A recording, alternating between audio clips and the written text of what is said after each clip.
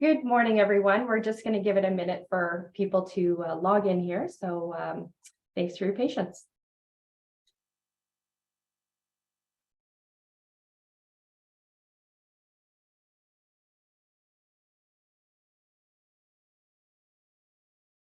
All right, good morning, everyone. We're just going to give it another second and we'll get started.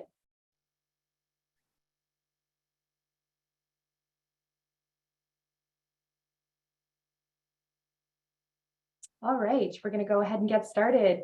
Good morning, everyone, and welcome to the 2022 IRlabs Investor Day together with NEO Exchange, companies disrupting the world we live in. My name is Alyssa Berry, principal and co-founder at IRlabs. My business partner and co-founder, Caroline Sawamoto, joins us today, as well as Corinne Tapsis, Investor Relations at IRlabs, who will be your host for today's exciting event. As this is an all-day event, please feel free to tune in at any point throughout the day for presentations from some of the most innovative public companies on our Canadian exchanges, as they share with us their innovations and growth plans. At noon Eastern today, we have a special guest, Joel Solomon, who will be joining us. Joel is an impact investor, change agent, and the author of The Clean Money Revolution. A copy of Joel's book will be sent to the first 100 people who sign up and attend today's event.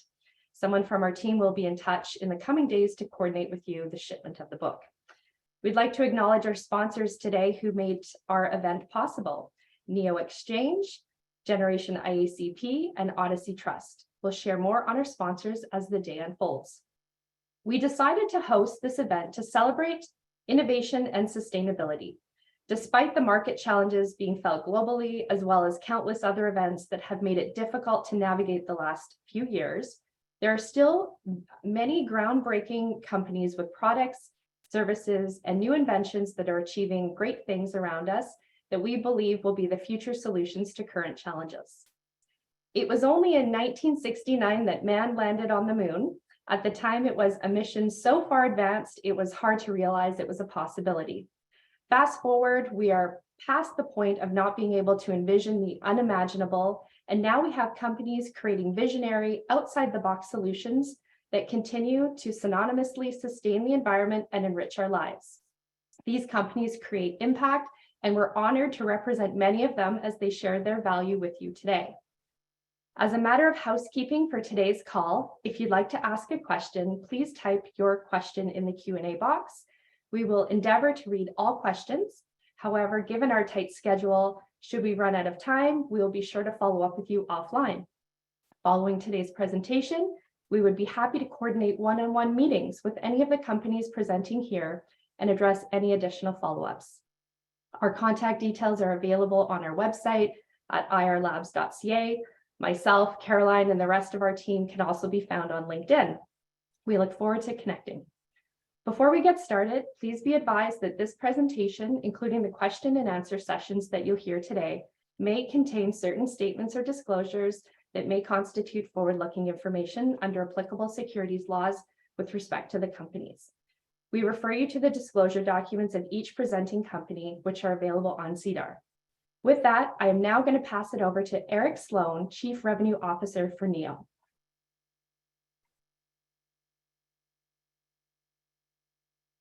Good morning, everyone, and welcome to all of you joining us online today for what I know will be an information-packed day hosted by your team at IRlabs. We're proud sponsors of today's events alongside Odyssey Trust and Generation IACP, hosting you live from the NEO Marketplace here in the core of Toronto's financial district at Queen and Bay Street. Alyssa, Caroline, thank you to you and the team for all of your hard work to make today possible. First, it must be said, a lot of time, energy, and effort goes into preparing for events like this. A tremendous thank you to the public company CEOs and management teams who have offered up their time to prepare for and join us today to share their stories, mission, and vision for the future with all of you. I'm really excited to hear from all of you through the day. To our audience, a new and established investor, advisor, wealth manager joining us today, don't be shy. As Alyssa said, ask questions, connect with the presenters and companies to keep up to date on their progress during and after the presentation. This is your chance really to engage, and do put their tickers on your watch list so you can keep tabs on the stock after we sign off today. Then, the reason why we're all here. We have an impressive lineup of companies on digital stage for you, all of which hail from what can only be described as the innovation economy. They're global corporations thinking and changing the way we interact with the economy of tomorrow. I'm, of course, incredibly proud to see a number of NEO Exchange companies on the roster today, and we have representation from every Canadian stock exchange as well. I'm keen to hear all the updates. Navigating what can only be described as a unique capital markets these days, it remains fundamental and critical to continue connecting founders and entrepreneurs who are building and scaling businesses with current and future investors, you, our audience. This is the reason we were proud to be a part of today's events. And as a senior exchange, supporting our companies and creating opportunities to engage with investors is crucial to their long-term success. So again, tremendous thank you to the IR Labs team for bringing everyone together today. I thought I'd take one moment to share a word or two about NEO, for those of you who perhaps haven't heard of us before. We're a purpose-built senior stock exchange established by some of Canada's largest pension plans and asset managers and banks to level the playing field for capital raising companies and long-term investors. Our mission is simple: bring real competition to Canadian capital markets for companies seeking a supportive, service-oriented, transparent, and trusted exchange listing experience. We operate across private and public markets and proudly partnering with investment banks, lawyers, liquidity providers, corporate service partners like IR Labs and Odyssey Trust to deliver a positive go public experience. The group, it's a dedicated team of forward thinkers, passionate about driving improvements through Canada's capital markets and with real results in a very short history. In fact, we're an innovation economy company ourselves, so we understand better than most the challenge of building something new and the right way to do it without compromising on your vision, something I know the founders in the room can certainly wrestle with on a daily basis. Today, we represent 250 unique listings from institutions and companies you know and trust your life savings with. BlackRock, Vanguard, Franklin Templeton, Invesco. We're home to 50 or more public companies now listed on NEO. You'll hear from some of them today, and hopefully in the weeks and months that follow. We're the proud listing exchange of Canadian depository receipts, changing the way Canadians invest in international companies partnered with Canadian Imperial Bank of Commerce. This is the kind of innovation that we as an exchange stand for. More importantly, the success and growth of our companies, our ETFs, our CDRs is in fact our greatest accomplishment. It is our continued pursuit of simple, transparent, and trusted markets that continues to attract companies to our exchange every day. Demonstrating that success, we were ourselves acquired by Cboe last quarter and are taking our mission and vision to international markets. In the coming months, you'll hear more about our plans to connect global markets together through a connected network of stock exchanges across the world, now operated by Cboe Global Markets.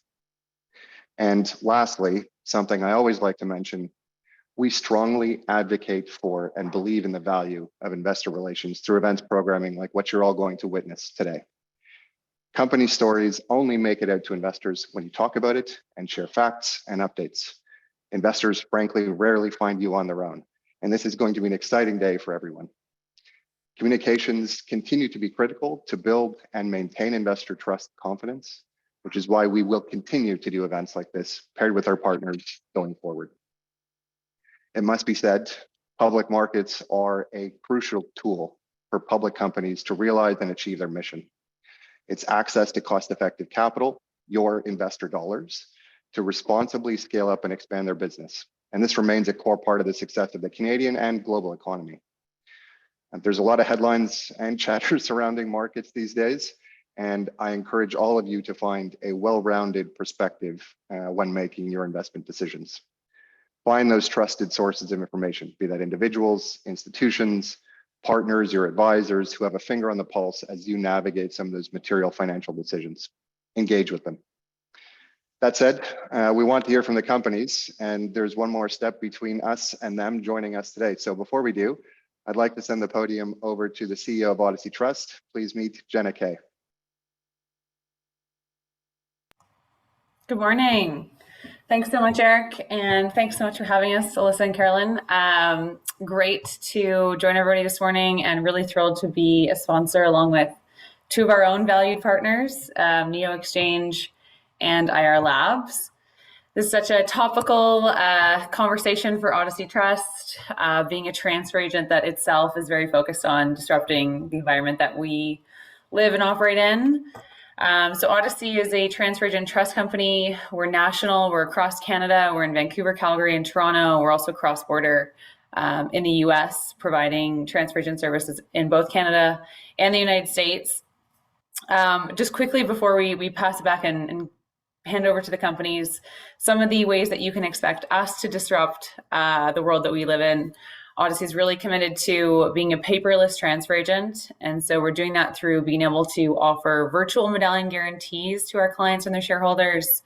We're doing that through emailing securities to shareholders and making the process with us as your transfer agent paperless. And we're also having online portals for both our clients and their shareholders. They can easily download and obtain information and really focus on being that innovative player in our space, which, as many of you know, if you've dealt with transfer agent in the past, can be quite archaic. So again, we're thrilled to be here today and sponsor this great event, and we're looking forward to hearing the companies talk to us about what they're doing to innovate and disrupt the world that we live in. So back to you, Carolyn and Melissa. Thanks so much, Jenna. Next, we don't have a representative today, but we are here to speak on behalf of Generation IACP, which is an investment advisory firm that serves their clients through two distinct areas. These are investment advisory, dedicated to helping high net worth individuals and institutions meet their goals, and capital partners, working with corporate clients to provide issuer services, which includes market making activities, and a full range of financing advisory services to achieve their objectives through their entire business life cycle. Generation IACP has created the Bracket Report, which is the only online portal of its kind that's accessible to issuers 24/7. The Bracket Report provides the most comprehensive and exhaustive insights into an issuer's trading data. It applies sophisticated data aggregation techniques to deduce trading aggression and to detect and uncover instantly any evidence of any anonymous trading patterns and any unique patterns, short seller attacks, flash crashes, and fat finger trades. It is information that empowers the issuer to make evidence-backed decisions. Thank you once again to Neo, Odyssey, and Generation IACP for supporting us today. We'll now move into our company presentations. We've designed today's program in such a way where each company is going to focus on who they are, how they're disrupting the world for the better, their key differentiators, and a financial snapshot and their growth outlook. We hope that you enjoy the format and today's presentations. We are going to have various presenters come in and come out, so you may see a little bit of a lag between the presentations, but we'll make sure that you're aware of who's coming up next. And with that, I'm now going to pass it over to Corinne Tapsis to introduce our first company. Thanks, Alyssa. Hi, everyone. It is my pleasure to introduce to you today our first company, who's Base Carbon. While renewable energy is critical to reducing the world's carbon footprint, building enough capacity will take decades, which is why voluntary carbon credit markets are expected to play an increasingly key role to help offset the impact of greenhouse gas emissions. The supply deficit in voluntary carbon markets continues to grow as demand shifts towards nature-based solutions and projects. Voluntary credits will be an essential lever for corporations to offset emissions, with more than 700 of the world's largest publicly traded companies committing to net zero carbon emission initiatives. Base Carbon operates in global voluntary carbon markets by originating projects and providing development, operational expertise, and technology infrastructure tools to facilitate a transition to net zero. The company is disciplined in assessing project characteristics for their emission reduction quality and the potential to generate measurable and durable progress towards United Nations Social Development Goals. Base Carbon engages with corporations, sovereign entities, academic institutions, and carbon reduction product developers to produce and commercialize verified carbon credits. The company helps partners cut through the jargon and meet their net zero climate pledges. The value of the voluntary carbon market, offset market, in 2021 is estimated at approximately $1 billion. It is estimated that the demand for carbon credits could increase by a factor of 15 or more by 2030 and by a factor of up to 100 by 2050. Overall, the market for carbon credits could be worth upward of over $100 billion by 2030. The average investor has generally lacked access to high return, pure play ESG opportunities, and the voluntary carbon markets and base carbon's role in creating carbon credit projects are now providing that access. Base Carbon has established partnerships and connections across the carbon credit supply chain and has a pipeline of attractive carbon development opportunities as well as relationships with carbon credit purchasers. Base Carbon has 2 executed project agreements in place that are anticipated to generate an estimated 34 million in carbon credits. These projects involve manufacturing fuel-efficient cook stoves and safe drinking water purifiers, developed in partnerships with domestic companies with the aim of delivering positive spillovers for the companies, customers, and communities involved. According to Clean Cooking Alliance, lack of access to cooking leads to direct emissions of black carbon, unsustainable wood fuel harvesting, loss of biodiversity, and more. Some 2.4 billion people in the world are without access to clean cooking, costing the world more than $2.4 trillion in damages to the climate and local economies, which contributes to 3.2 million premature deaths each year. Base Carbon's initiatives can directly help offset the negative externalities that impact those that suffer from access to clean environments and overall improve the health and lives of millions of people worldwide. Presenting today is Michael Costa, CEO and Director of Base Carbon. Michael charts the company's business model, organizational structure, and commercialization plan. Michael is passionate about the role of global financial markets in addressing climate change and is a firm believer in channeling investment towards innovation, reduction projects. Over to you now, Michael. Corinne, thanks for the very eloquent intro for Michael. We're just getting him set up to log in here. So give us 1 second after that beautiful drum roll.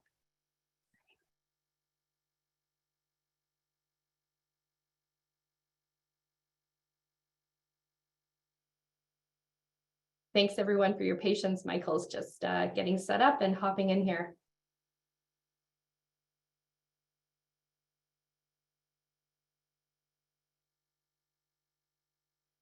As you're going to hear throughout all of the presentations today, our capital markets team, which includes some very, very bright analysts, they've done some really great research on all of the companies presenting here and have prepared some really great intros, which you've just heard from Corinne, and you'll hear a few more throughout the day as well. And Michael is just logging in here. Hey, Michael, do we have you? Hey, Michael. Supposed to not speak though, right? Oh, we hear you. We're live. Great. How are you? We're great. Corinne, our head of investor relations, just gave you a phenomenal intro. It was a great drum roll. So we're going to dive right into your presentation if you're ready to go. I am. Just give me 1 second. We're just modulating my volume a little bit. No problem.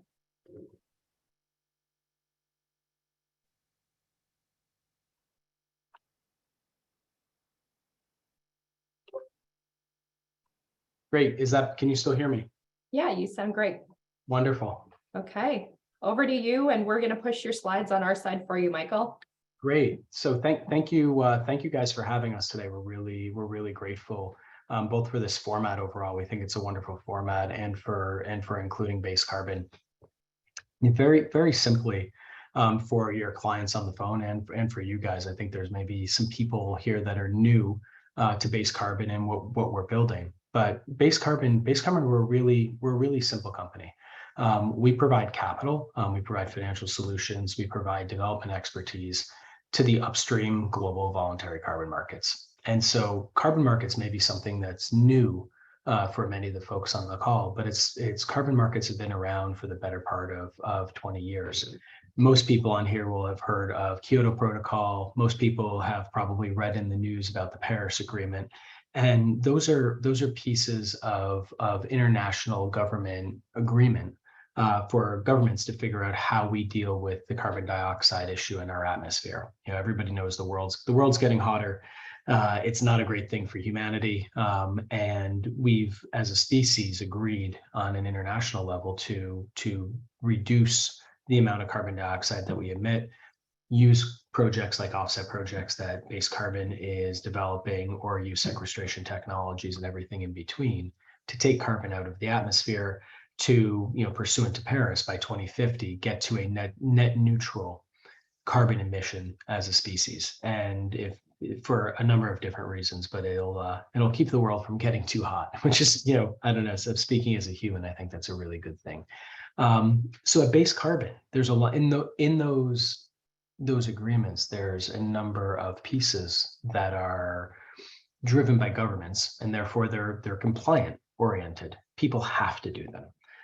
What we're focused on are the voluntary markets, and the word's right in there. Voluntary means it's not driven by a government, but companies, primarily, sometimes individuals, through purchases of airline tickets where you want to fly carbon neutral. Nobody tells you have to, but you decide to because you think it's a good thing to do, are raising their hands and determining that they want to have a carbon neutral aspect to either their business, their customer's business, themselves as individuals. That's what we do at within the voluntary markets. So we use our capital and we use our expertise to develop projects that either abate carbon into the atmosphere. So one good example of that would be the cook stove projects. We have two that we've announced to date, one in the country of Rwanda, where we're partnered with a wonderful group called Del Agua, and one in the country of Vietnam, where we're partnered with SIPCO, who are amazing to deal with.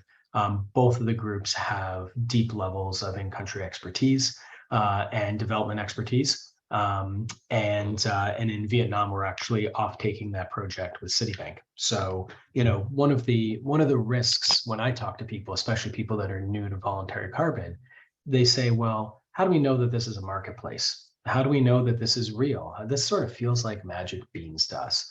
And I get that. I get that sentiment and view. And as my background as a portfolio manager, I spent 20 years at Goldman Sachs, UBS, and then a family office managing large, multi-billion-dollar pools of capital.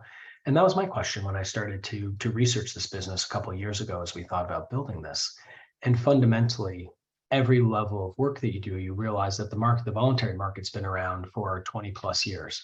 The current market size is, in and around $1 billion. If you look at some of the well done sell side, call it research out there, or white papers, done by the McKinseys and the Goldman Sachs of the world, this is a market that's poised to grow on the low end to $25 billion worth of credits by 2030. So that's effectively 7 years from now. And to put it in context, $25 billion would be about half the size of the global nickel market. So the growth is there. This isn't new. It's just really new to public markets. It's something that is really transpired between B2B, between carbon emitters, think oil and gas companies, or investment banks that put people on airplanes that fly around the world, or that have clients that are carbon emitters, and the project developers. At Base, really the uniqueness and the only real novelty is that we've brought this to public, and we've capitalized this business in public markets and brought together the skill sets of deep carbon expertise and deep carbon developers with capital allocators and principal investors with evergreen permanent capital in a public business. If you guys flip to the next slide. Thank you. I just talked about this a little bit, but for us, it's that duality between the word we have on the slide here is nimbleness, which I think is really, really important. But it's that combination of, we've seen all the movies before, we've done it before, we've financed across the capital structure, we've financed across industry, we know how to commit capital. And we've paired that with deep carbon expertise through our partners at HCBL and some of the key hires that we've made in partnership with them within our business, of people who have decades and decades of carbon experience, whether it be sourcing projects, developing projects, overseeing projects, working with the registries, working with the verification and validation bodies, the VVBs, which are effectively, think about them like the the auditors for this world. So at the end of the day, it's, we within carbon, we are capital structure agnostic. There's certain types of projects that we like, but we're really focused on great underwriting that allows us to generate capital returns for our investors, because we are, notwithstanding what we are doing, we think is incredibly crucial for humanity and for the planet that we live on, this rock that's, sort of floating around the universe, because we only have one of it. We are a for-profit business. We're not a charity, and we are here to generate a return for our shareholders. If you can flip to the next slide, please. So our business, we've raised approximately 68 million Canadian dollars within the last year. The primary financing there, we raised last fall, we raised $50 million, co-underwritten by the Bank of Montreal, BMO, in Canada, and Raymond James. Both BMO and Raymond James publish research on our company. Personally, I think they're both incredibly, well thought out and well researched pieces, both on base carbon itself and the industry pieces at both firms. I thought are really good backdrop. So I'd really encourage people that have access to BMO Ray J research to pull that up. I think it's a really good tool, especially in the new industry for certain people. We have an incredibly strong balance sheet as of the end of the last quarter, where you have $37 million US dollars in cash.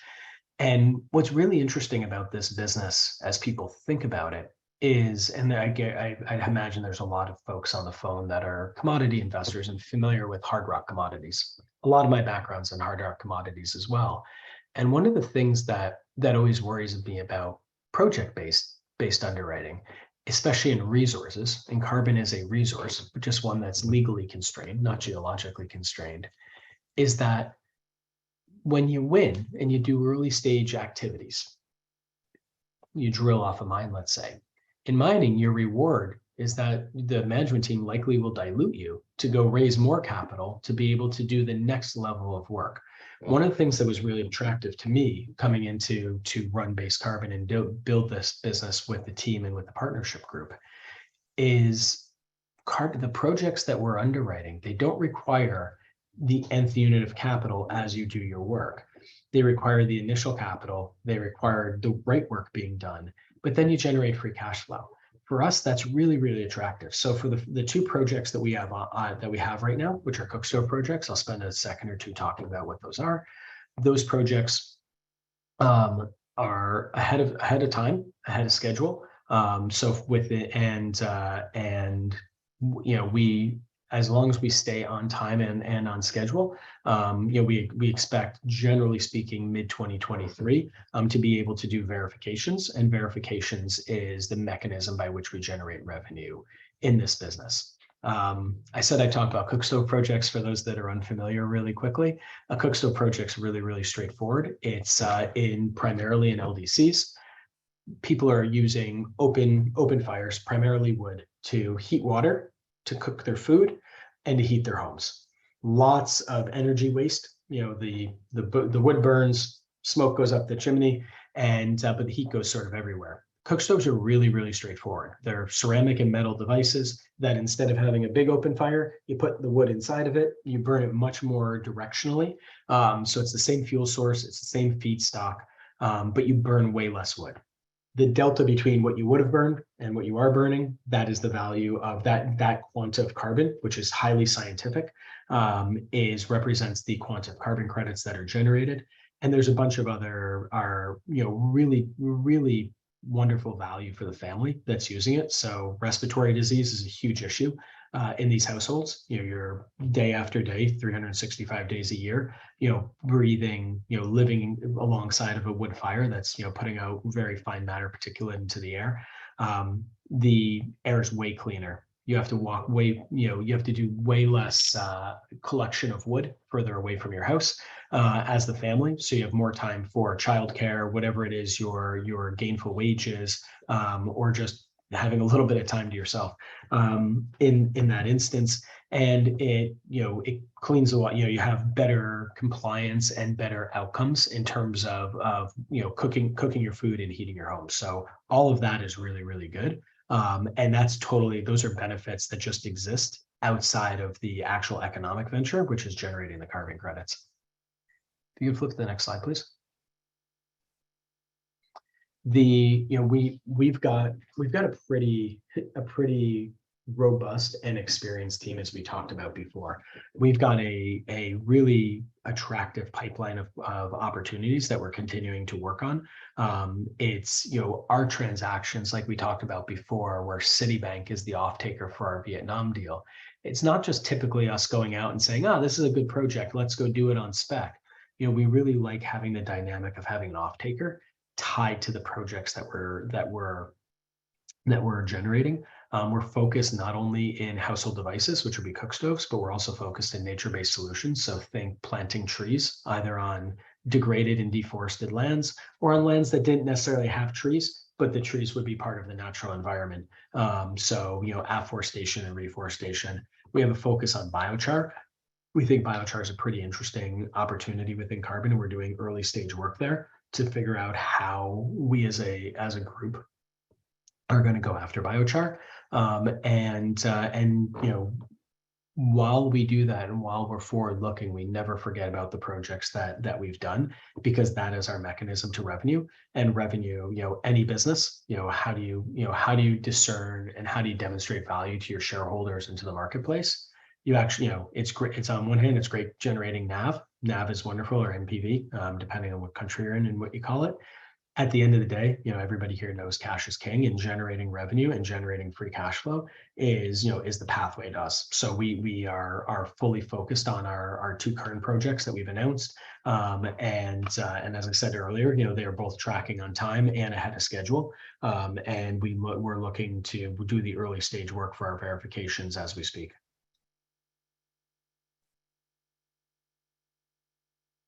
And with that, why don't I, thanks everybody. Thanks, So why don't I turn it back over to Alyssa and see if there's questions out there.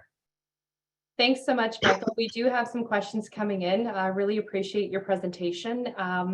So we've got a question asking for guidance on when you expect to need to raise capital. Obviously, as an IR person, I'm going to tell you to be careful about guidance. So maybe you can talk a little bit about those plans for growth. Yeah, and I'll riff off of that a little bit, Alyssa. I would like to remind everybody that there could be forward-looking statements and safe harbor and all of the, please look at the disclaimers. They're very important, so everybody should know that. But I'm not. Certainly, we're an early stage business, so we're not in the business of giving any kind of guidance yet. We do endeavor as we grow to be the kind of business that provides guidance, because I really like that as an investor. It gives you something to sink your teeth into and hang your hat on.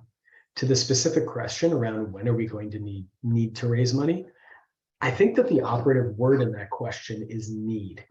And we never need to raise money in this business. Again, we talked a little bit earlier about the comparing and contrasting carbon businesses to hard rock natural resource businesses or other extractive natural resources. Those businesses need to raise money, because again, I'll use the mining example. If you drill off a mining deposit and you found something good, you need to follow up on it. You need to do an engineering report. You need to develop the mine and spend billions of dollars doing that. Fundamentally, for our projects, we don't need capital. Where we would desire to have capital is to do the next round of projects in our pipeline. But there's nothing that we need capital for to be able to get to revenue and to free cash flow. And I think that that's a really, really important distinction.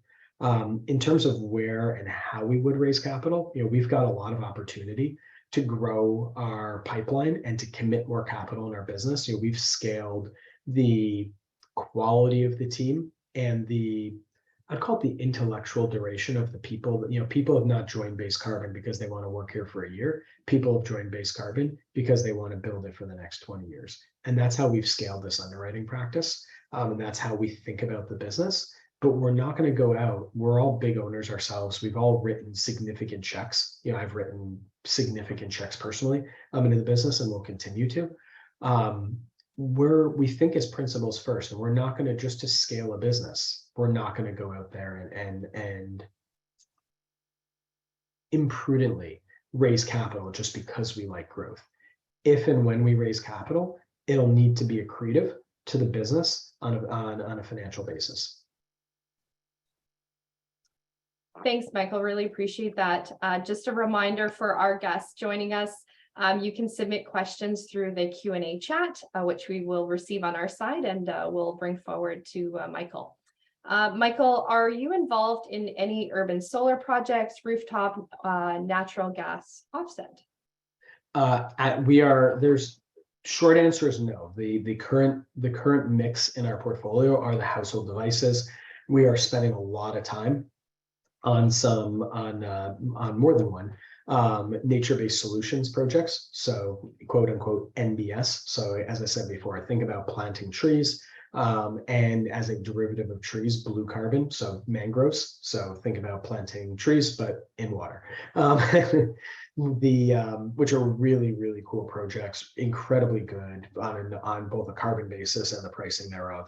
In terms of rooftop solar, it's nothing that we'd say no to, but one of the issues that you start facing is really around additionality. So to generate a voluntary carbon credit, you need to show that activity wouldn't have happened if it wasn't for carbon finance. And so it needs to, at a level, especially for financial additionality. There's a lot of ways to think about additionality, but think about it primarily as financial additionality. If, excuse me, if those solar panels on the roof is a decision that business, that individual, that household would have made anyways, you're not going to get carbon credits. So if you look at just solar overall, which was a really big part of what we would call carbon 1.0, which was really the 2000s, the aughts, leading up into the financial crisis. A lot of the solar projects that were done there where the credits haven't been retired are trading for $2, $3 a credit. And it's largely because a lot of solar applications are no longer additional. So again, it's if the additionality is there and then the permanence is there, it's something we would totally look at, but it's really not a core focus of our business at the current time. Thanks, Michael. Now we're going to ask you to put a bit of your chief economist hat on and maybe be a little bit of a fortune teller as well. Oh God. So any guidance or thoughts on the global frameworks for carbon pricing with COP27 lined up for the coming month? Should markets be anticipating anything tangible? Great. First of all, great question. Second of all, I'm glad that, when you asked me to be an economist, I'm glad you didn't ask me to pontificate around the FOMC. So I'm glad we've stayed within carbon. To the specific question though, I think that there's certain COPs that are, the main ones where a lot of the main thing that needs to get adjudicated at COP is Article 6 around corresponding adjustments between countries. So how do you think about double counting? Because we've got to get a commodity that's based in a legal contract, even though carbon's either been sequestered out of the air or abated from going into the air, you still have it's managed through legalities. And so the question of double counting comes up. In terms of, so I don't expect a whole lot of great progress out of this year's COP, but I think as we get closer to 2025, where phase 3 commitments for companies pursuant to Paris Agreement need to be submitted, my personal view is that that's where we're going to start getting some real traction around how this is interpreted, adjudicated, and bound to by various sovereignties. In terms of global carbon pricing, I think that as time goes on, there will be global carbon prices. So everybody thinks about think about oil, right? There's not an oil price, there are oil prices, and there's benchmarks we all look at, but everybody looks at Brent crude, everybody will look at WTI.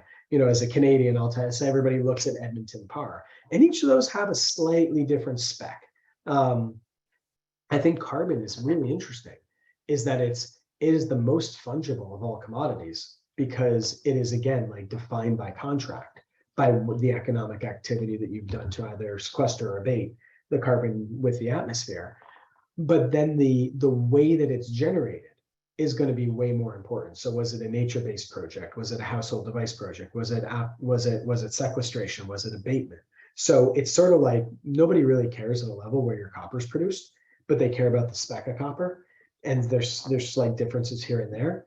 The spec's all going to be the same, but the provenance of how you got there is going to be the difference. So I think there'll be a lot of differentials that trade. I think that there'll be a locale differential, but I think that that's happening over time. And you've got really cool businesses out there. So obviously we spun this business out of Amex Technologies, AVEX is spending a lot of time thinking about carbon benchmarks and carbon and how carbon is traded within their business. We're obviously very close with the AVEX folks and a lot of shared DNA there. So I'd urge people to take a look at AVEX. We're a shareholder of a company called Air Carbon Exchange, which is creating benchmarks and tokenizing various parts of the downstream carbon trading. So they publish weekly prices on device and household device index, nature-based indexes. So it's starting, but we're on that pathway. Thanks, Michael. Lots of really great questions coming in. This is excellent. The afforestation project, there's a question about timing and guidance. Is that something that you can comment on? I'm not really going to comment on timing and guidance. I just really don't want to be.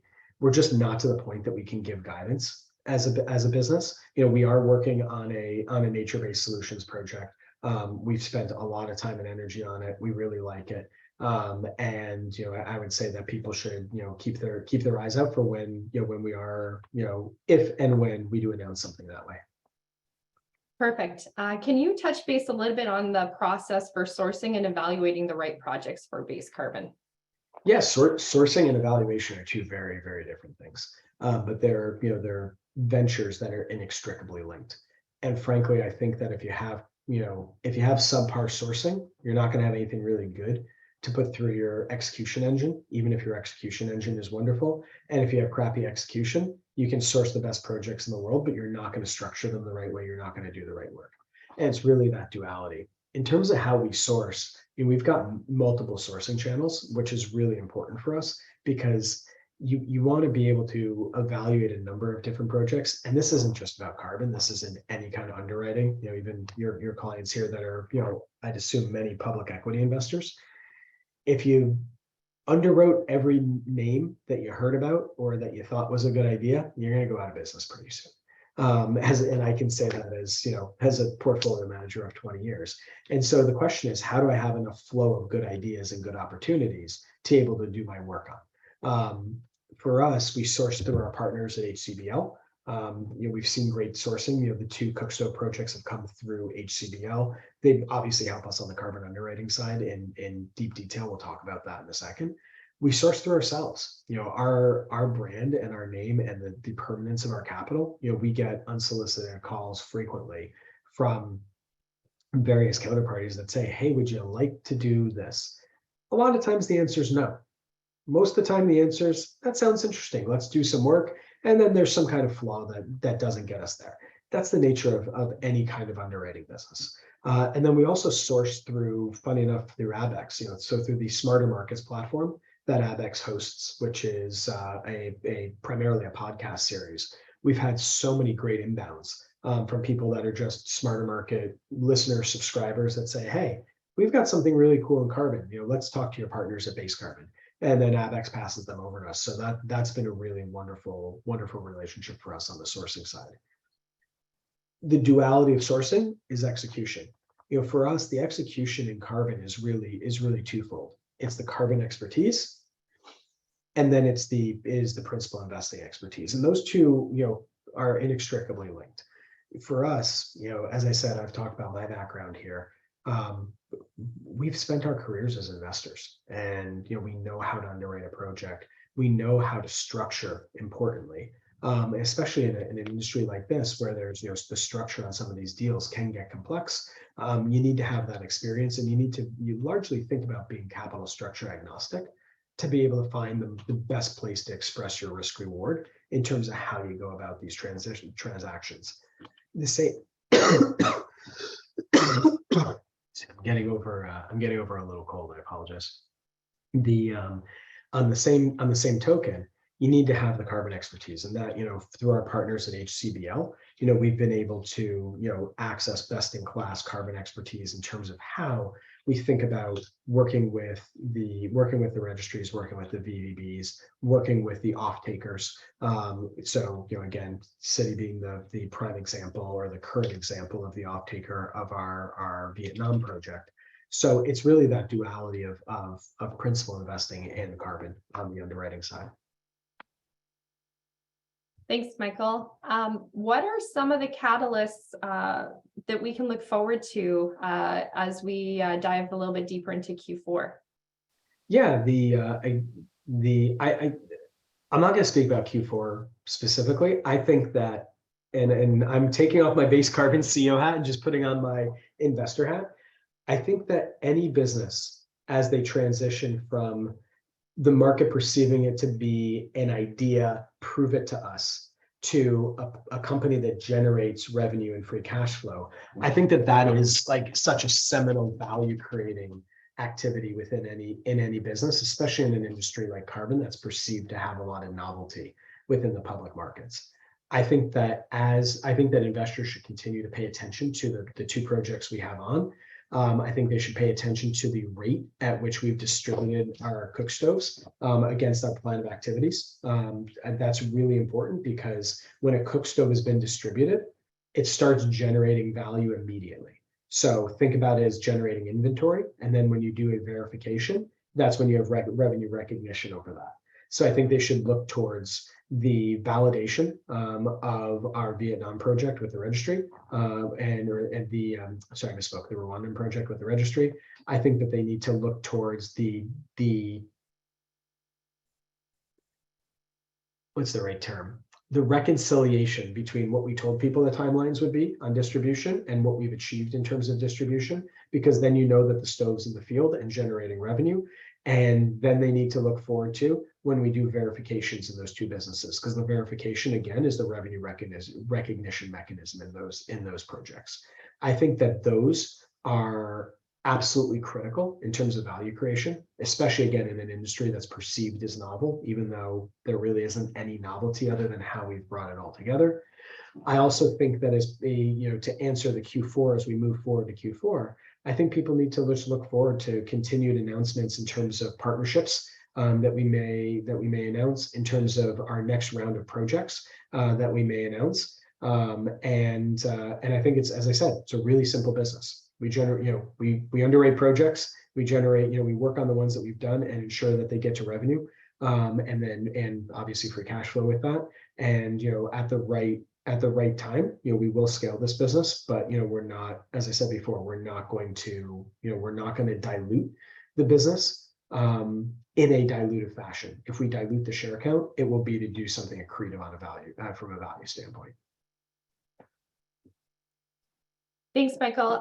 We're going to take one more question here.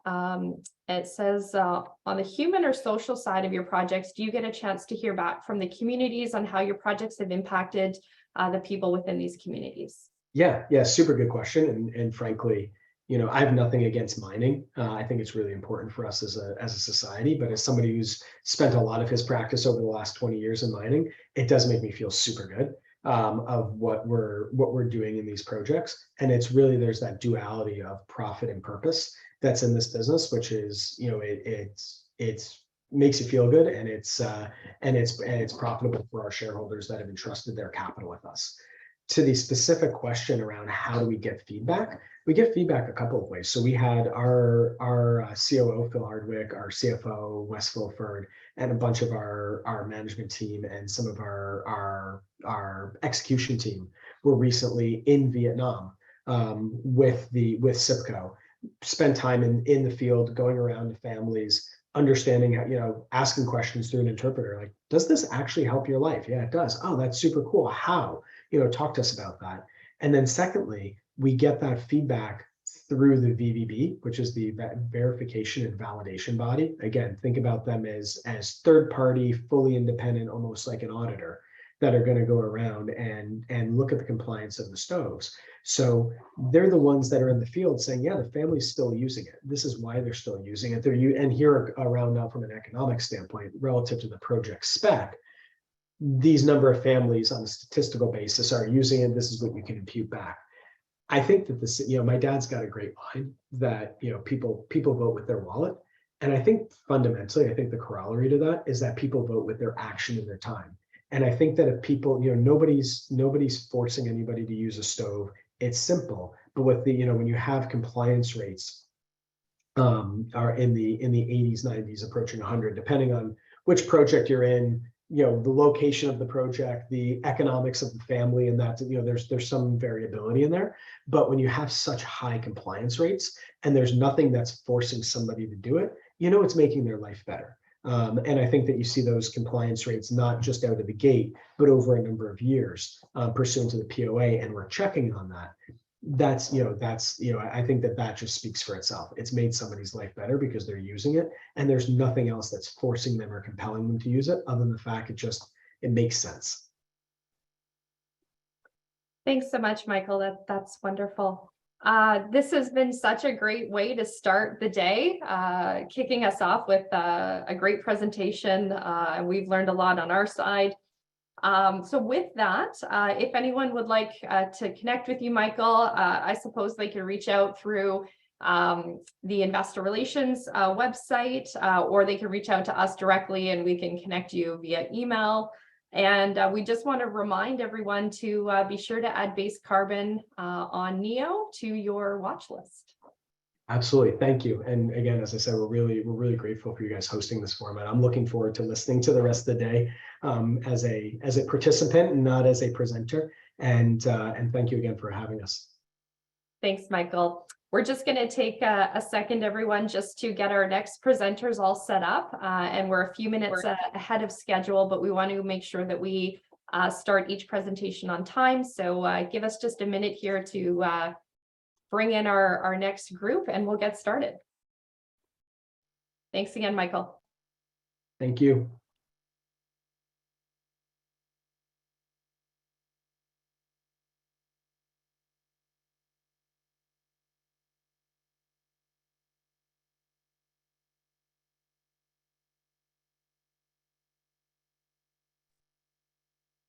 All right, we've got our next presenters. We're just going to tee them up, but we're going to just give everyone a brief break here before we get started, just so we can commence right on the hour. So Robert and Larry, thanks for your patience. Everyone top up your coffee cups and we'll see you in just a second.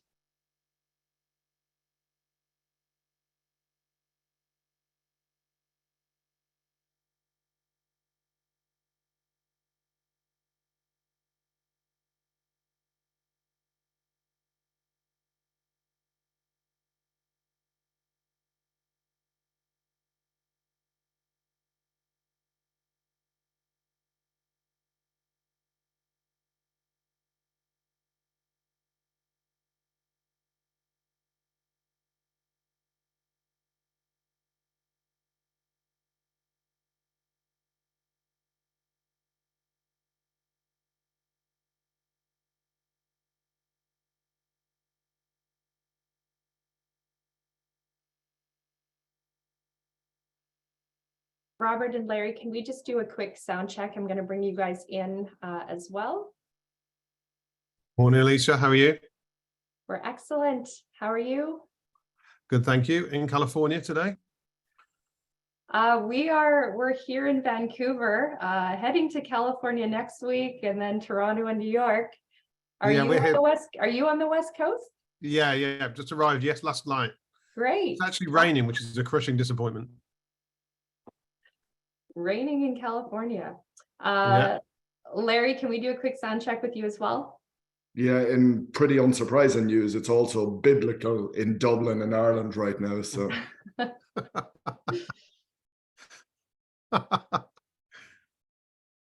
All right. Well, thank you guys. You sound excellent. I'm just going to ask you to mute your mics for a second. We're in the live event, but we're going to wait just a few minutes to get started as others join us right on the hour.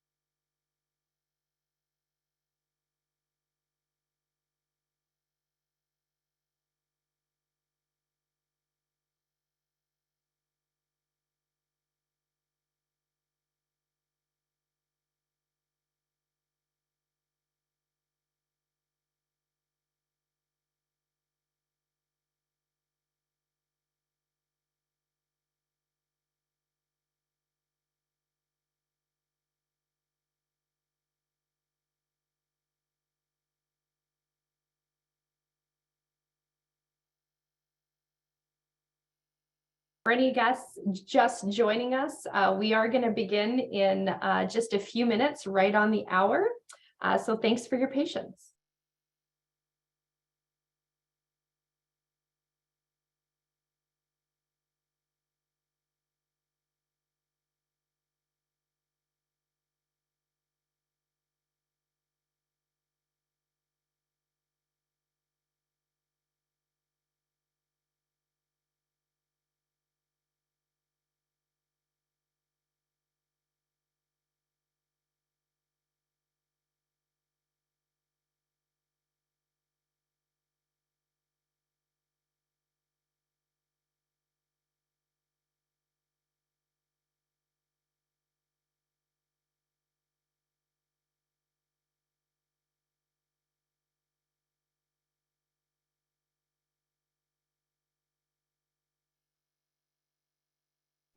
Thanks for your patience, everyone. For those who are just joining us, I see that there's many new names logging in here, and we're just going to give it a second before we get started, right on the hour. Thanks, Robert, and thanks, Larry, for your patience. We'll get started in a second.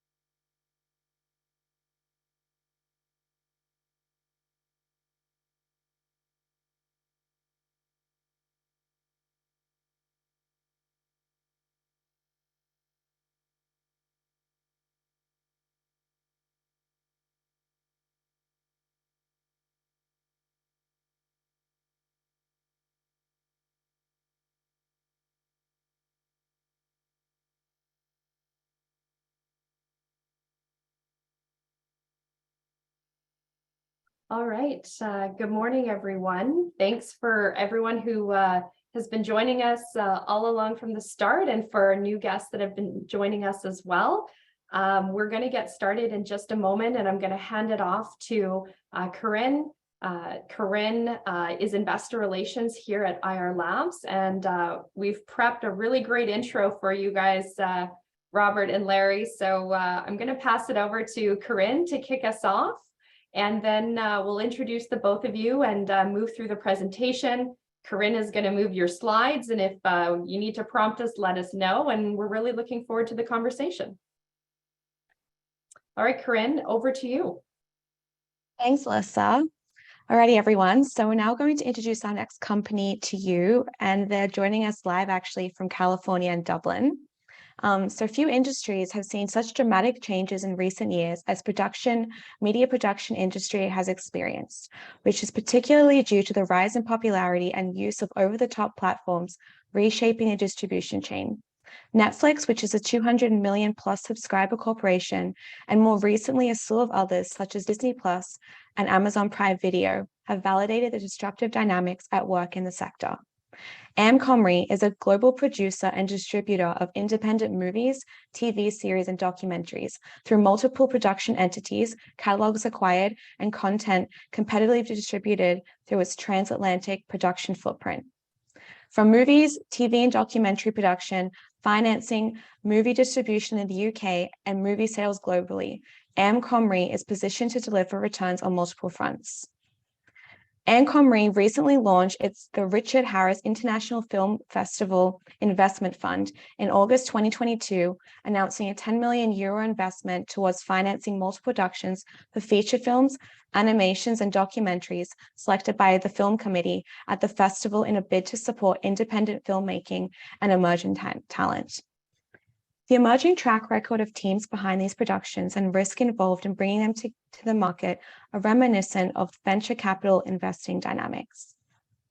Some recent titles achieving acclaim include Escape from Kabul, which is a feature documentary about the 18 dramatic days in August 2021 when the US forces withdrew from Afghanistan, and Brazil 2002, The Real Story, which is a documentary about the iconic 2002 FIFA World Cup victory that was sold globally to Europe, North and South America, and Asia. Looking ahead, Amcomri is supported by a diverse production slate, where the media house MIPCON Cannes presented 15 productions, including 4 feature documentaries in October. Successes in distribution are signified by a strong showing in the 2022 Broadcast Distributors Survey ranking, published by Division of Media Business Insight, which is a respected source of business data on the British TV sector, where its subsidiary placed number 9 amongst all UK distributors. The subsidiary, Abacus, was also ranked number 6 in the distributor peer poll, despite being a relative newcomer to the industry. Increasingly, more dynamic firms supporting independent film and documentary productions are capitalizing on the shift to use streaming content on our screens. To elaborate on all these themes and innovative funding structures for content developing globally, we introduce Robert Price, CEO of Amcomri. Robert is an experienced operator in technology and media sectors, where he has a proven track record of delivering financial results despite the dot-com crash, the financial crisis, and the digital disruption era.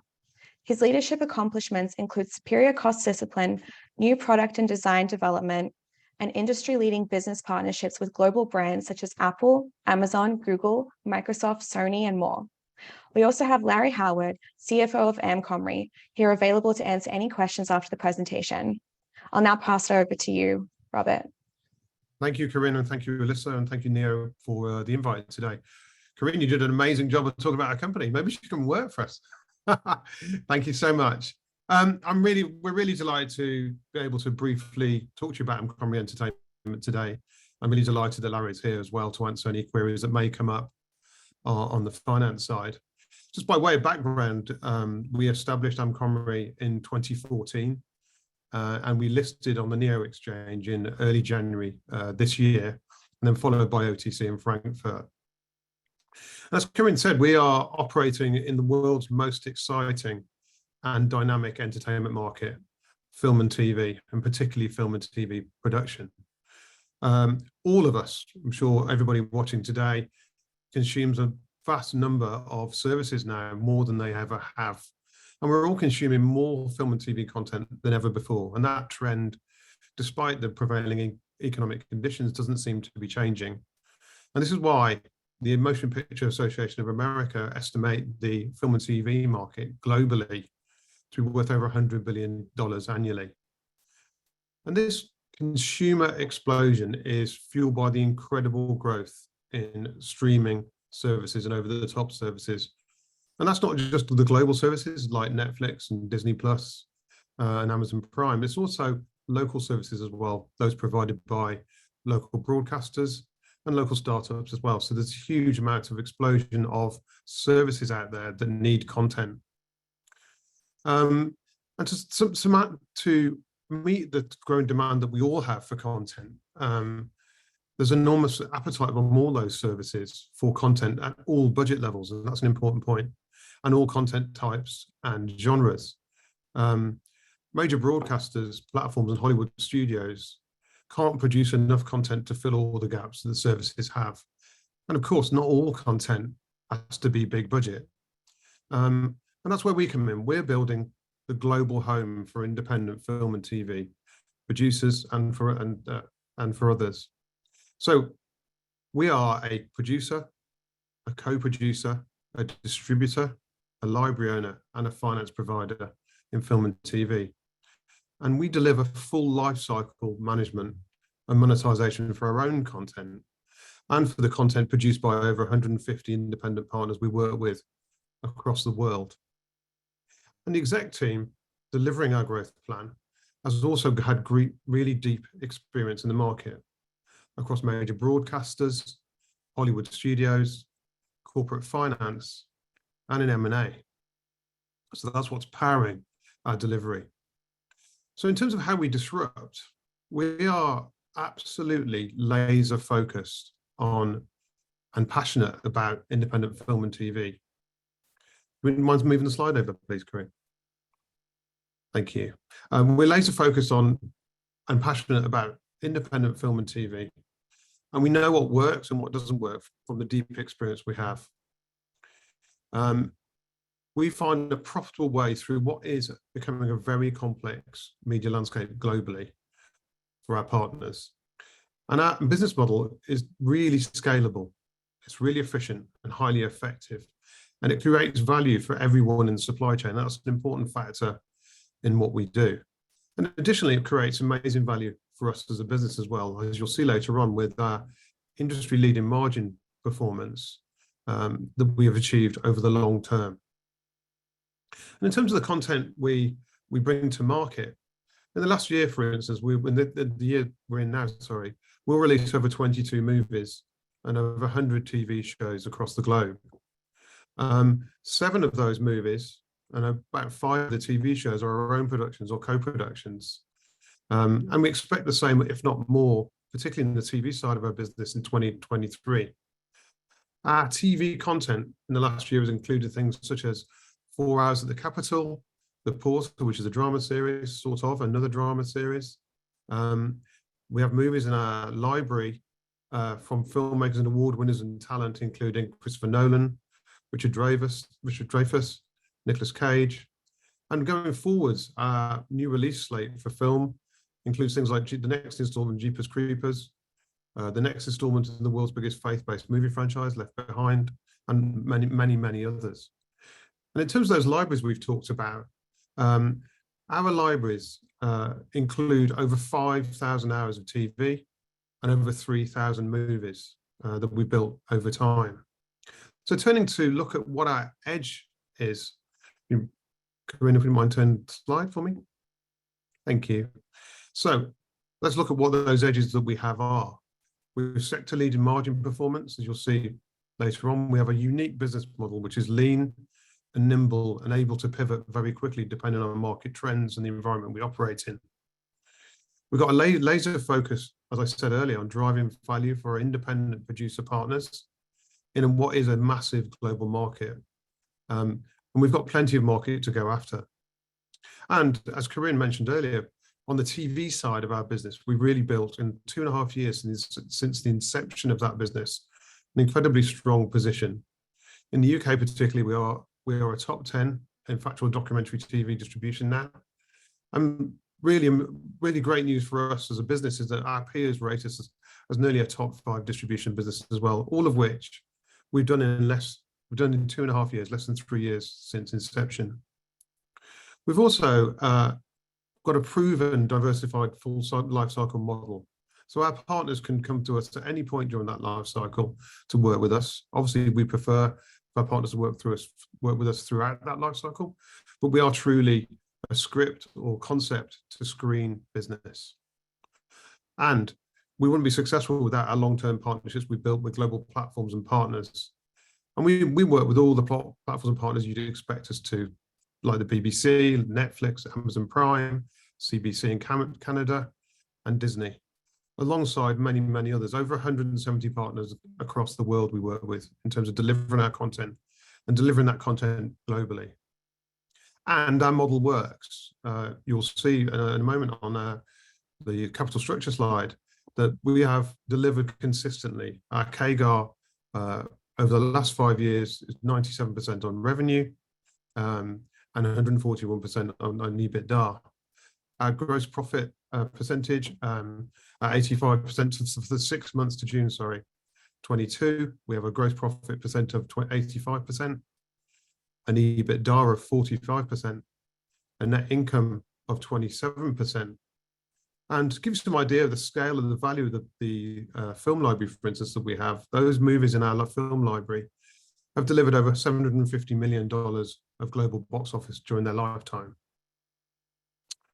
So we look to end with the growth outlook, to look at the growth outlook that we have. We're committed to delivering our growth plan, and that's built up of a number of elements. We're going to continue to carry on with our buy to build strategy.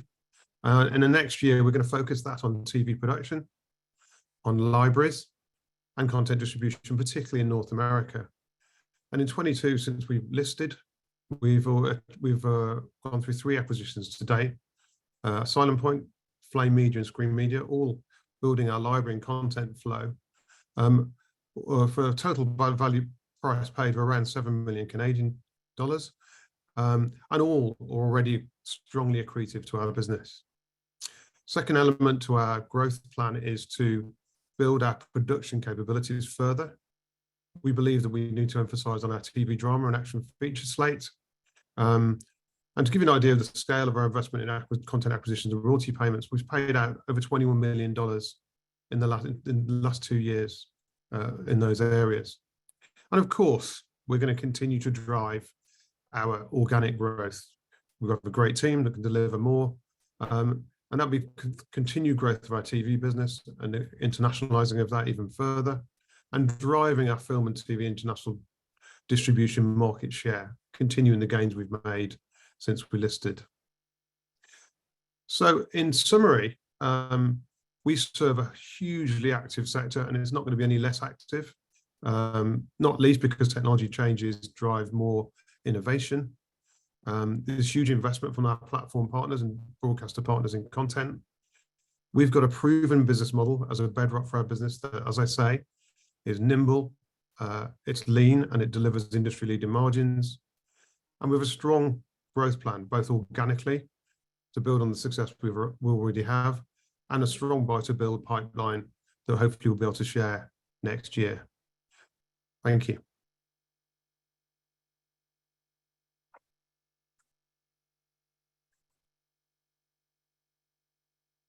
Thanks so much, Robert. Really appreciate the presentation. We're going to jump right into the Q&A, and we have some great questions coming in. The first one we've got here is, what is the future of independent film and TV content, considering developments in digital film technology, including AR, VR, and how are they impacting production costs? A bit of a loaded question. So let me know if you need me to read any of that back.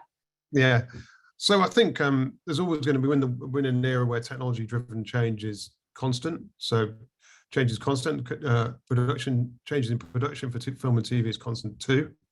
We see those as enablers to deliver more excellent content to market. So we're not concerned about that. We believe that the opportunity for us remains very strong.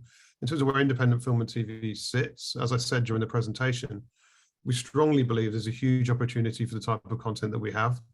Not all content can be multi-million-dollar, $100 million productions.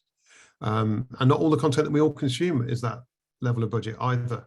So there's a strong opportunity for us. We believe that opportunity is going to continue going forwards. Thanks, Robert. I know because we have our presenters spotlit, people may not see Larry, who's here with Robert, but Larry's here as well. So if you have any questions you want to direct over to Larry, our CFO's way, let us know. We have another really great question that's come through, and obviously a few people on here who are engaged in the space and know what you guys are up to. Any notable changes in the global film funding pipeline, particularly since COVID and influx of OTT platforms that are likely to play out and have a material impact on the industry? I think there's been a lot of change, obviously, in the last 3 years in the marketplace, COVID being part of it, and also the change in economic circumstances, as well as the business models pursued by major platforms, not least the global platforms like Disney, Amazon, and Netflix, not least because they've set up advertising funded tiers as well to their service. I think that level of innovation will continue. In terms of financing side of it, the financing models are changing slightly. We believe that the film financing side of the business might change a little bit going forwards. But the reality remains, though, that producers and content producers need funding to get their content made, and that dynamic will continue going forwards. I think the bigger issue as of today is the ongoing threat of inflation on production costs. But of course, like every business, we all have to cut our cloth accordingly based on that backdrop. But in terms of what and the dynamics of the industry, yes, they'll change. Business models will change. You know, we'll have various different contracts and approaches, trading models with our platform partners, and we'll continue to be nimble and efficient with those. I think, as I say, I mean, our model is to deliver highly effective content that delivers audiences, and we deliver that highly efficiency from a cost perspective. And we believe that position will be maintained going forwards. That's great. Thank you, Robert. Just a reminder for our guests, please feel free to submit a question through the Q&A chat. The next question we have that's come in, what are the market fundamentals driving Amcomri's presence in the UK, North America, and the Nordics markets, and any other markets that you would like to expand to? Larry, do you want to pick that one up? Certainly. Could you just repeat it there for me, please? Yeah, no problem. What are the market fundamentals driving Amcomri's presence in the UK, North America, and Nordics markets, and any other markets that you'd like to expand to? Yeah, so globally, and this is typical for every producer distributor, North America is the largest market globally, quickly followed by Germany and the UK. In terms of the UK market, as Robert has said, based on our existing relationships with both on the production side and the distribution side, we have cut a niche, especially in TV, for factual documentaries that we now see repeat customers for. They trust the mechanism by which we distribute their content, and indeed in our own case, we have to date, through a mixture of debt and working capital, allowed ourselves to move up the investment tree in terms of the content that we are bringing to the market. The Nordics is on a case-by-case basis. As Robert has said, it is really North America that we would like to have more of an exposure to, given its relative size globally. Thanks, Larry. Another really great question has come through. With the economic crisis, or will the economic crisis affect Amcomri's growth strategy regarding production, library acquisitions, etc.? So, all right. in terms of acquisitions and our growth strategy, the inherent risks, as we've said, is one, inflation, but we have mitigated that so far in terms of cutting cloths wherever necessary to facilitate a quality product at a price that is acceptable to the market. The other thing I would say is that obviously there is the added problem of various currency fluctuations around the world. Most of our income is in US dollars, as is every other production company. However, we have put in place mitigating factors there to ensure that our downside is protected there. How much longer inflation goes on, who knows at this point in time. However, as we set out in the presentation, we're relatively confident that our cost base is such that it will allow us to continue the growth rates that we've experienced over the last 4 to 5 years. I'd just like to add to that when we're planning our content strategies and slate, obviously we lean heavily on our experience in the market and the market dynamics that we know well. So we're making educated content investment decisions. So we're not the sort of business that will make bet everything on 1 or 2 titles. We're very careful about how we invest, and also we are very opportunistic as well in terms of what we invest in. So that makes me feel confident that we're going to be strong throughout this period. Thank you both, Robert and Larry. Before we wrap up, maybe the question that's on all our minds, but no one has asked yet, but I'm going to ask the question. You can't pick your favorites, but any content recommendations for everyone here today who I'm sure at the end of a busy day working through these challenging markets, what can we kick back and enjoy? Well, on the TV side, the Brazil 2002 documentary that Corinne mentioned at the start is really excellent content and really interesting about an iconic period of soccer history.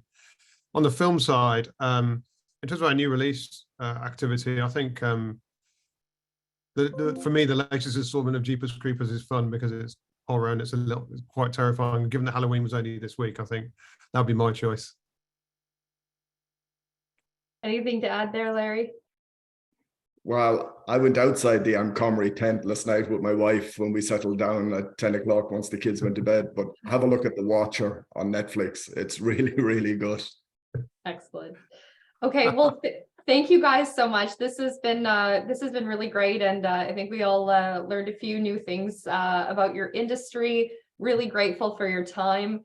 And so for our guests joining us, we're just going to take a moment to switch screens and bring in our next presenter. Robert and Larry, thank you again. Thank you, Lisa. Thanks for your time.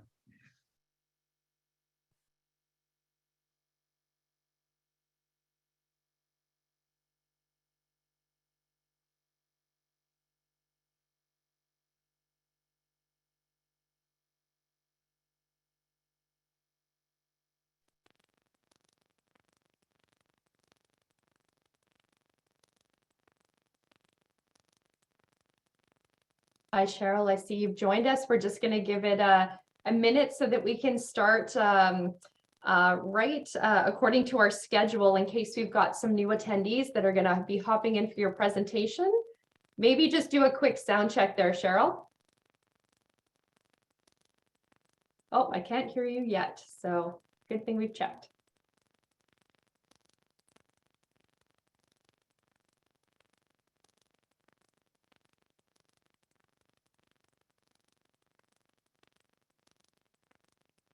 Thanks everyone who's joined us so far. Hopefully you're adding these new companies to your watch lists, and feel free to reach out and engage with them through LinkedIn, their investor relations websites.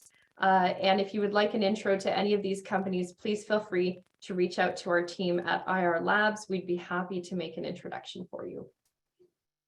Just wanting to test if you can hear me now. Excellent. Loud and clear. Fantastic. Okay. Thank Well, you. thanks, Cheryl. I'm just going to ask you to mute your line, and we are going to return back in just a moment.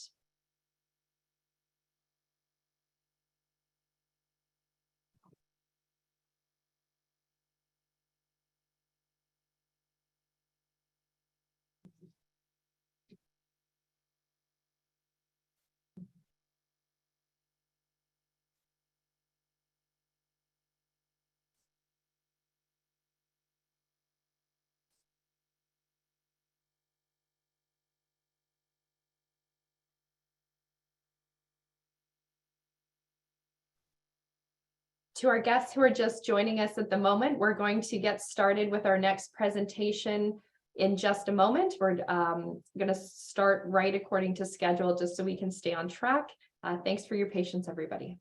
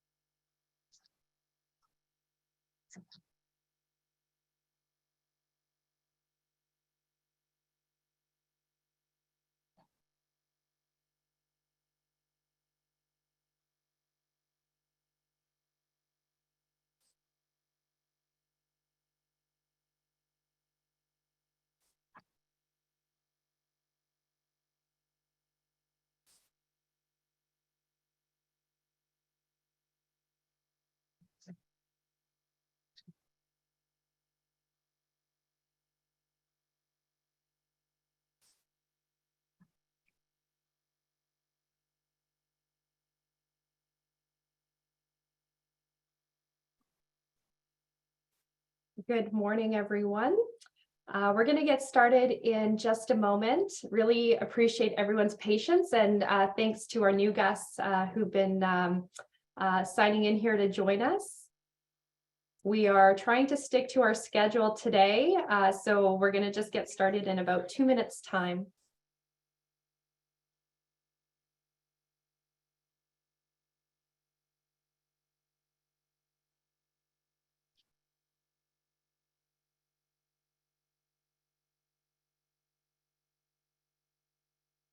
Cheryl, you're in Vancouver office today?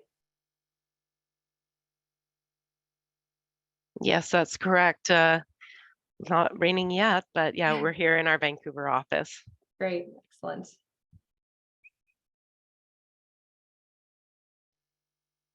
I will apologize to everyone listening. I'm recovering from a bit of a cold, so if my voice is a little rough, we'll make it through today. But like I said, was hit by a bit of a bug while traveling, but recovering very quickly here. You sound great, Cheryl. Thanks for that. Perfect. It's the season, unfortunately. It is. I also think being locked away from everyone for a couple of years adds to people Absolutely. getting hit a little earlier with colds this year. Yeah, that's right. Okay, we're going to get started in just 1 minute. Thanks again for your patience, everyone. Top up your coffee cups and we'll be right back.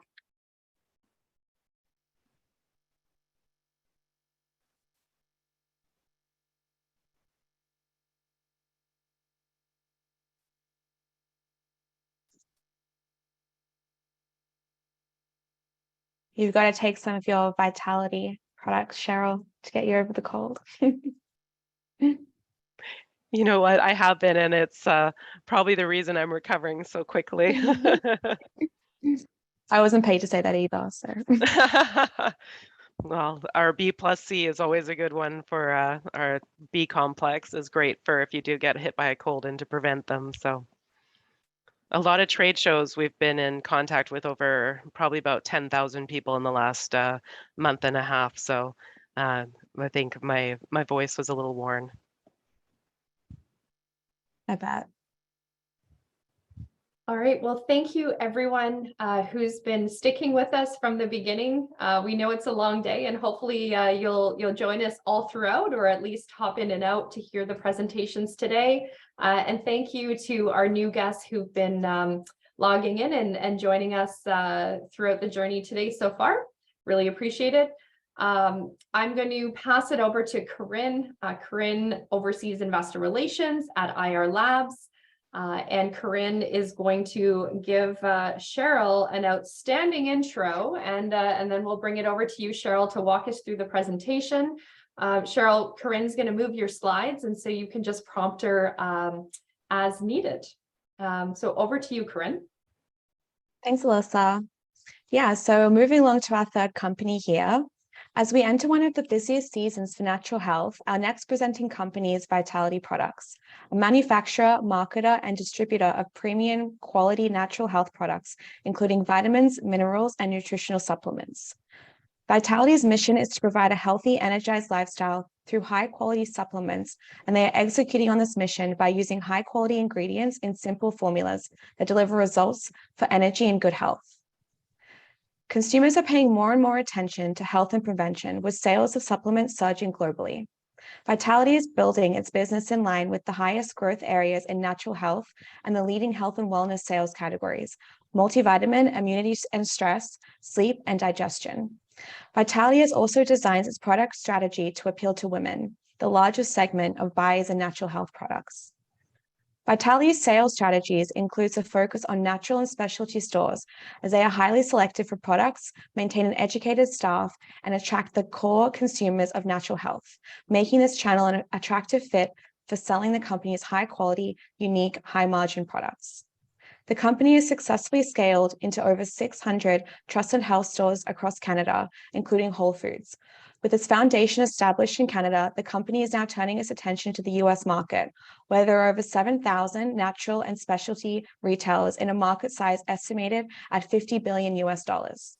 The company recently signed its exclusive agreement for distribution of Vitality's award-winning and premium line of vitamins and supplements across the United States, with the leading national wholesale distributor of dietary supplements and healthcare products, reaching to 5,500 retailers.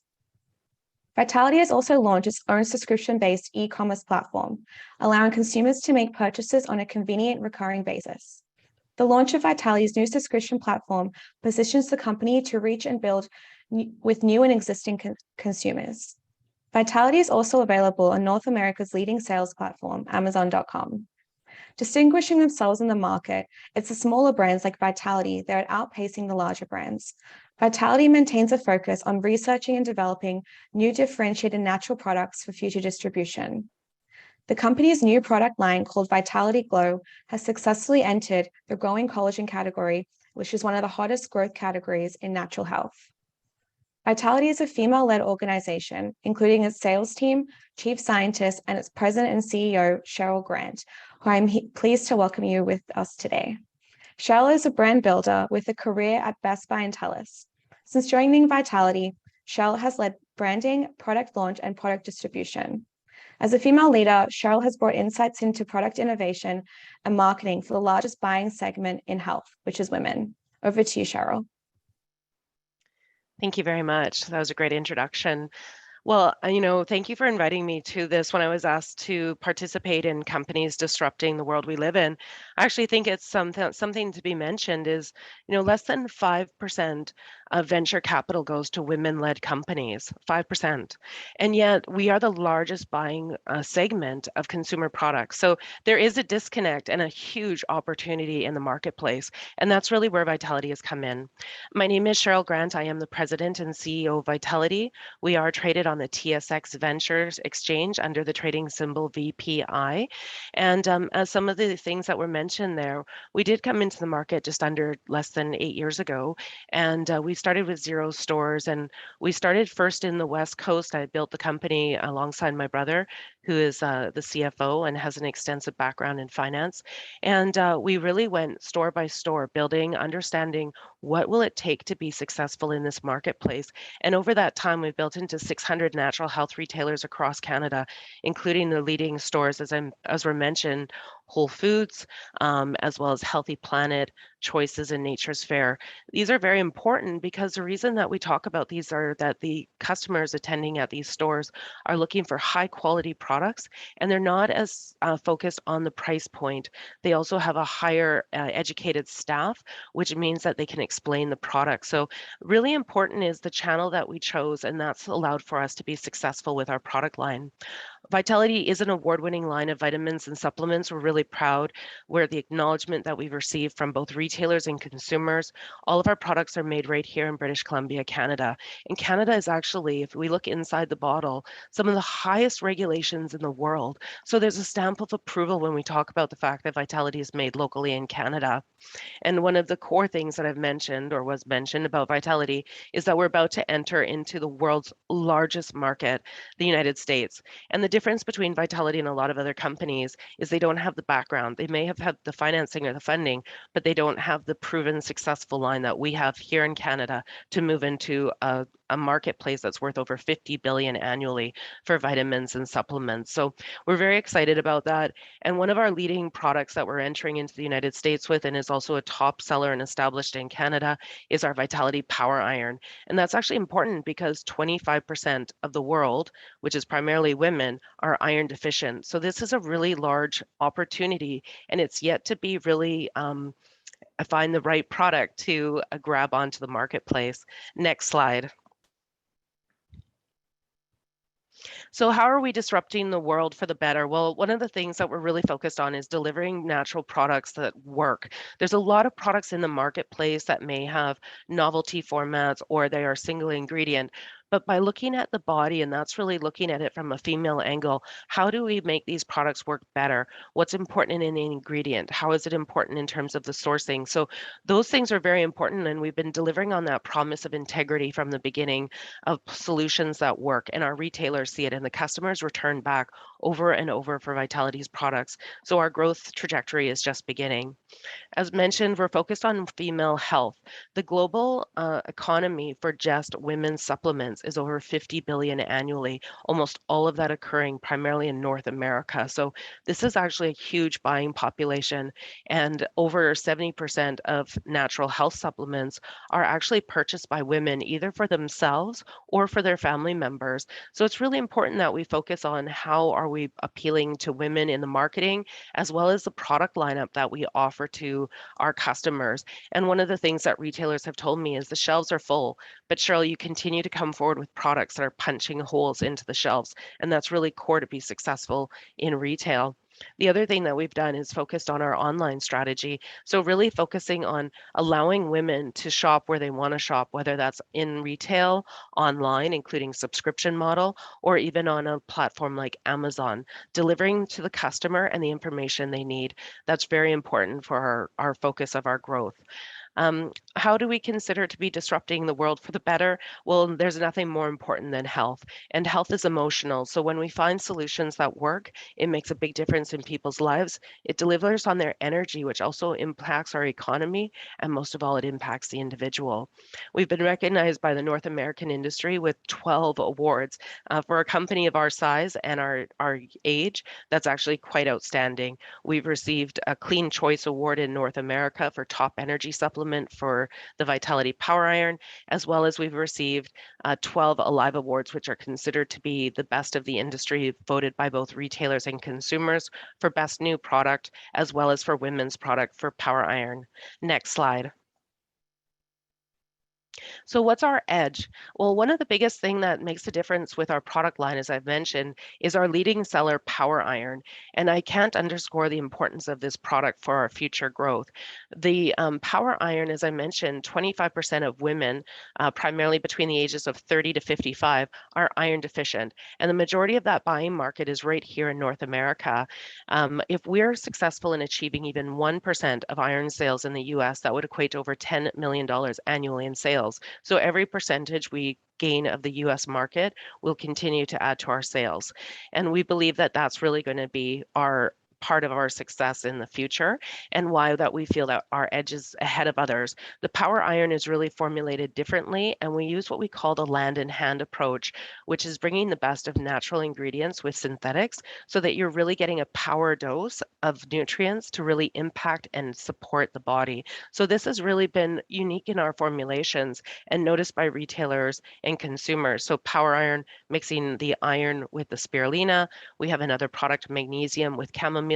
So really bringing natural ingredients, and that's very much appealing to the marketplace and women who understand the simple formulations, but are highly effective for their health. The other thing that's very important to know about Power Iron and our other products is right now we're maintaining a 70% gross margin. That includes online as well as at retail stores.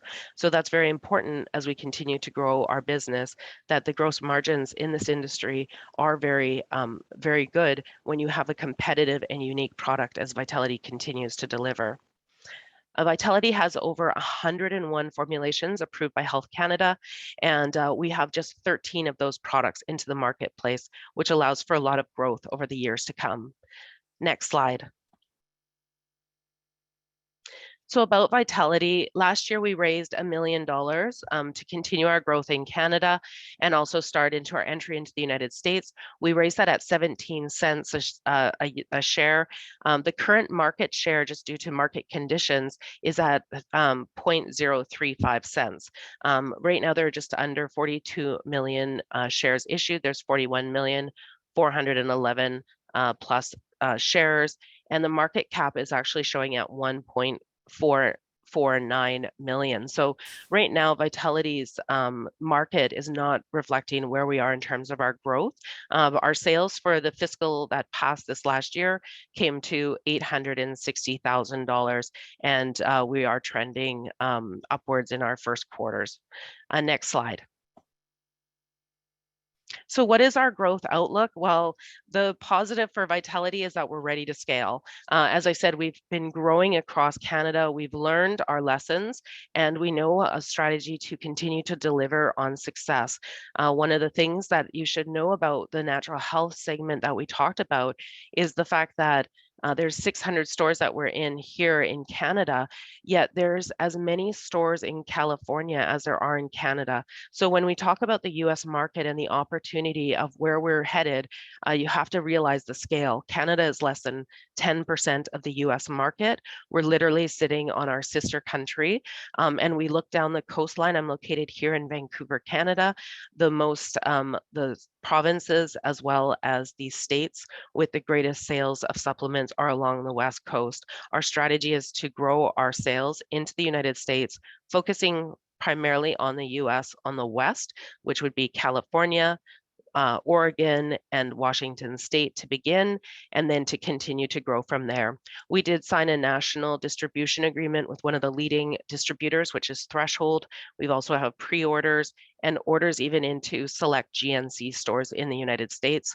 On Monday, we announced 25 new store locations, both in Canada and in the United States. So we're continuing to feel that there's a lot of opportunity to come with Vitality in the months ahead.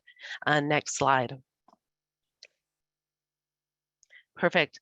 Well, I'm just going to mention on a couple of other notes before I just say this. You can also find all of our press release, our financials also at investinvitality.com.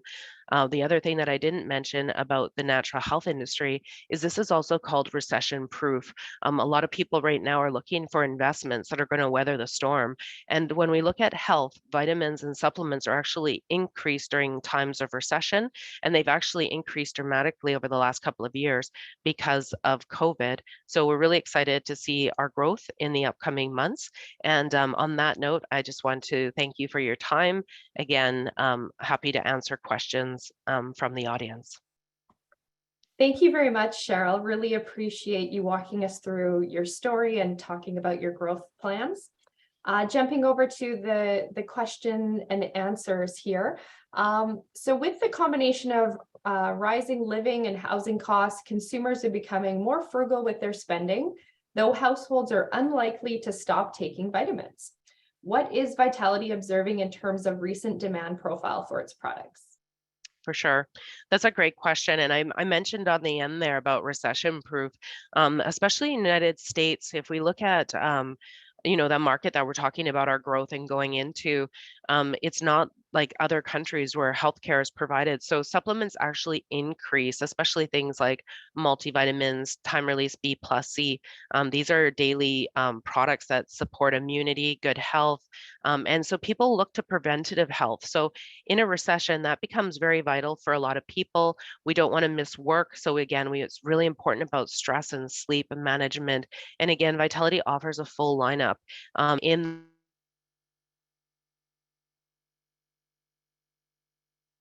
Oh, Cheryl, we just lost your mic there for a second.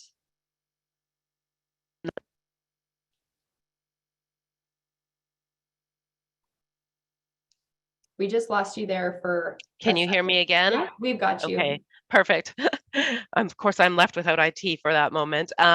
So as I was mentioning, yes, I mean, it's definitely something for a lot of consumer areas do decrease, but we feel very confident that we continue to see sales in these categories. As I mentioned, we are just listed into 25 stores. When we look at those, our what we call our essential lines continue to be the key listing ingredients, as well as products like the iron. Iron impacts people dramatically. If you are short on iron, what that means is your body cannot deliver oxygen to your brain, your muscles, your body. This is very important that a person who's on an iron supplement is going to continue to take that. That's vital for their health.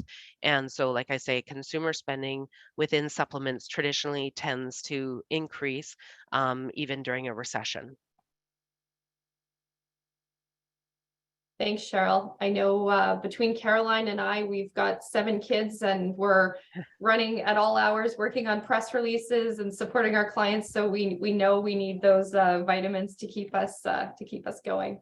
Exactly. Just a reminder to all of our guests here, if you'd like to submit a question, please feel free to do so through the Q&A chat. The next question here for you, Cheryl. In the natural health industry, where does Vitality predict the most lucrative opportunities to sell high margin products? And what sales channels are gaining steam and are likely to grow? Great questions. In terms of the channels, I'll start with that first. One of the steadiest streams for our type of product line is actually in the natural health retailers. They account for over 36% of a market share, and they're actually one of the most consistent. That's also where you're going to find more premium products. So again, the customer that we're trying to attract who isn't looking for the lowest price product, but they're looking for confidence and delivery of results. So that's very important. Second is online. E-commerce is, of course, undeniable in terms of the growth. We saw that even as we went into store lockdowns with COVID. Online sales direct to Vitality, as well as through platforms like Amazon and even our retailers who were set up with online, surged. And we have seen a leveling out, including Amazon's results, of course.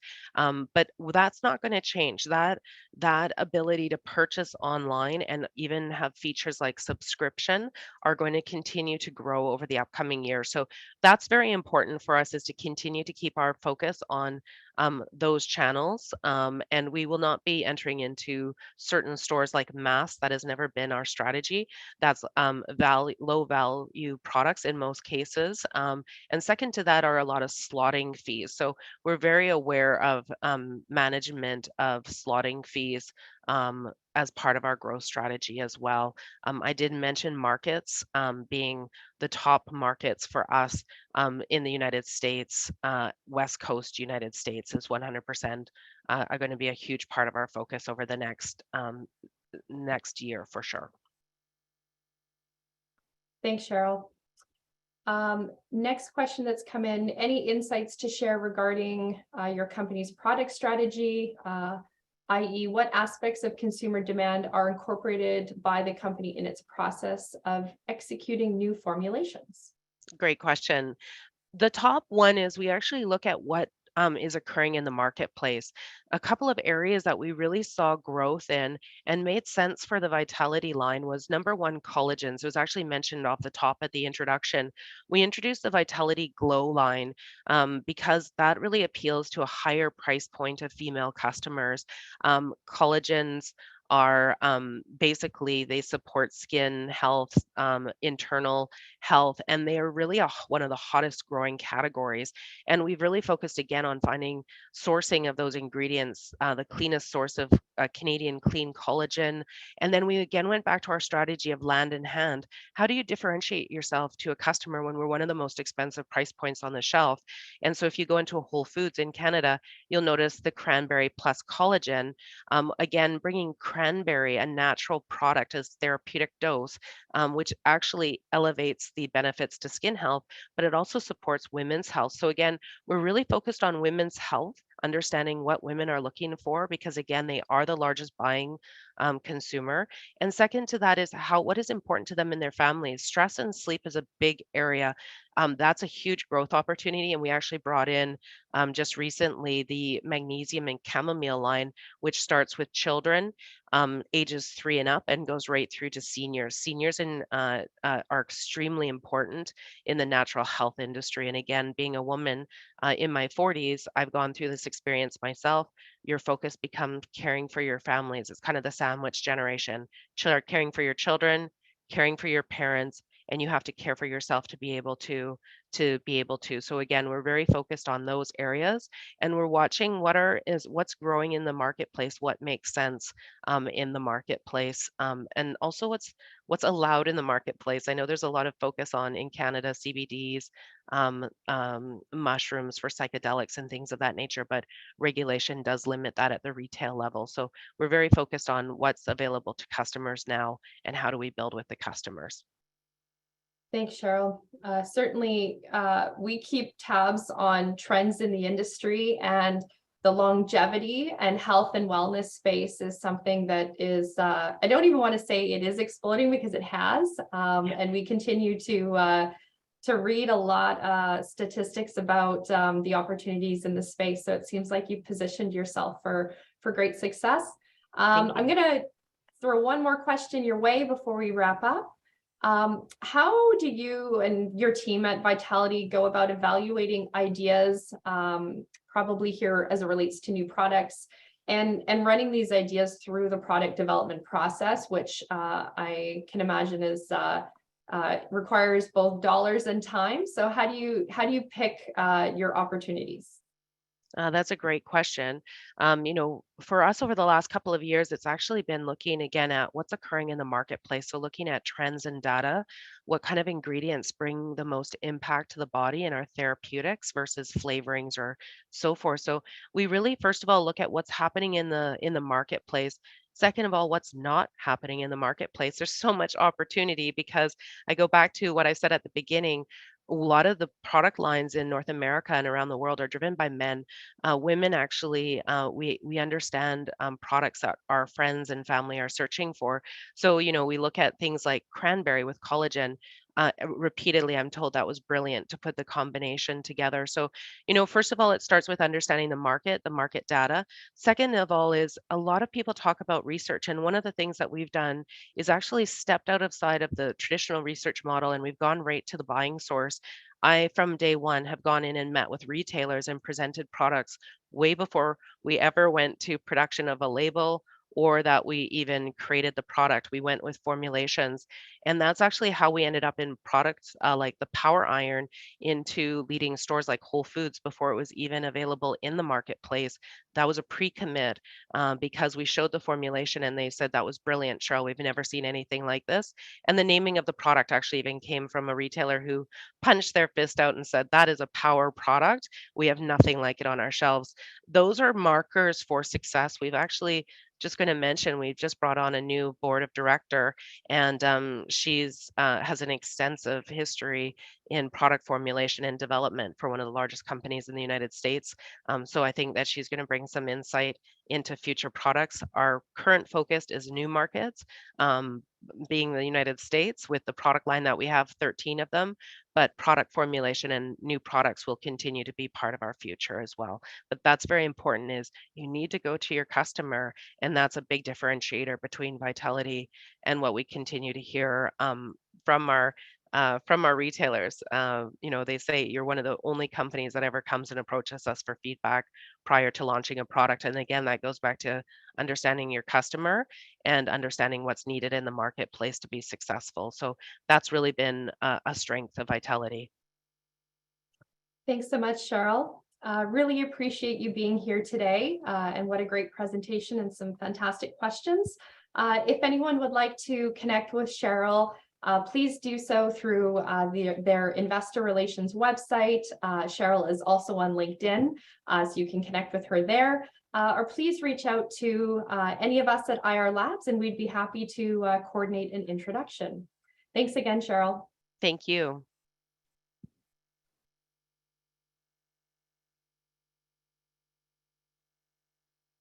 All right, everyone, we're just going to get started here in a moment with our special guest, and my business partner, Caroline, is going to hop in to do an introduction, but we're going to start right on the hour. So we're going to give everyone a quick 4-minute break here before we move things over, and we'll get started. Thanks for your patience.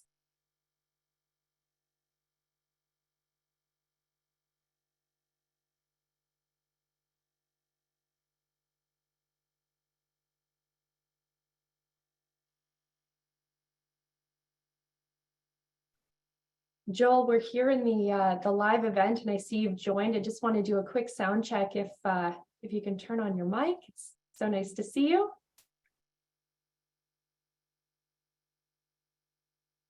Oh, unmute. So that's turned on. Perfect. Okay. Sounds great. Okay, we're going to just give it a few minutes, Joel. So thanks for your patience. Sure. Can you just review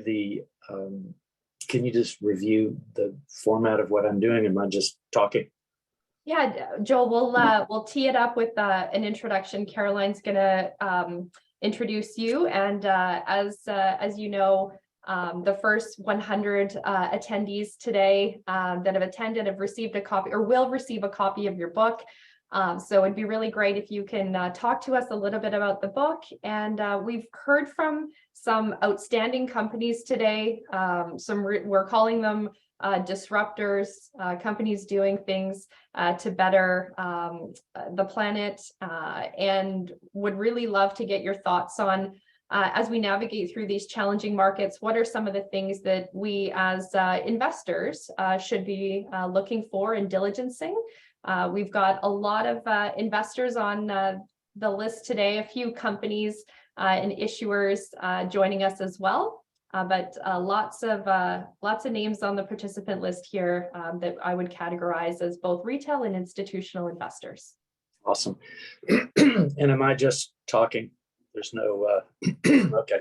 Yeah, we're here. Caroline is going to support through the Q&A, and we're going to have you on full screen just to optimize the experience for everybody. Okay. And just to remind me, the length? Yeah, so you have about 40 minutes to chat, and we can leave ample time for Q&A as well. And we might toss some questions your way as it comes in. We purposefully kept this to be a little bit more informal, to allow our guests to almost use this as an opportunity to hear about the book and maybe throw some really thoughtful questions your way. Good. So that, I'm just double checking here. Okay. That's the plan. All righty.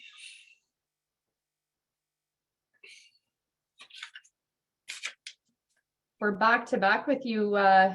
Caroline and I were both at the event last night, and so here we are again. I know. How did that happen? What's your serendipity? Huh. You're part of Front Funder also, or you just showed up at the event? Or? Yeah, so one of the things, an area that IRLabs focuses is we support private companies as well, and Front Funder, a crowdfunding platform. We have a number of clients that are on the Front Funder platform that raise capital, and we still support them with their investor relations initiatives. Many of them still need their investor decks and press releases and communications and investor reports and connections within the investment community. So we're very active in that community as well. Okay, I'm going to close this door.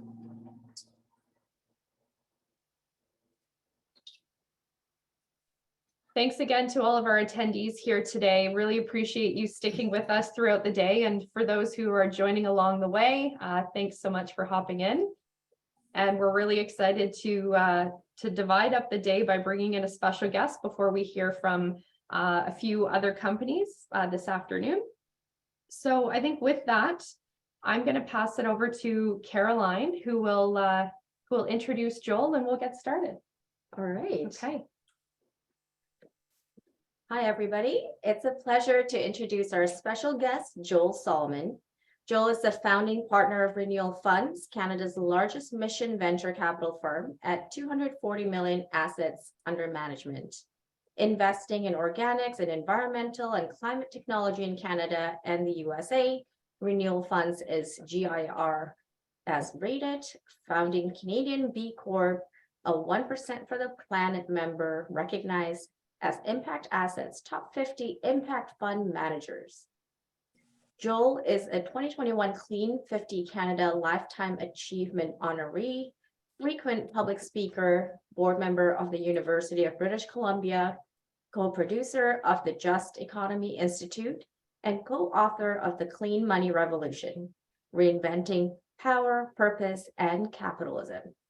The book's call to action is to know where your money is and what it is doing to whom, what places right now. He argues society must move trillions of dollars from damage to regeneration. And the first 100 people registered and attending today's event will be receiving a copy of today's book.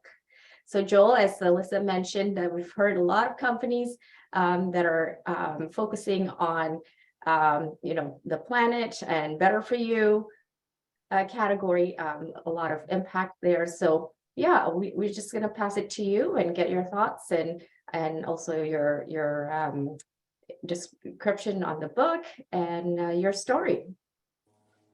Thank you. You'll give me a time signal when it's close to wrapping. For sure, we'll do that. Okay, great.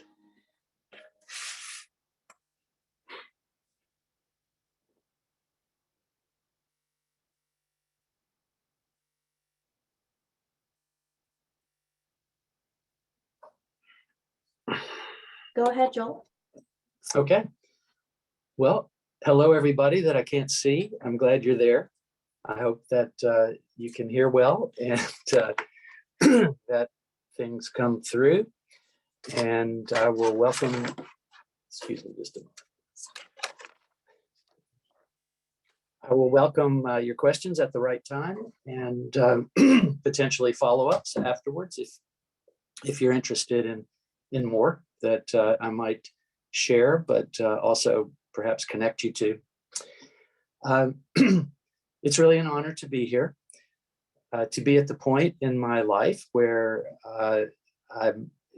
there's a request to hear stories and share some of the history that I've been exposed to in the growth of what I would call a movement, which is to align our money and our life work with things that matter and that we might want to tell our grandchildren about someday, we might want to tell our children. We have a lot of challenges in this world. We have a lot of creativity and ingenuity and very smart characters that are drawn, as I've been, to looking at the problems in the world and developing businesses and organizations and systems and networks that might help us think about things better in a more and look at a more meaningful way to do our work around money and making money, and always thinking about what's the purpose of that? What is it that we're going to do with our success? And how do we model for others that there is a better way to do business, to handle money, and to affect the world around us? It matters a lot that each of us dig deep and find who we really are, what we truly care about, what matters, how we want our children and other people's children and future generations to get to live a life hopefully even better than the one that we've had access to. And the power of money and business is a huge influencer on these topics. And I'm sure everyone here knows that and is inspired by how you can contribute and help to make the world better at whatever increments. All of our actions matter. And it's important that we continue learning through our journeys in life and to improve the alignment of what we care about, what we know about the world, and how we do our businesses and organizations. That is my core principle. And it is how I attempt to live and keep myself involved in businesses, in organizations, in social movements, even politics that help push forward good values, meaningful work, and purpose for our lives and for those that we can influence. I've been the beneficiary of a very good life. My family's had lineage in Eastern and Central Europe as Jews in the early part of the century, the last century, and went through some serious traumas, as probably many of you in your lineage know about what happened for your families in places of origin and just how challenging society and the world can be. It's a wonder and a bit of a miracle that we have the ability to communicate the way we are right now, and to understand more and more about the entire globe and all of the world's peoples, and how our actions are actually connected to each other. Everything from the choices we make in the grocery store, to what kind of careers we choose, how we dedicate our precious life energy to contributing to the world in the very best way that we can.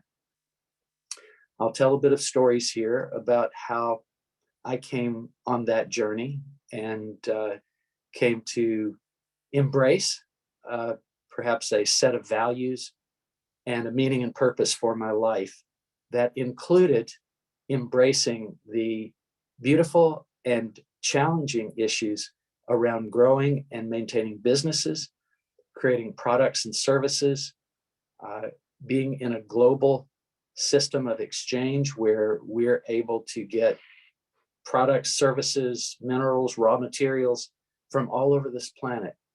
I think we all know that we are facing various crises. It ranges from population to environment to climate to soil health and many, many other issues. Business makes a difference.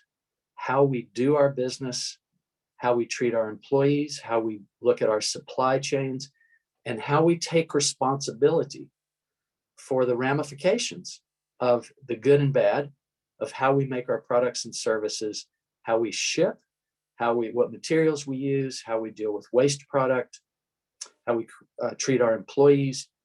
And we have an opportunity through business to model a broad base of ethics and morals and meaning and purpose about life by creating products, services, and experiences for others that might help improve the lives of the people that we often don't see, but are involved in our supply chains, our transportation, of course, our employment, and in how we communicate with our consumers.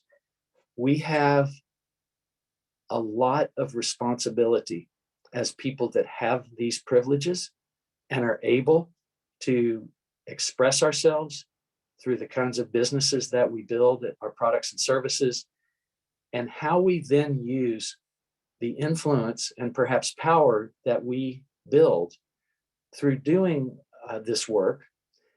And it's our obligation, in my view, that we continually look deeper into the supply chains and the sources of how we turn ideas and raw materials and labor into wonderful, impactful products that may serve and support millions of people. I am fortunate that my family of Central European and Russian immigrants ended up in the southern United States, seeking a better life, a safer life, and an opportunity to be able to build something that they had a vision about, and might have been simply about surviving and thriving and having a good life for their kids. And we are all of us on this call, a part of a wave of entrepreneurialism as a force on the planet. What kind of values we bring to that work makes all the difference. How we act as leaders, how we treat our employees, how we treat our customers and the societies around us, how we participate as citizens. It matters. Business gives us a really unique opportunity to build and have influence, to inspire others, to lead, to learn, and to hopefully commit ourselves on a continual life journey to improve how and what we do, to make better use of the precious resources of the planet, to have respect and commitment to the people that are part of the supply chains, the labor, the businesses that help distribute our products, and to effectively to do our best through our work to make the world better for the generations that are going to come after us. They will have a better and better opportunity to know what we did, what the impact of it was, how seriously we took the responsibilities that we either were given or we built and took. And we have an inherent obligation to be good citizens, to think about the leadership that has to do with governance and politics, to pay attention to the imbalances in the world, the unfairnesses, and the histories, just to have at least a sense of how we got where we are.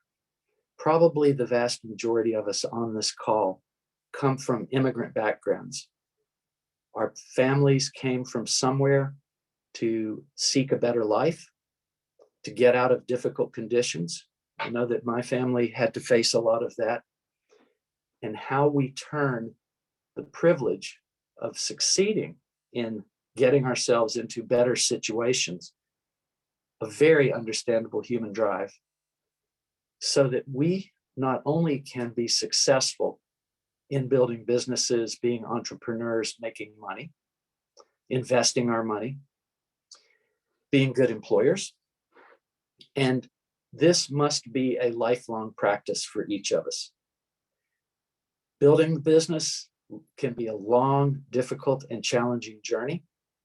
Making the many, many decisions that affect other people's lives, that affect supply chains, that I hope that we each take seriously the work of understanding that there are people at the other end of those topics, and that our choices affect far more than we typically pay attention to and accept actual responsibility for.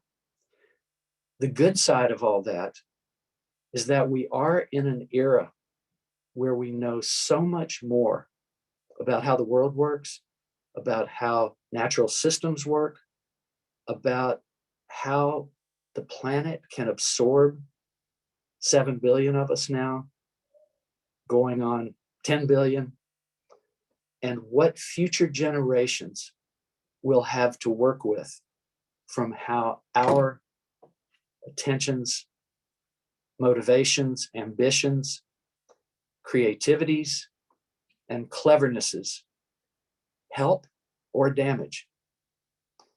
This is not a small matter. We have deep moral and ethical obligations as humans to care for the world around us and to be thoughtful about how our choices and actions, as we become more successful with businesses, with money, wealth, investments, that we don't take that for granted, and that we keep learning and studying and knowing more about where things come from, who's at the other end of that, what their lives are like, and particularly how do our choices, our ambitions and motivations affect the human and the natural systems that make it all possible. I'm going to shift now to some story about how did I get into the work and the points of view that I have. The South in the 50s and 60s, when I grew up, was a place that was not, let's see, I'm going to say this carefully. The South came out of a history that has a lot of horrific parts to it. Slavery, major exploitation of land and resources, and growing responsibility for how society unfolds. My family, as Jews in the South, understood that it was important to pay attention to politics, who was leading, who controls the systems in which we lived, and how do we first and foremost create a safe life for ourselves and our children and our families.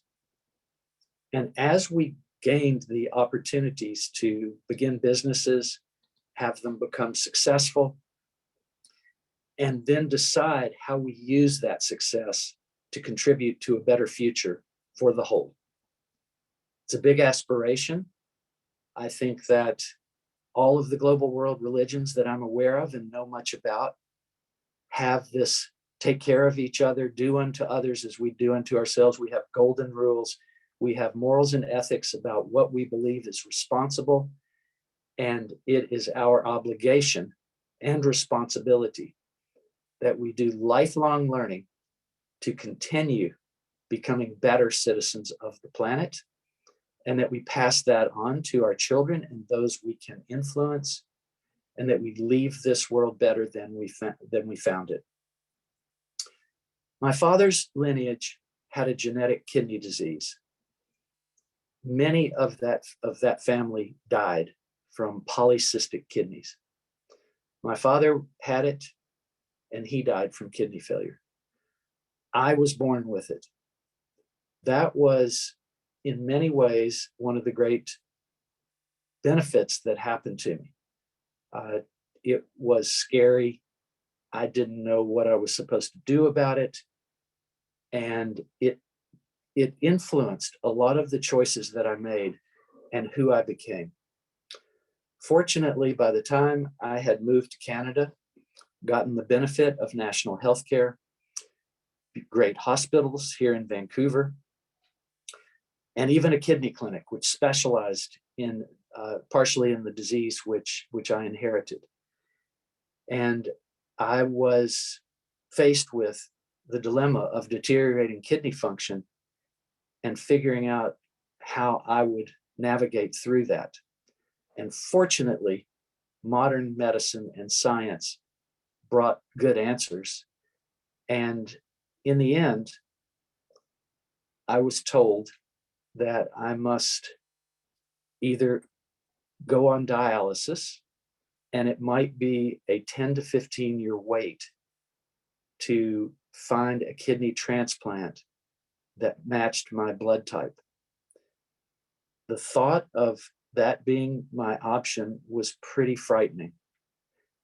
Having my blood taken out of my body, cleaned and put back in my body by machines on a daily basis in order to stay alive is something that there are hundreds of thousands, probably millions of people living with.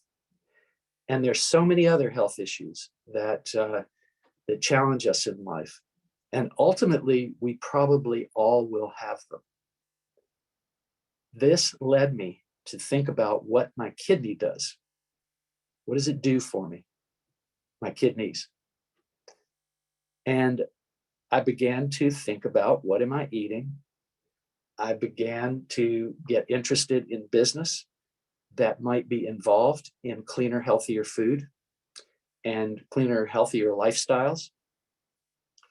We've been through an explosion in society of brilliant entrepreneurship, which we just heard one good story, where we are creating and inventing products and services and better understanding about health and well-being that have given us an incredible modern privilege. So I didn't want to be on that list and go on dialysis.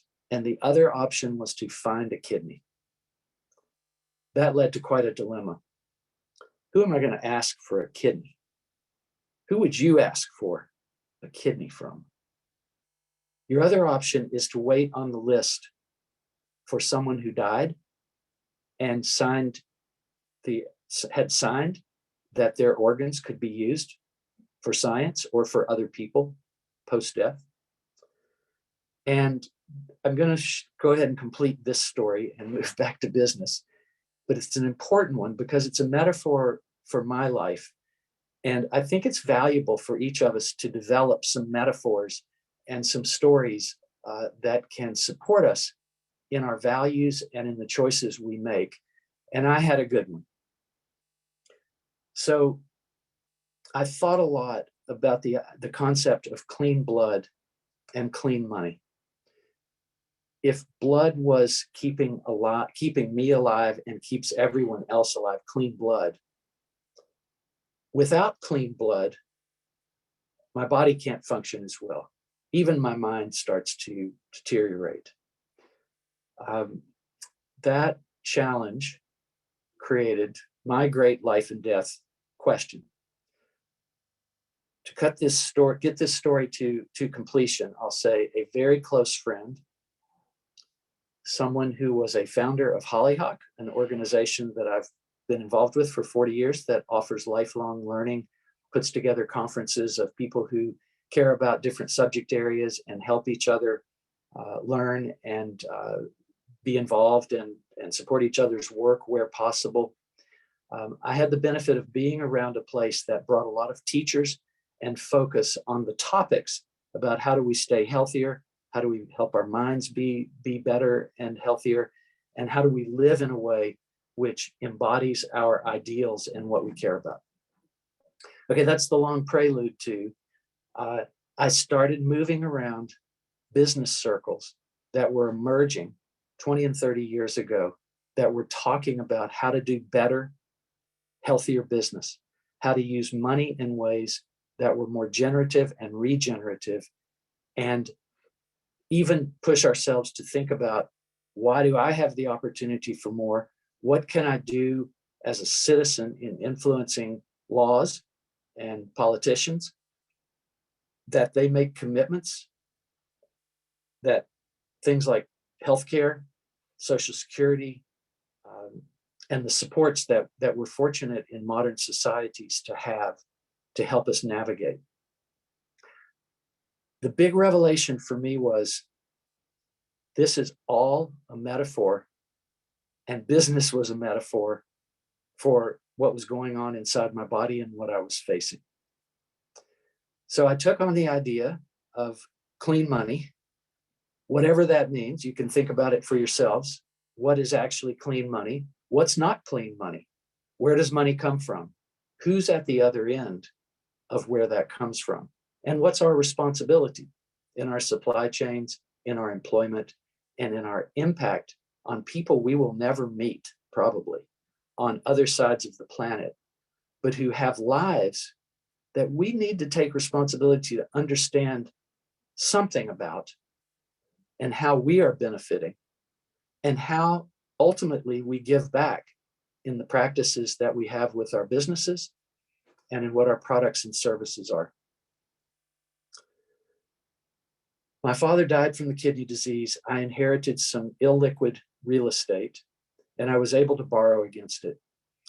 I used it to get myself into circles and organizations, perhaps like this one, that we're being part of, many of you are being part of today, that think about these questions and help each other take more responsibility for responses to these questions. So I began to go to the early conferences and gatherings of businesses that were trying to do better for society. That's not a small commitment. Today, it's much more common, and more of us are influenced by that thinking. Universities, business organizations, and many other forces are working to help improve how we think about and the decisions we make and the responsibilities we take as citizens of this world.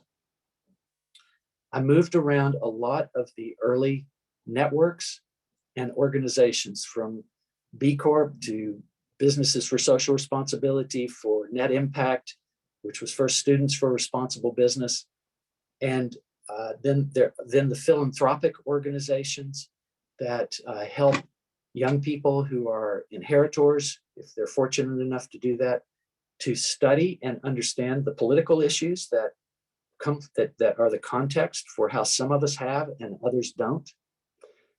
And there is a beautiful ecosystem these days of these types of organizations, and I believe that I'm speaking to one right now. They matter, and it's important for each of us as civic responsibility to get to know those and how we can participate and how we can keep doing better and be models for our next generations and the long-term future. I ended up being, through those networks that I was participating in, being invited by an incredible woman who had inherited a lot of money. She's been visible in public about it. Her name is Carol Newell.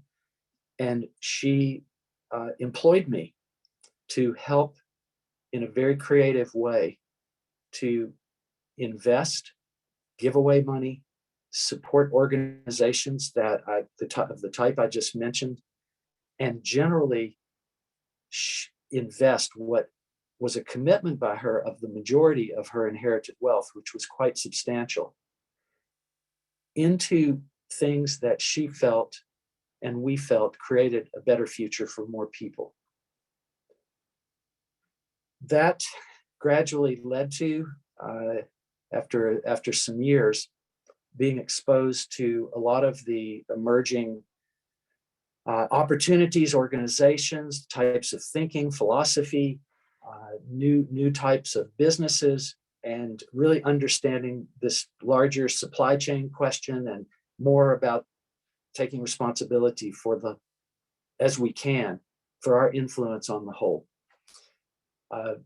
We realized, after having invested in a lot of individual companies and supporting these organizations, that there was really a need for investment product for individuals who were affluent enough to be able to participate in an investment product, to have ones that actually made sense morally and ethically, even spiritually, for themselves and as parents, grandparents, neighbors, friends, that the stories of the choices we make and the thoughtfulness about them could really impact others and could make a difference and create a next wave of a more serious and deeper look at entrepreneurship, at our own ambitions, and understanding and hopefully developing some point of view about what we do with our success and our privileges,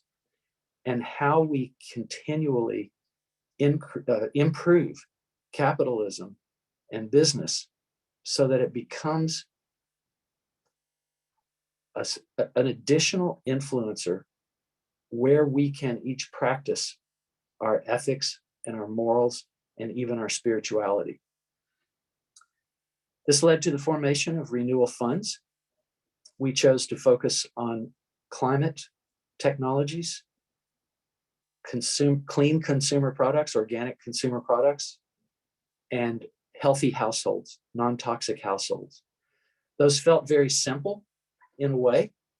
Of course, we quickly validated that it's not as simple as it looks, that growing businesses is complex.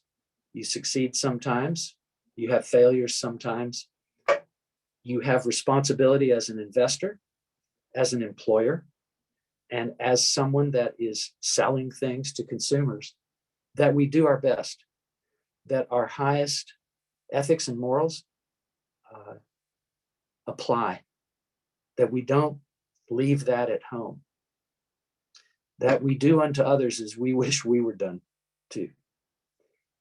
And the good news is, and I'm sure that those of you on this call are paying close attention to these type of questions in how you build your businesses, how you work with your employees, and how you pay attention to those that are affected by the supply chain needs that you have, by the waste creation that we do, and by how we model what good citizenship is in an ever more complex era. I hope someone's going to give me a time check at some point and let me know when I'm close to completion. I'll appreciate that. I've had the privilege to be involved with a lot of networks and organizations that support entrepreneurs, that support the entrepreneurs that are creating funding products. We're also entrepreneurs.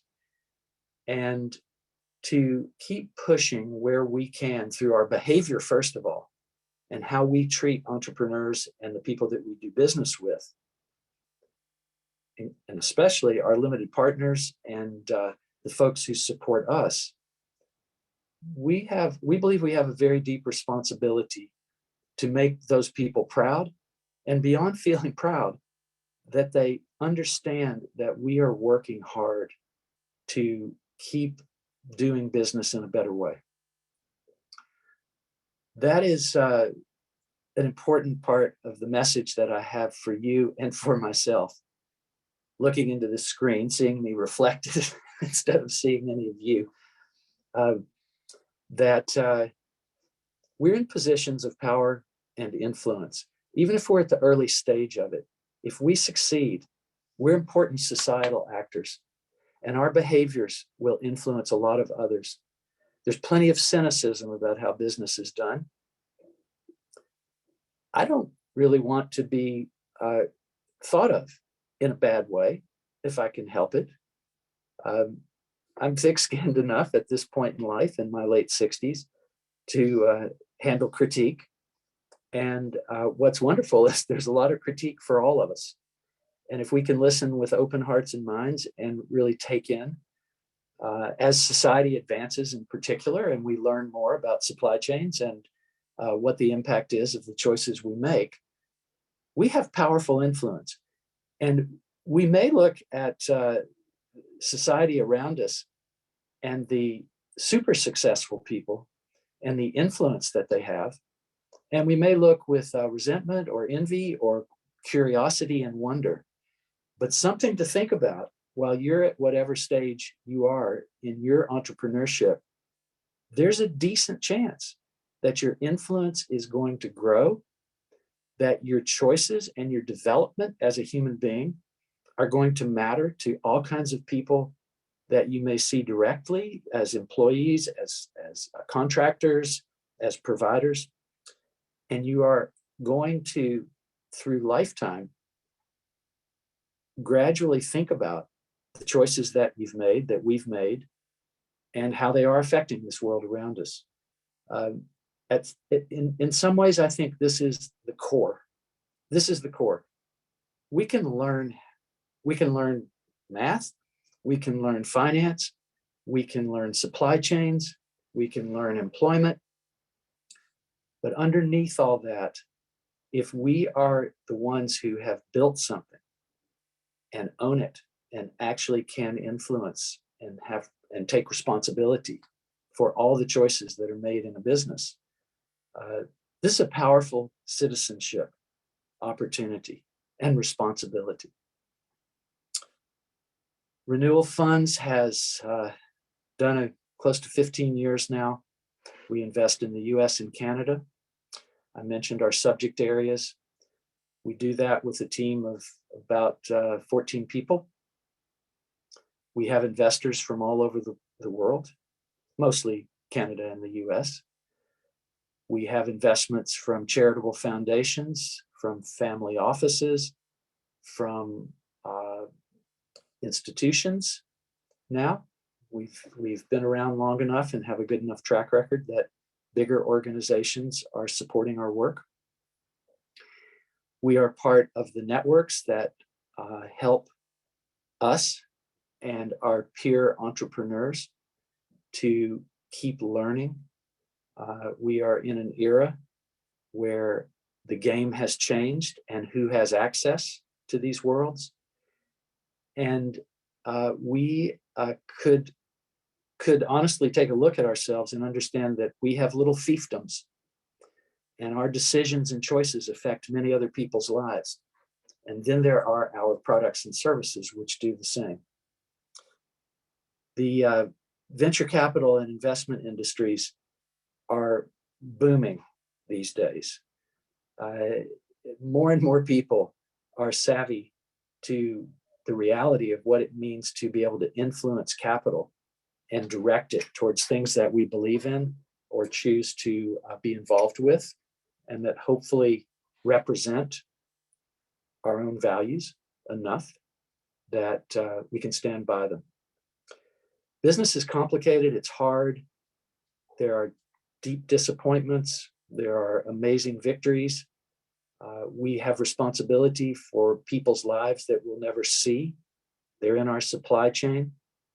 I mean, I look around now, this computer I'm talking to, this pen, almost everything around me has a supply chain story to it that I look forward to the day where we can swipe our phone across any product and get the entire history and complexity, the location, who has been affected in the supply chain about the things we use, and that we turn into profit and success, and that we maintain throughout our lives that this is a privilege of modern society, and we who get to benefit from it are incredibly blessed. And we must use that blessing for our responsibility to future generations. I think a lot about those people who come next. I know that they will be studying us. We're doing it right now. We're studying each other and studying how these business movements that we're part of are evolving. But we know that we are having an impact on people we may never see today, but also the longer term future. And I know I was affected a lot by contemporary history in the 60s and 70s. There was a lot to pay attention to and some big shakeups in the way that things are done. I took it seriously. Oh, I think I'm here. Joel, sorry, just giving you a time check here, 5 more minutes. So for your closing remarks before we go into Q&A. Thank you so much. Okay. Well, I really appreciate it because I've talked plenty. Well, I think you're hearing my closing remarks, which is we have to remember our responsibility to the larger whole. We have to remember our responsibility to our own future generations. But most importantly, I believe we have the responsibility to do our best for everyone's future generations. And if we're going to have a decent, livable, creative, inspiring future, we've got our work cut out for us. Our modeling and our behavior and the story of the choices that we made, whether that story is written down or anybody else really knows about it, that story comes with our incredible gift of being able to be alive on this planet. And whatever belief systems we have about later in life or about how the forces work that we probably can't control, but that somehow someone will figure out where it all came from and how this truly happened, this human existence. But we now know a lot more. We know also that younger people and future generations will have the capacity to study and assess the choices that we made and what we did with our precious lives. I'm so grateful to be here, thanks to the Canadian healthcare system, thanks to my friend Siobhan, who gave me her kidney, and thanks to all of the other incredible privileges that if we act intelligently, we have opportunity to benefit from, to help the lives of others, and to be sure that this is only the early stage of human accomplishment and higher purpose. I urge every one of us, including myself, repeatedly to review my own behaviors and choices and contributions to this world. Thank you so much for listening, and I deeply appreciate the opportunity to share. I'm at an age where it means ever more. And blessings to your own journeys, your work, and how you express yourselves in the society around you, and to your families and to the people that you care about. We have a big, big task, and it is a glorious one, despite all of the challenges and suffering that we will see and know about. But our job is to reduce our impact on that and turn ourselves into a positive force for future generations. Thank you so much. Thank you so much, Joel. That was very insightful. And before we open up the Q&A session, I just want to remind everybody that if you would like to ask a question, please put it in the Q&A chat box, and we'll be moderating the questions right there. So the first question here I have, many people want to do more to help the planet and address social issues. How does the average investor put some of their savings to work to make an impact? We get to choose our bank or credit union. We can understand more about what they're doing, what they do with our money. I think we're in an era where everyone knows you don't just walk in a bank with a sack of money and it goes in a vault and sits there. That money goes all over the world. Our financial institutions take it and they do things with it. We're part of that. Our money as a consumer has a similar effect. There's beautiful businesses and incredible products in the world these days, and entrepreneurs are being very creative, going very deep in understanding their supply chains and all of this, all the impacts and ripple effect of money. So all day, every day, we are making choices. And those choices are influencing people all over the world and future generations. The golden rule principle, do unto others as we wish others would do to us or do for us. That's translatable in all kinds of different forms. I believe it's our responsibility to consider our choices and our practices, and particularly what happens with our money and how, as business people, the many, many choices we make that affect other people's lives. Thank you, Joel. That's definitely, that resonates well with me, as I do make and think about those choices on a daily basis with every decision I make. So thanks for that insight. Next question here. Are there types of businesses or sectors that lend themselves well to the use of a social enterprise to make impact? Yes, there are. I assume everyone here knows the term social enterprise. I'll just say my version of it. Organizations that may be not-for-profits or community benefit organizations that intentionally get involved in products and services that can help on issues and the world around us. And I think we've only begun in the creativity that can come in the not-for-profit business structures. There are already powerful, large international social enterprises. They are all around us. I live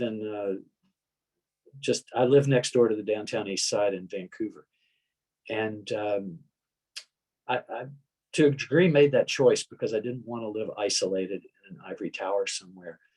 And I also, because of the work I was doing with Carol and Renewal Partners at that time, and our charitable foundation, which was called Inswell, and then we helped launch what is now called MAKEWay, based on the Tides Foundation in the US, which is a service organization to hold money for us in accounts that become our charitable gifting accounts. And so it facilitates charity, and it also provides housing and back office services for many social enterprises. A business like that, effectively, it is a not-for-profit and a charity, but it operates with business skills and tools, and it facilitates and leverages a lot of other people's money, who want to move their money into good causes, but don't necessarily know what all they are or how you do it and things like that. It's a under mastered part of the world, and something that an option that we have. We can create foundations and charitable pots of money. One of the things my wife Dana and I have done is, with our 4 kids, is we've created significant enough, but not huge, but to get them started with charitable accounts. So that would be part of their own thinking and their own struggles of what do they choose to support with that. So the social enterprise sector is, I think, only at the beginning of the creativity and the potential. Part of my Downtown East Side story was because I was so fascinated and impressed and moved by the number of social enterprises that are effectively not-for-profits that have business activities that are helping people and helping solve some of society's toughest issues. So that's, I'll stop there on that topic. Thank you, Joel. I have done some volunteer work at the Downtown East Side, and it is a very humbling experience when you go there. It makes you feel very blessed and fortunate, and also painful. But yeah, that's great that you're close to the community there. Next question here. Okay. Are there areas of the economy where it is difficult to avoid degradation of the environment, and how do we address those challenges? Have you seen some solutions coming forward that can address these challenges? Well, first of all, we have some responsibility and serious responsibility for at least understanding first just what it means to purchase X product from somewhere. Most of us love chocolate. Do we know what's at the other end of chocolate, and the child labor and the environmental practices and the serious damage that happens? We need to have better systems that can tell us the information very quickly. We were involved with a business that had a swipe function that could use the codes that are on all packages and products in the stores, and could tell us the provenance down to which farm did this come from, and who are the people that grew the food or raised the cattle. This will accelerate. We will both painfully and wonderfully know a lot more about every product. I'm so fascinated and horrified in a way of this modern technology that we're using, and what is actually in this. What's it made of? What are the stories of people's lives that have to mine whatever substance it is? Some of this stuff is really toxic, and it has bad stories with it. And it's an entrepreneurial opportunity for this information flow to become more accessible to us, and that people can make choices about what businesses they go to work for, what am I willing to be part of, or reform, or attempt to change. So it's complicated. It's bigger than we're going to solve simply, but if we'll do no less, or if we do no more than pay attention and read the labels, and when we see stuff that we don't know what it means, to maybe take a minute and look it up and find out, because those products and services are affecting our bodies, our children, the people around us, and people on the other side of the planet. That's a big deal. And you will hear some of the companies today, later this afternoon, that are disrupting that the world with their technology, and disrupting the food chain, disrupting the restaurant industries, groceries. So there are companies out there. So you'll hear more about that later. Isn't that exciting? Yeah. So next question here, there are a large list of ESG factors that various organizations have established to try to standardize measurement of social responsibility. Is there a simpler way to measure impact, and what might that look like? Such a fascinating topic. Well, I'd say first there's our judgment as a human being, and our own ethics and morals. And when I became a label reader as pretty young, like what is that stuff, Mom? what are we going to eat that? These chemicals and unknown substances. We will continue to have better and better information, and transparency will change the face of what goes into making the world around us. If it's things we eat, we particularly want to know. But we want to know the effect of all kinds of things in our lives. The paint that's on the wall here, I can go, the carpet that's under me. That transparency is an entrepreneurial opportunity, for one. And secondly, is an education. It's another part of our education that in this era, to ignore that is to ignore a lot of things that might be very, very important to us and to our future deathbeds and looking back over life and did we pay attention and how did we affect other people?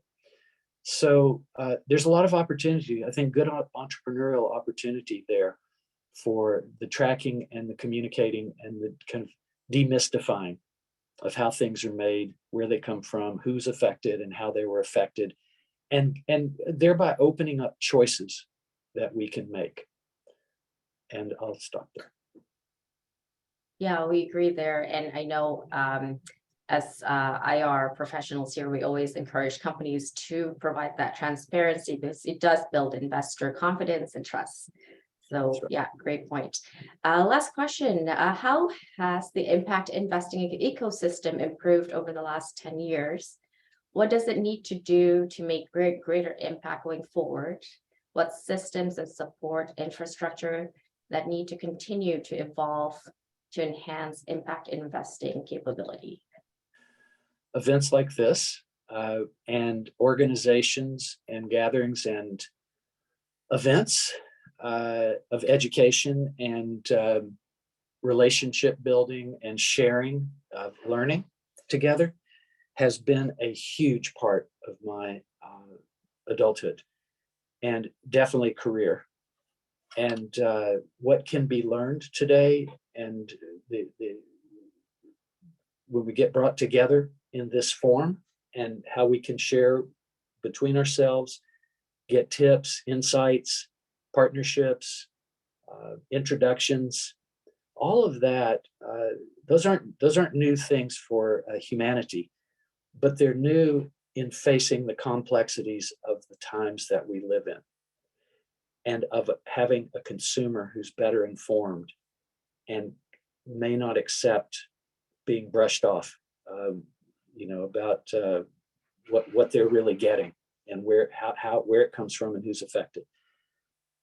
So the ecosystems of organizations that are getting together and giving us an opportunity to learn with and from each other and to get new ideas and hear about new trends and all of that kind of venue. I'd say as an entrepreneur, particularly as an investor, immerse in as much of that as you can possibly afford the time and the money and resources to do, because the relationship opportunity, the learning opportunity, and the doing business opportunities are in many ways as old as humanity, exchanging goods and services. But these days, if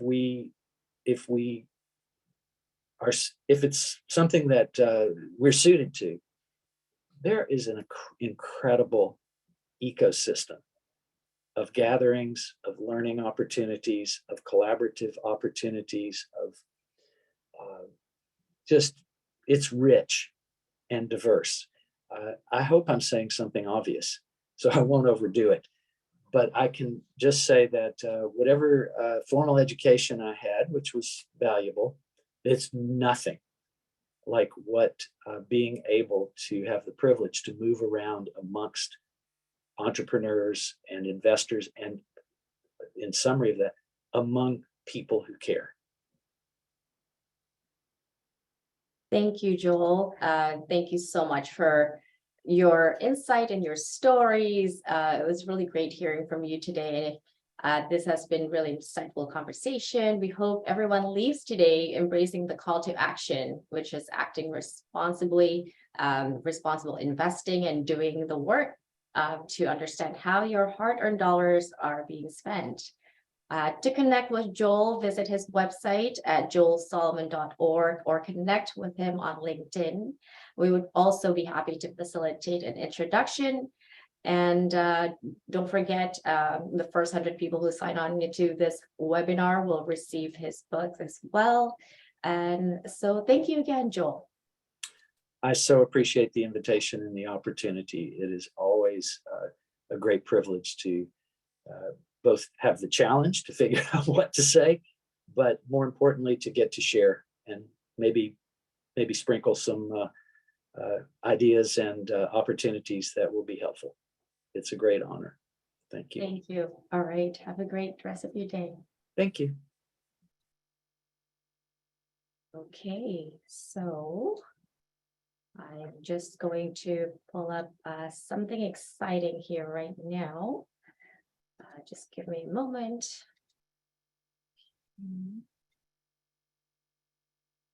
Joel, just All one right. thing. So next slide here, we have something exciting. So I want to introduce you to this device here. Meet Nikki. Nikki is a frequency delivery system that you wear, a wellness center on your wrist. Nikki is poised to become everyone's best friend, a companion that will help you sleep better, experience less pain, enjoy more energy, and the big one is reducing the anxiety that comes with stress, which we all face every day. Does that sound amazing? So Christmas is coming soon, and there's no time like the present to start your shopping. This product is not only unique as a gift, but it is a gift that promotes life and will help you and your family live a much fuller, healthier life. Head over to www.wearenikki.com to reserve your Nikki today. Nikki is a product of Frequency Exchange Corp that trades on the TSX Venture under the symbol FREQ. The company is focused on the development and commercialization of a frequency emitter to markets worldwide. The Nikki is the 5th generation frequency emitter released by the company, and it is third wearable technology created by the company, initially to help clients with chronic Lyme disease.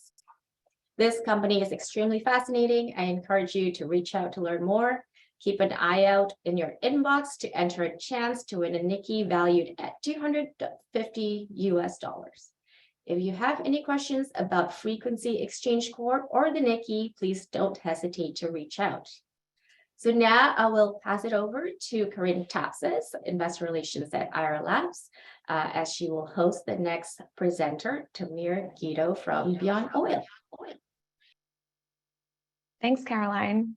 Hi, everyone. Alrighty, so we're going to go on to our next company now, which is Beyond Oil.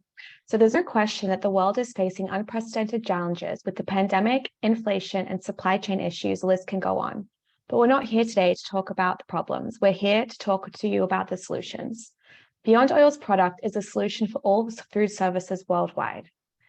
Cooking oil shortages have been significant and a growing issue for the fast food industry, as it is a major component of their operations. The shortages have directly impacted the company's revenue and bottom line, and that issue has trickled down to the food prices for the consumer. Beyond Oil is making significant waves in the fast food industry globally by creating a formulation solution which extends the life of frying oil, thereby reducing the cost and waste simultaneously. Beyond Oil is a food tech innovation company, developer, and manufacturer of innovative proprietary and patented formulation, which reduces free fatty oil to less than 0.1%, while increasing the number of days the frying oil can be used by up to 300%. All in all, preserving the oil's quality, reducing oil costs, improving nutritional values, and the oil, which thereby improves human health and decreases waste and the environmental impact. Beyond Oil is improving the planet through science and business. The positive environment impact that Beyond Oil exudes has the potential to be monumental. Extending the life and usage of plant oils up to 100% will reduce consumption of these oils worldwide in restaurants and the food processing. Reduced food oil consumption means less energy and carbon dioxide equivalent emissions required for manufacturing, processing, shipping, distributing, frying, collecting, and repurposing of used oil. This year alone, Beyond Oil has made significant strides in their company's growth. The company has entered into commercial definitive agreements with 3 distributors with a coverage network of more than 22,000 restaurants and hotels in Canada, the USA, and Israel, and signed a sales agreement with 3 Israeli food service chain franchisee owners. They have conducted several pilot programs in working restaurants in North America and Israel, which have successfully been completed and confirmed to the restaurant owners that Beyond Oil's formulation can extend the life of frying up to 14 days. Through proven product efficiency and expanding their distribution channels, Beyond Oil has positioned themselves to start their journey toward full commercialization. Joining us today is Dr. Tamir Gadal, CEO of Beyond Oil. Tamir will now share with you further Beyond Oil's disruptive innovation for the restaurant industry, as well as developments and insights and their growth strategy. Over to you, Tamir. Thank you. Thanks, Karen. So I think you said it all. That's me 10 years ago. That's the most important slide. So a little bit about Beyond Oil. As you just mentioned, I just want to give some context. All of us are going and eating fried food, and almost 50% of the food which is being consumed in restaurants is fried food. And most people are not aware, because when they are frying at home, they are frying once, maybe twice, and then they are throwing the oil. In those food chains, the oil is being used for 2 days, maybe 3 days. The business is regulated, and you are not allowed to use the oil more than a certain amount of acidity, which is allowed. That in most markets, you are not allowed to use oil which is more than 3% acidity-wise. When you are pouring the new oil, the virgin oil, into the fryers, usually the oil has got 0.5% acidity. After 2 days, on average, the oil is reaching to a point that is becoming unconsumable for humans, sometimes 3 days most. Unfortunately, all the industry and close to million restaurants in North America are trying their best to extend the oil in the restaurants, and it's a huge industry of multi-billion dollars, which till now, for the last 3 or 4 last decades, they couldn't extend for more than a day, maybe 2 days. And usually the extension is only cosmetic.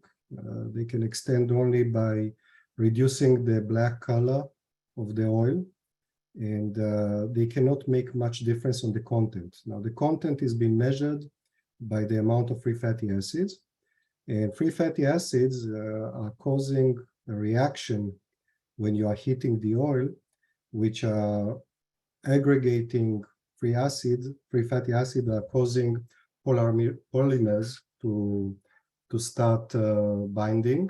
And this reaction, polymers are plastic, and the plastic is burning, and then you have this bad oil, which is black oil, smelly oil, and the smoking point is reduced, and this oil is very hazardous for human consumption. What we are doing in a very simple way, we have a powder, which at the end of every day, it's been thrown into the fryer. And for 15 minutes of stirring, it extracts all the free fatty acids from the oil. And by doing so, it eliminates the cascade, which is taking us from free fatty acids to polymers, and it brings the needle back to zero almost. So you start the day with 0.5%. At the end of the day, you have like 1.2 to 1.5% free fatty acids. After you are using the powder, you are bringing the needle back to 0.1%. And that's day in, day out, until 14 days. That means that not only you are extending the life of the oil, which is fried, from 3 days to 14 days, but the quality of the oil every day is even better than the oil which was the first 5 minutes of frying. And that's the real revolution. Next slide. So this product is a patented product. We have patents which were granted in the United States, in Europe, and actually all over the world. And and we did proof of concept in many restaurants, in chains in North America, in Canada, in Israel, and other locations around the world. And we proved that statement, and that we can extend the life of the oil from 3 days to 14 days. Now, one major attribute, which I think I didn't say, is that on top of the health benefit and on top of the economic benefit, we have the ESG benefit. And when you can extend the life of the oil from 3 days to 14 days, it's not enough, because people are basically dispatching this oil, and the oil is very damaged one with 3% free fatty acid inside. And in order to reuse it for biodiesel or biofuel or food for animals, they need to refine it. The refining process is a very pollutive process, and obviously it's not good for the environment. Our oil after 14 days usually has between 0.2 to 0.4% of free fatty acid. So you won't need, in most of the cases, to refine the oil. You can use it as it is. And by doing so, you are reducing the element of environmental hazard. Next slide, please.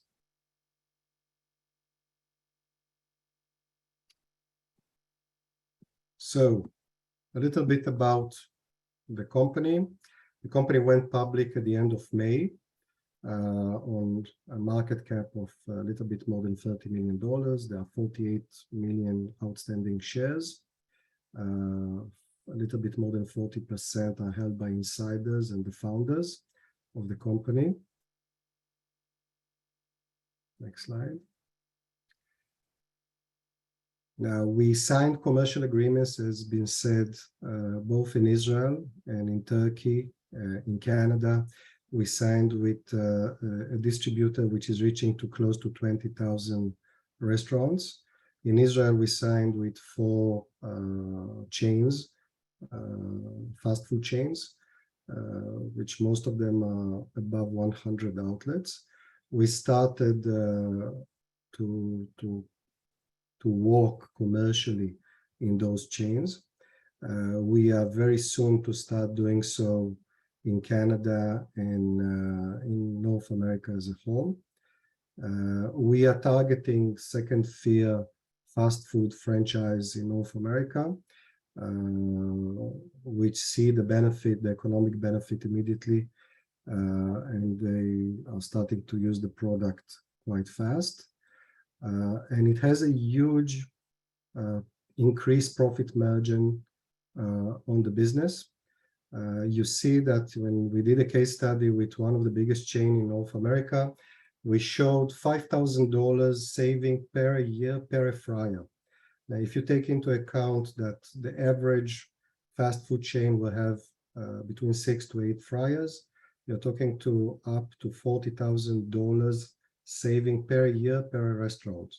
So if you multiply that with a big chain like KFC, as an example, which has close to 15,000 restaurants, you're talking about close to $600 million worth of savings per year.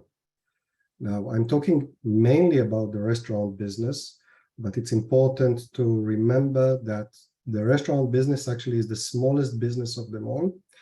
Although you're talking about more than $20 billion in terms of potential sales, with a product which is unique in the market, with not immediate or direct competition. But still, the much bigger market, the manufacturer facilities, all the Procter & Gamble's and Unilever's and McCain's and Cargill's of the world, which are using oil, which are frying oil. And for them, it's huge savings. if you will take one of those companies which I just mentioned, you're talking about between $200 to $500 million worth of savings per year. Next slide, please. That's it. Thank you very much, Tamir. Sure. Really appreciate you walking us through the story and talking about your plans for the company. And we have the good fortune of representing Beyond Oil in the markets, and it's an exciting story for us to be telling. So we're going to move over to our questions that are coming through. To our guests who have just joined us, feel free to submit a question through the Q&A chat. So Tamir, can you walk us through the regulatory hurdles that the company must overcome in order to begin mass producing your product and supplying it to your target markets? Any recent milestones that you could share in this regard? Sure. In order to sell, you need to get clearance from, in North America, in Canada, from Health Canada, in the United States, from the FDA. They need to examine your product and they need to give you the clearance as a food process or a food aid product. We went through that process. We submitted to Health Canada and to the FDA. And I'm pleased to say that in a record timing of less than 3 months, we received all the approvals from both regulators in Canada and the United States. We also received the approval from the Israeli Ministry of Health, as we are an Israeli company. And we are taking the same path to the European market, to the European Food Supplement Association. And we're pretty confident that in any market which we are going to apply, we are going to get it. We compiled a very, very comprehensive file. We did much more than most of the companies in this industry and this regulatory pathway are usually doing. We did actually something which is similar to clinical trials, which is not a necessity, but we wanted to show and we wanted to be like much more, kosher or righteous than the Pope. And we took that day in, day out for 14 days in restaurants, in real environment, and we benchmark it compared to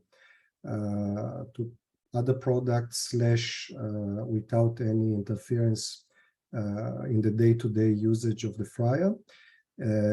At the end of every day, after we used our product in the fryer, we send it to third-party labs in order to prove the FFA and the polymers point. And we checked every particle in the frying and in the oil at the end of the usage of the product. And I have to say that both the FDA and Health Canada, I think,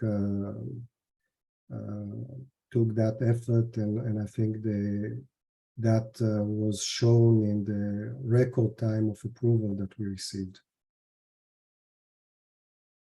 Thanks, Tamir. So we've announced some commercial agreements in Israel. You've touched a little bit about obviously wanting to break into North America, and there's other markets as well. Can you talk a little bit about that strategy? I don't know if we want to get specific into timing, but touch on some of the perhaps high-level conversations that you're having today. So we signed, as you all know, a couple of agreements in Israel. We signed one pivotal distribution agreement in Canada. We are talking with several second-tier chains in North America. And I have all the confidence in the world to say that in 2023, we are going to distribute our products in a lot, at least dozen chains in North America, in Canada and the United States. We are focusing, as I said, on the second tier, which is between, let's say, 100 outlets to 2,000 outlets, because the adoption rate is much faster, and we want to come into the market much faster And after that, we'll start talking with the first tier, the big chains. Thanks, Tamir. How convenient is it for a restaurant to switch over to your product? Is there any change in equipment that's required or an investment that the restaurant needs to make in order to use the product? That's the good stuff. No investment is needed. It's embedded already in most of the restaurants' protocols. At the end of every day, all the restaurants are using cleaning materials, which they are throwing into the fryers and doing all the filtration protocols for between 10 to 30 minutes. We are just, added as another powder which is introduced. And actually, because we are serving more than one purpose, actually they are saving some of the other products which they need to use, and they're getting much more for the money.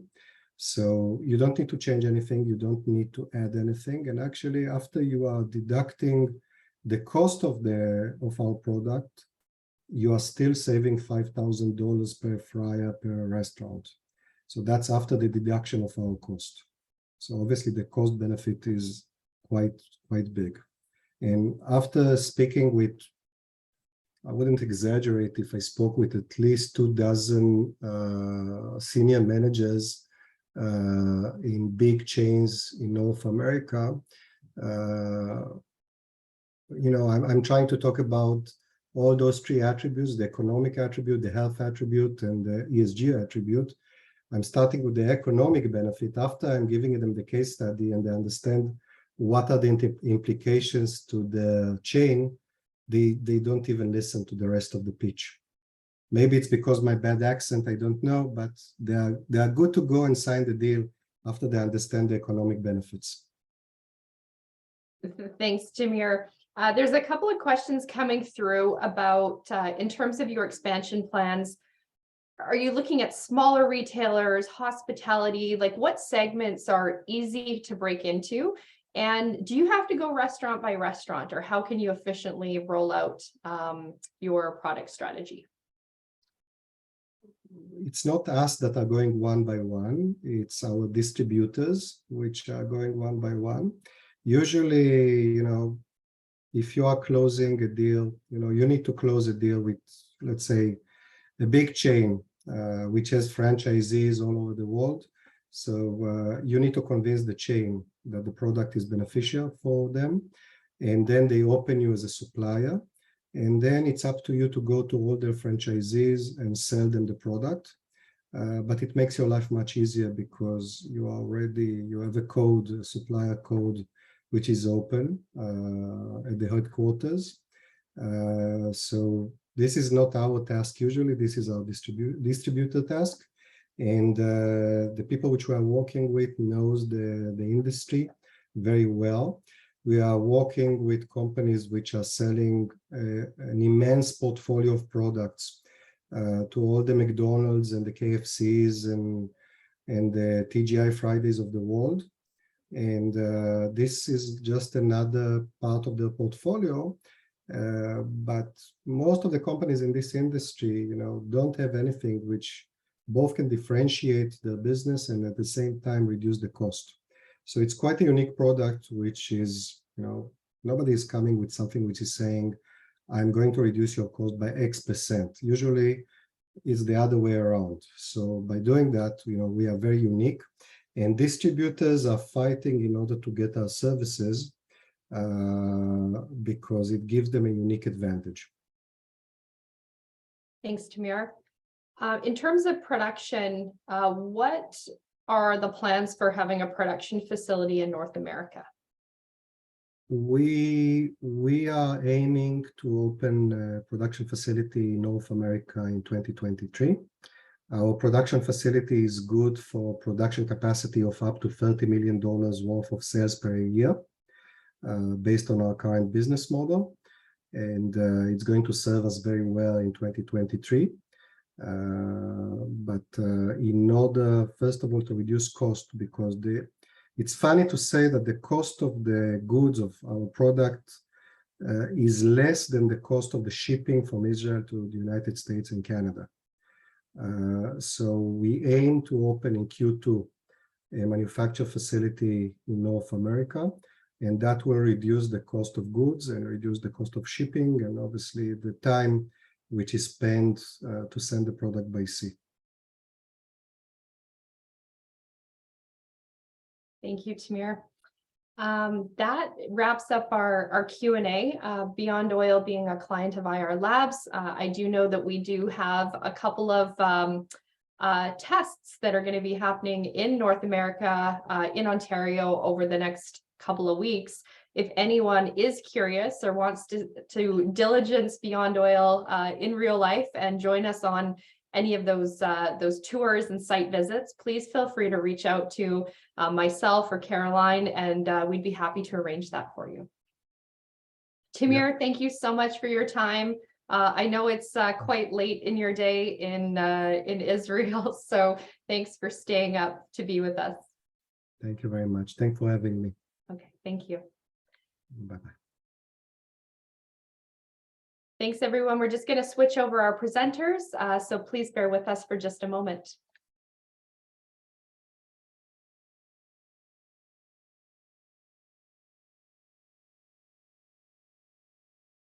Thank you, everyone who has stuck with us since early in the day, and thanks for everyone who's been joining along the way. We hope you've been able to learn a few things and add a couple of new tickers to your watch list. Jordan, we're going to get started on the 30-minute mark, because I just want to stay on schedule, and in case anyone is going to be hopping in to specifically see your presentation. But can we do a quick sound check? Yep, test 1, 2, 3, 4, 5, 6. Excellent. Sounds great. Okay, so just bear with us for a moment and we'll get started.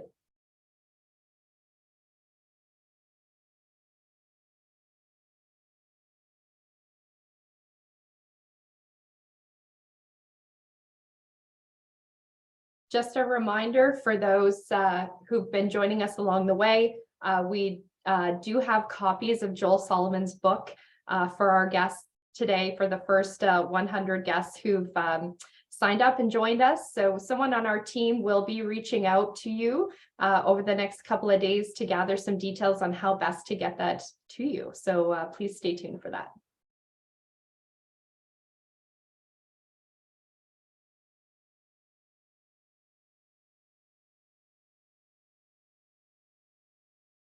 Jordan, where are you situated today? I'm in London at the moment, actually. So that's why it's dark behind me. Yeah, I was noticing that. Great. Yeah.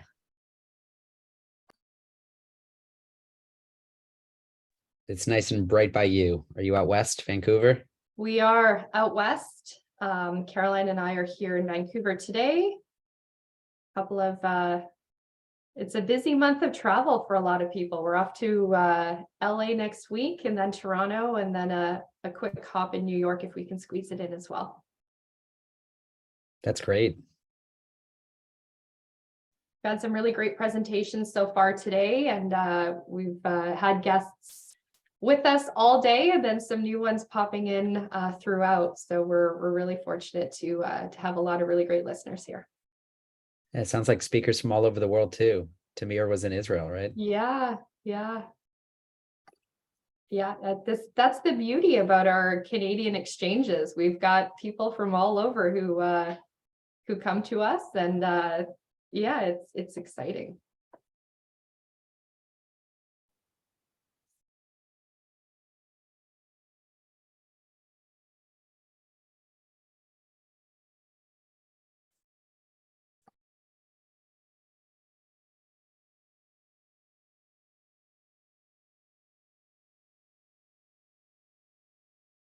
Jordan, your business is so interesting and dynamic. I'm already getting a couple of questions coming in, so this is good.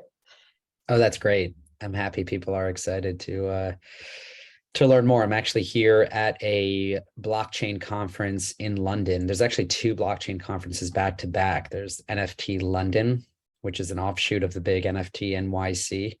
conference, and then there's Token 2049 next week as well. So blockchain is global, which means you've got to kind of try to be everywhere.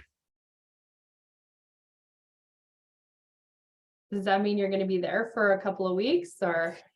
No, I'm going to switch out. I've got to go home. I've been on the road for a while. I was in New York last week giving a lecture. Actually, I'm a guest lecturer this semester at FIT, the Fashion Institute of Technology, on Web3 and NFTs. So I was there, but it is time to go home. I don't want to be an absent father. And I'm going to actually switch out with our chief product officer, who will come here next week for meetings.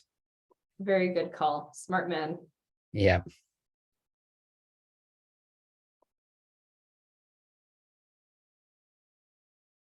All right, for our guests who are just joining us, we're going to start in just a second with Jordan. Corinne, Investor Relations at IR Labs, is going to introduce Jordan and the company, and then we'll get started. And Jordan, Corinne's going to move slides for you. If you need to give her a prompt, please feel free to do so. Fantastic.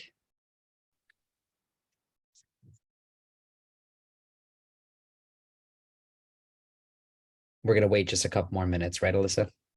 Yeah, just another 2 minutes here. We'll let everyone top up their coffees. I looked over to Caroline because we're doing this working off an East Coast time zone primarily agenda. I said, oh, it's already lunchtime. It's 9 o'clock here. So that was obviously you've been an up hour and a half ago. for many hours then. All right. Okay, Corinne, why don't we go ahead and get started? I know you've got a really great intro prepared for Jordan and Immutable Holdings, so we'll let you get started, and then by the time we work through that, we'll be right on time. Yeah, definitely. Thanks, Alyssa. Yeah, so it's my pleasure to introduce to you today the fifth presenter. So with excessive reliance on financial technologies in our daily lives remains to be one of the most constant disruptions, few businesses have altered more than the consumer finance industry, particularly in the aftermath of the pandemic. On top of which, developments regarding Web3 and harnessing the power of decentralized autonomous organizations are at the heart of the fundamental shift in the way we think about, execute, and monitor financial aspects of our lives. For the crypto world, the shift to proof of stake versus the more cumbersome proof of work consolidation amongst major players has prolonged volatility and exposed failings amongst some crypto market firms. These firms have reshaped the financing of crypto-linked firms, and this is only during the first half of 2022. Digital assets have gained increasing acceptance, garnering the mass attention amongst customers, with the institutional investor base doing its part as well. That said, recent market downturns have pressed pension funds, endowments, and other VC investors to impose tighter compliance and security standards for venture funds backing crypto startups. Understandably, this follows from a wider recognition of cybersecurity blind spots and necessary for ensuring that assets are properly safeguarded. In stark contrast to the choppy crypto market, prices for publicly traded digital tokens such as Bitcoin and Ethereum have dropped to more than 40 to 50% year to date. Venture funds investing in a range of startups under the crypto umbrella, such as ones focused on finance, digital goods, and software infrastructure. Globally, more than 150 crypto firms, including the ones with hedge fund and venture fund strategies, raised $35.9 billion in the first half of this year, compared to only $18 billion raised in all of 2021, according to the data provider Dove Metrics. Immutable's footprint in the space is cemented by NFT.com, a social marketplace for digital goods with 45,000 connected wallets and 422,000 NFTs displayed. Under its asset management arm, the firm's assets under management exceeds $20 million, with additional fund launches in the pipeline.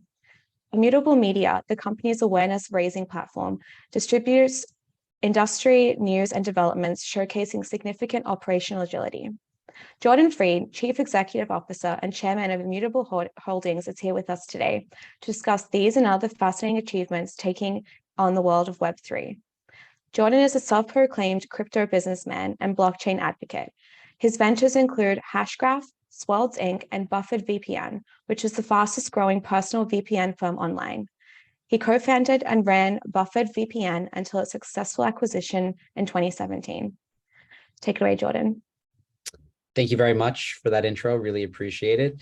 I'm thrilled to be here with all of you. I've got the great fortune of really spending the last decade in this world of blockchain, cryptocurrency, and digital assets, which while that still makes me young in most other industries, I'm somewhat of a dinosaur in our relatively new world. Actually, 2 days ago on Halloween, we actually celebrated the 14th anniversary of the publication of the Bitcoin white paper, which was first posted online on October 31st of 2008. So it's been an exciting last 14 years. I'm here today to talk to you about Immutable Holdings, which is the sort of the continuation of my investment thesis in our world of blockchain and cryptocurrency, if you will. I think the best way as capital allocators to look at the world of blockchain and cryptocurrency is to bifurcate how we look at the space. You want to first look at these underlying blockchains as protocols. Much like in the first wave of the internet, we had protocols, TCP/IP, HTTPS. We now have protocols that people can invest in and own a piece of. There's only 21 million Bitcoin, and you can own an investable piece of a protocol like Bitcoin or Ethereum, or one that I started called Hedera Hashgraph, which is a unicorn today with over $3 billion in market value and is used by some of the biggest companies in the world. But the continuation of that is what Immutable Holdings is served to do. So one is investing in the tokens or protocols you think will still be here in 5, 10, 15 years. And which of those protocols will still be here in that time frame, powering consumer applications, things like NFT.com. The other bit is who are the businesses building that are making it easier for people to learn about blockchains, access blockchains, and then use digital assets like NFTs that are native to blockchains and that are building in that sector. And that's why I founded Immutable Holdings. Immutable Holdings is really, we like to think of it like the Berkshire of blockchain, or the IAC of blockchain, if you will. It's the world's first true publicly traded blockchain holding company, where we are building businesses that both drive that awareness, access, and then that adoption of blockchains, and again, digital assets native to them. We can go to the next slide, Corinne. So, when we look at the world today and we look at the need, I think the biggest need in the space, I think one of the biggest pain points is many people have heard of blockchain, many people have heard of Bitcoin, many people have heard of NFTs, but so few people are actually using this technology. If you actually look at the adoption curve today, we're roughly at 300 million unique users of public blockchains. That number at our current growth trajectory should pass 1 billion in about 2025. But even with all the exuberance we saw in the last 6 to 12 months around NFTs, less than 10 million people in the world have ever purchased or used an NFT. We're very excited about the growth of unique users on public blockchain networks. And we're very confident that as high as 10% of those users will end up using something like an NFT within, just the few next, we think, 36 months. And we're really excited to be part of that. We can continue. How we are different is really in a few ways, but we actually view our business as a funnel.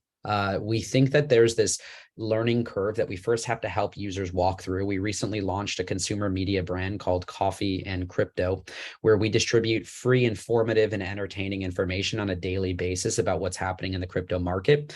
We use that to build a relationship with an audience and then convert that through several educational offerings, Bitcoin masterclasses, NFT masterclasses.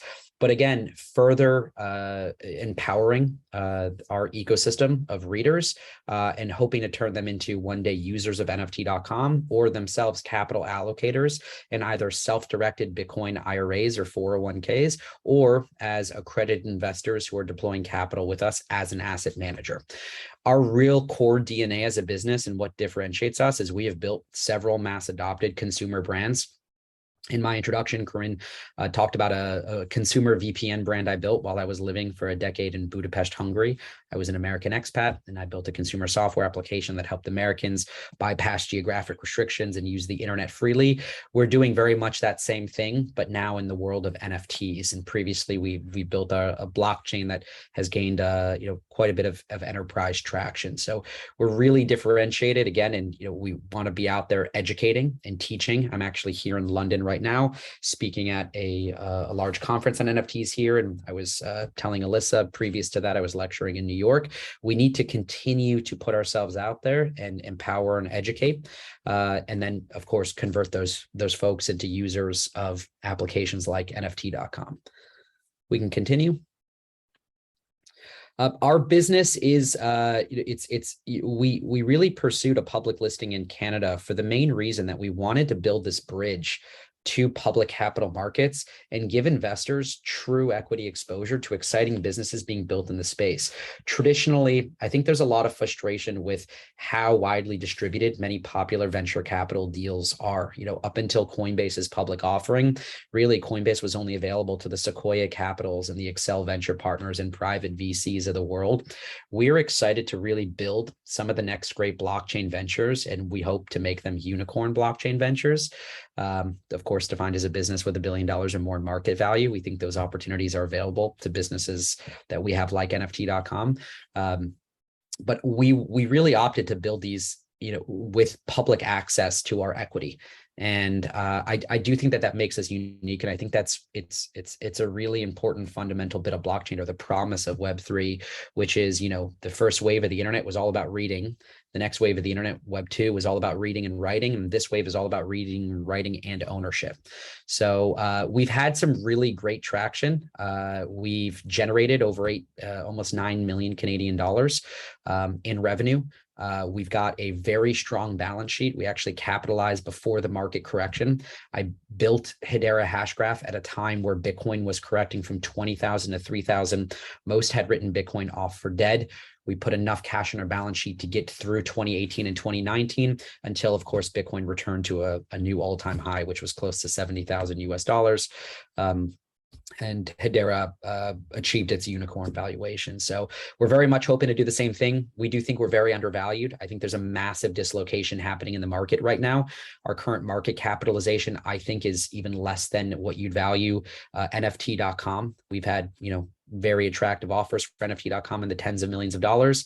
But again, it's not for sale. We're really excited to build a world-class brand and a world-class product behind that asset. So yeah, that's our capital structure. Next slide. Yeah, I think the growth in this space, it's really hard to sleep at night when you fully wrap your mind around all the opportunities in the world of Web3, the metaverse, and what NFTs and tokens and blockchain technology are going to provide the next wave of internet entrepreneurs or builders.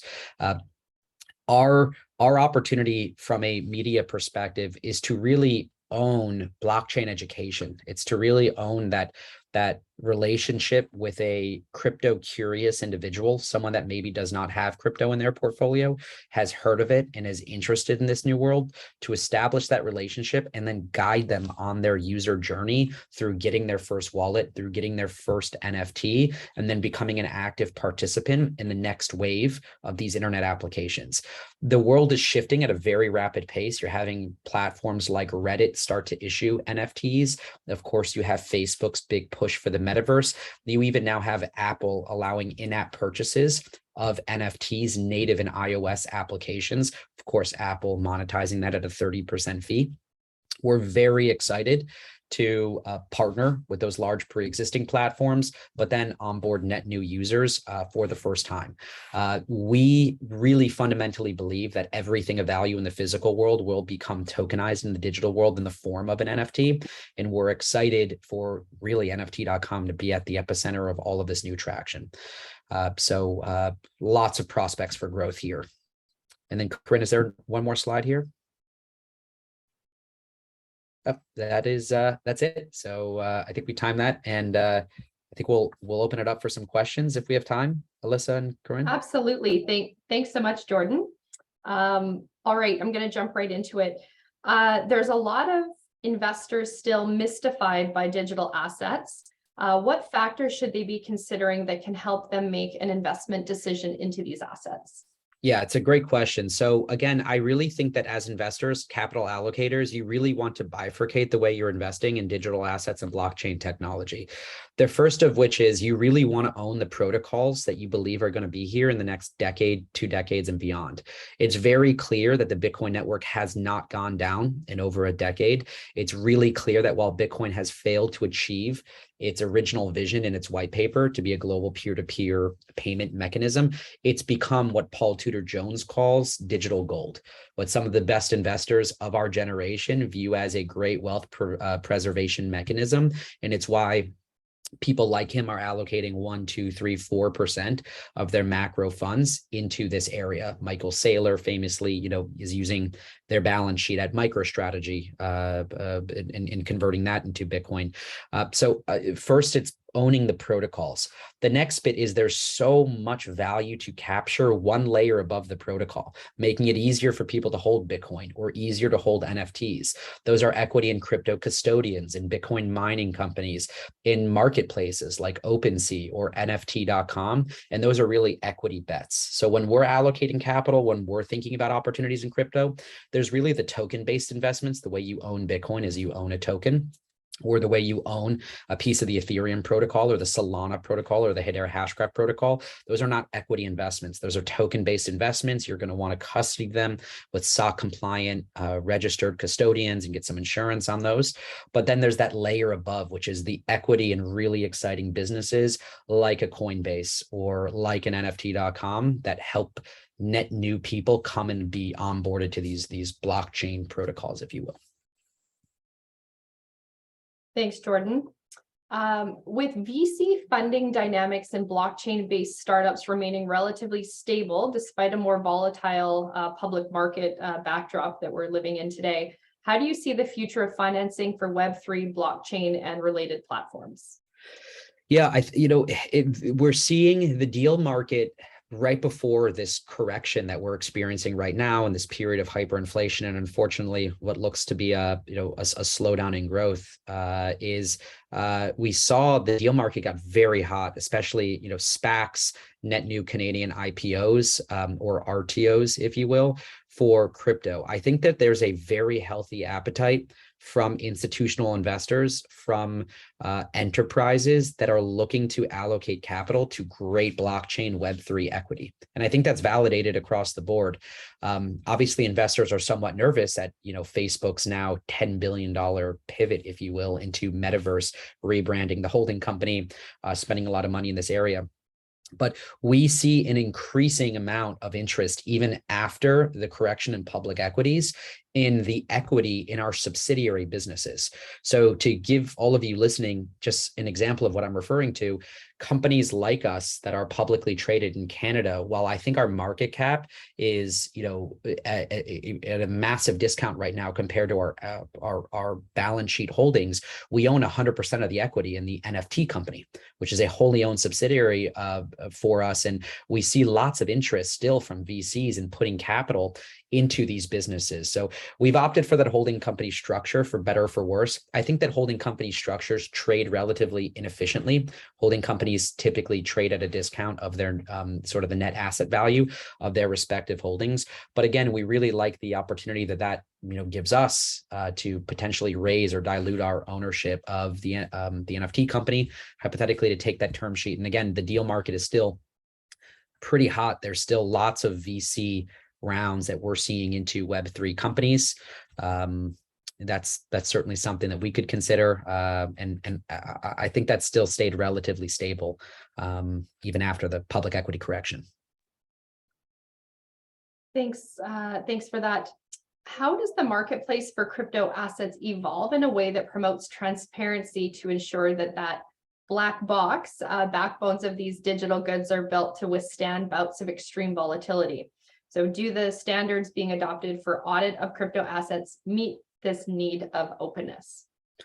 So there's much work to be done in bringing the next wave of transparent blockchain analysis technology to a wider group of users. There's a really great company that we have no official relationship with called Chainalysis, other than our head of corporate development actually led the funding in when he was at MUFG, Mitsubishi Union Financial Group, led the financing round from that large Japanese bank into Chainalysis. For those that don't know, Chainalysis is a tool that is used by the IRS, several other large governments, to quite literally monitor what is happening in real time on the Bitcoin blockchain, the Ethereum blockchain, and all the transactions back and forth. The IRS uses that information, of course, to understand which of their constituents, Americans, have had capital gains on a blockchain and are failing to report that on their tax returns. But the same technology could be applied to understanding, what are some vulnerabilities of blockchains? Where are some liquidity?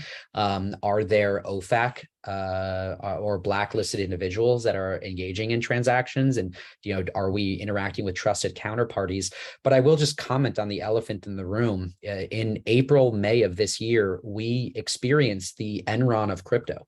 Effectively, within a 3-week period, we saw $50 billion of market value evaporate in what was an open source, very transparent stablecoin that frankly was collateralized by nothing.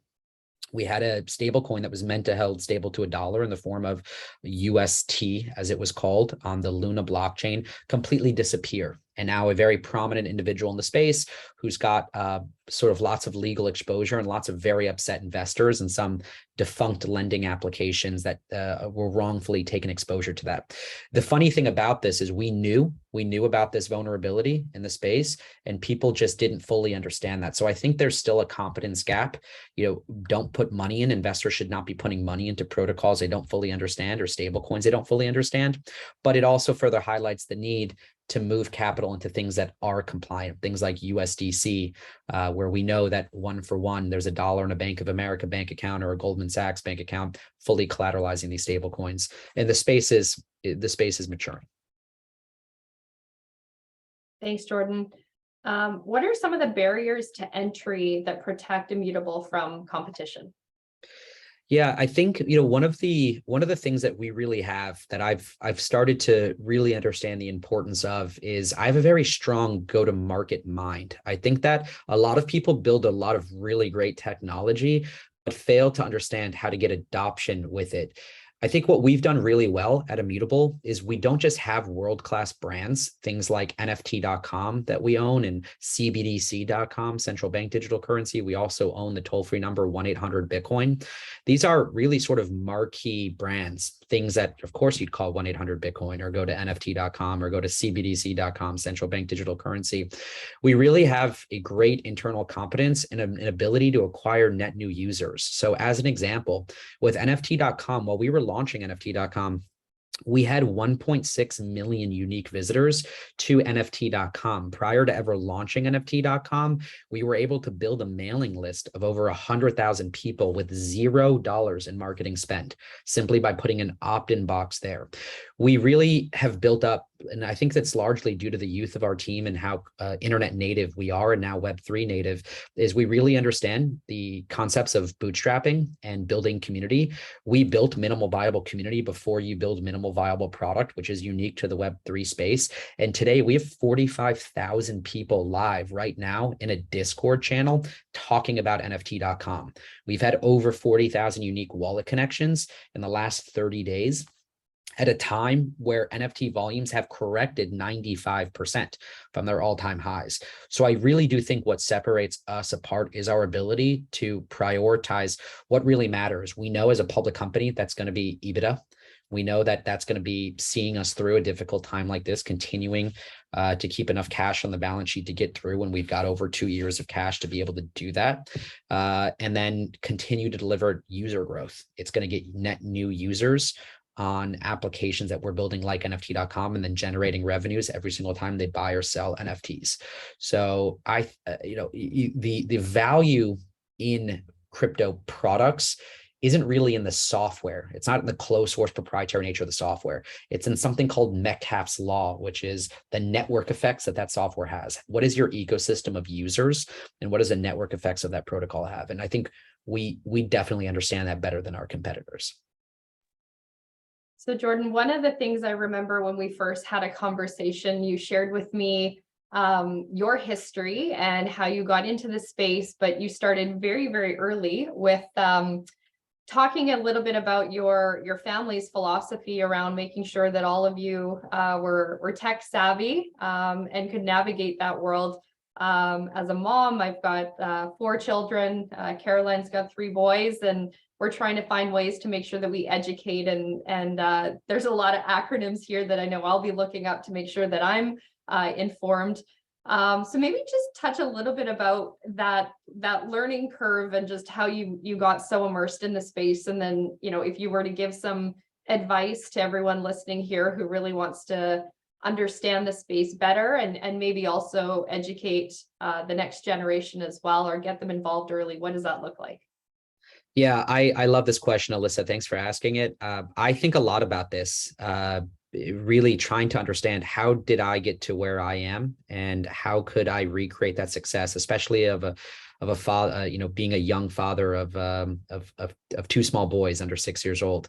I had the great benefit of what I lack in formal education. My father compensated for in being a complete nerd and a technologist. We had motherboards at the breakfast table. We had static electricity strips all over our basement. And that was really because we would build machines. We'd build modems and servers together. I remember launching my first website and hosting it on a server in our basement in Buffalo, New York. And, being one of 10 kids, my parents, while they did well to provide us with a great, middle-class upbringing, didn't have enough money to send us all to college. It's quite different in the US compared to Canada or the UK. The education wasn't a free option for us. And I decided to go this non-traditional path where I understood at a very early age that technology would pay disproportionate returns as opposed to starting a non-tech company. And I could support myself because software you can create once and sell, an infinite number of times, theoretically, right? You build a website once and get millions of users around the world, as opposed to a cup or a manufactured product. And I really appreciated the scale with that. So it was very clear I would always do something on the internet. I think the great differentiator for me is I always had a high-speed internet connection and a computer, and a cause that I care about and donate to right now are initiatives like One Laptop for Child, where they provide these amazing chargeable laptops, which are actually hand crank chargeable laptops to students in Africa. And then we've got amazing initiatives like Starlink now, where we can literally beam internet down to not just conflict regions like Ukraine, but also the most remote parts of our world by just launching satellites that hover above. So these are causes I care about. I also, of course, grew up in a day and age where there was no concept of screen time. And in full disclosure, I spent my entire childhood glued to a computer screen. Fortunately, I was doing good things and not nefarious things on the internet. I think we have to be careful what our kids are doing online. I don't let my kids watch modern shows. When they do watch TV, they watch Mr. Rogers' Neighborhood, and they consume only the content that I make available for them. I think there's great tools like Coursera.org, codeacademy.com, the Khan Academy, KHAN, where you can actually learn the basics of computer programming. And I'm self-taught using web pages, very similar to that, but a generation prior without the videos. HTML Goodies was the one I learned how to program on. And there's lots of resources there, but we really have to do a better job, behind food, water, clothing, shelter, medicine, getting people internet access. There's still over 3 billion people in the world that don't have access to the internet, and onboarding them will just increase the global economy and help those people with their earning potential. Thanks, Jordan. I really appreciate you sharing that story. And I think a lot of our listeners today will kind of take that to heart in terms of how we're educating ourselves, but also that next generation. We have time for one more question, and then we'll move on to our next presenter. Jordan, with the past 2 decades of experience that you have in the space, what are some of the key learnings? And of course, you're looking at this in retrospect, that have really helped you navigate your business and set Immutable up for long-term success? Yeah, something I've had, again, just the great fortune of having grown up on the internet. And I mean, like, really grown up on the internet. I mean, I remember Yahoo when there was no text box and there was no search. I remember Yahoo when it was a link directory and you could click, movies, and all it was read. I think that if you can understand and how to contextualize the internet from its infancy to where we are right now, we've really seen an internet from Netscape to NFTs. And if you understand how we got from Netscape to NFTs, I think you can really understand where it's going from there. So just to recap, Web 1 was just an internet of reading.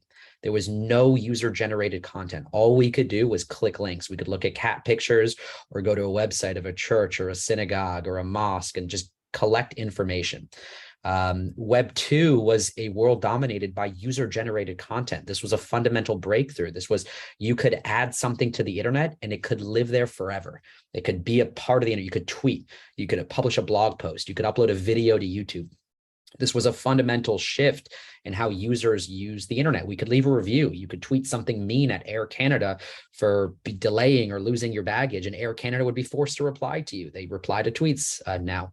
And now when we look at Web3, the shift to where we are today, if we look at what does this whole Web3 mean? And we're not quite Web3 yet. We're really like Web 2.5. We're getting to Web3. But when we look at what Web3 means, Web3 is going to be an internet of not just reading and not just writing, but it'll be the read, write, and the own, where we fundamentally shift the relationship that a user has with the applications that they're using. You won't just be consuming content and uploading your own content. You'll have governance rights. You'll have a voice. You'll be able to talk about, what is this algorithm behind Twitter? Why am I using Twitter if I don't understand this black box algorithm? Why is TikTok showing me the videos that they're showing me? I don't want to see that content. And understanding that and shifting that relationship, we now as users are becoming powerful, and we're voting with our money and our time, and we're going to get to decide what that relationship is and be part of that. That'll manifest in the form of maybe owning an NFT that gives you some governance rights, or a token. When you own a Bitcoin or you own an Ethereum coin, you own a piece of that blockchain. It typically comes with the right to stake it and earn yield, or the right to vote on a software upgrade or a decision. But again, understanding how we got from Netscape to NFTs and then where we're going from there, we have the toolkit now to build better web applications. And the opportunity is to figure out what are those web applications, allocate capital to them, allocate our time to them. And it's going to be easily the biggest wealth creation opportunity of my lifetime, which is why I've decided to spend my entire career focused on it. Well, thank you very much, Jordan. Really appreciate you being here, and we wish you much success at your conferences and events, and safe journey home to your family. Thank you all for having me. Appreciate the time. Thanks. If anyone would like to connect with Jordan, please feel free to reach out through Immutable's website. His contact information is available, or send Caroline or myself a note, and we'd be happy to connect you. Thanks again, Jordan. Yep. Have a great day or evening. Bye. Yep. Bye-bye. All right, everyone, we're going to tee up for our next presentation. So just give us one moment to get set up, and thank you for your patience.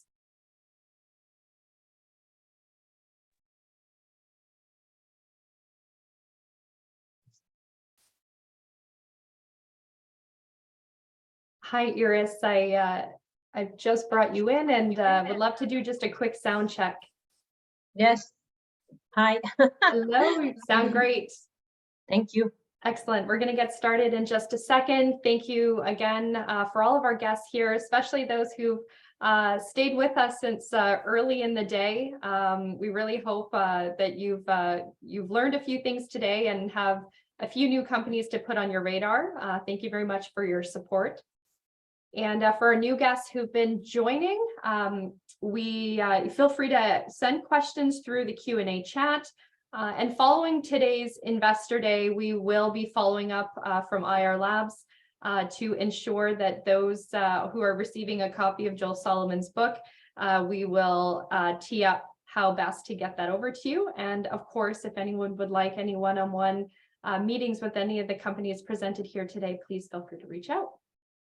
I would like to just take a quick second to acknowledge our team at IR Labs. Caroline and I have the easy job of hopping in today and having the pleasure of listening to all of the companies present and moderate the Q&A. But all of these presentations, all of the promotion ahead of time, and all of the really great introductions that have been written with a lot of thought and research has been done by our team, our very dynamic team. So I just want to say a quick, have a quick shout out to them for all of their hard work.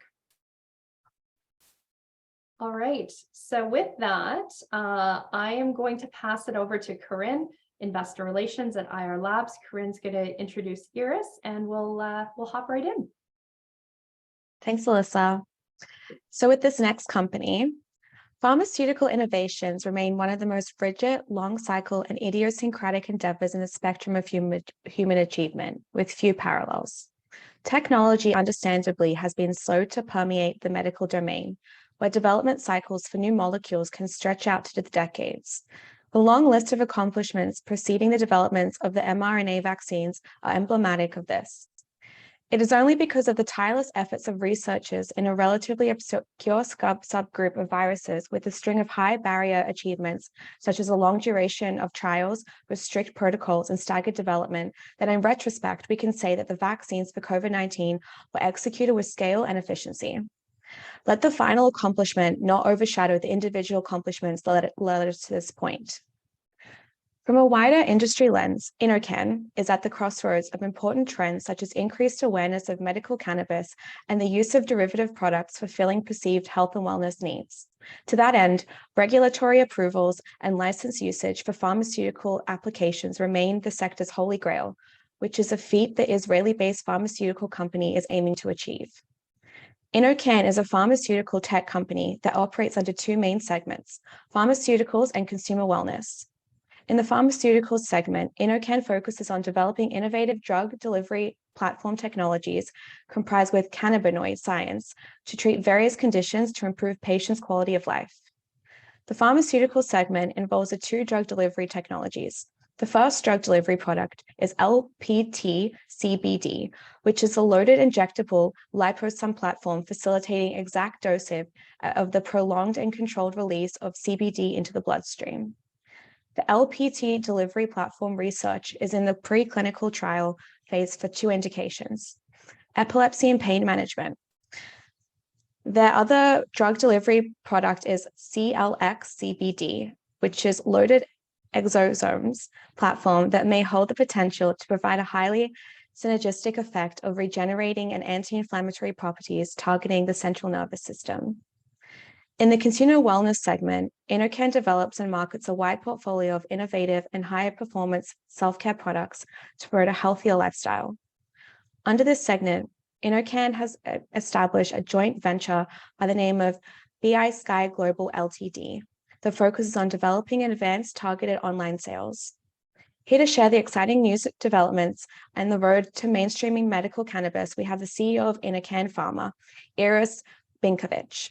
Iris has a track record of successfully taking her companies public, raising capital and increasing shareholder value. Iris has also developed a global business strategies for entering and expanding into new markets. She has led and managed hundreds of successful international transactions in the OTC, cosmetics, and dermatology sectors in her nearly 20 years of international marketing, business development, and sales experience. Over to you, Iris. Thank you. Thank you for having Innocan. As said, Innocan Pharma is a pharmaceutical company.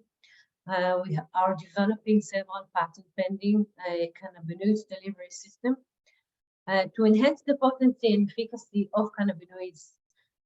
We see a very high range of potential for our products, and we have three different growth pillars.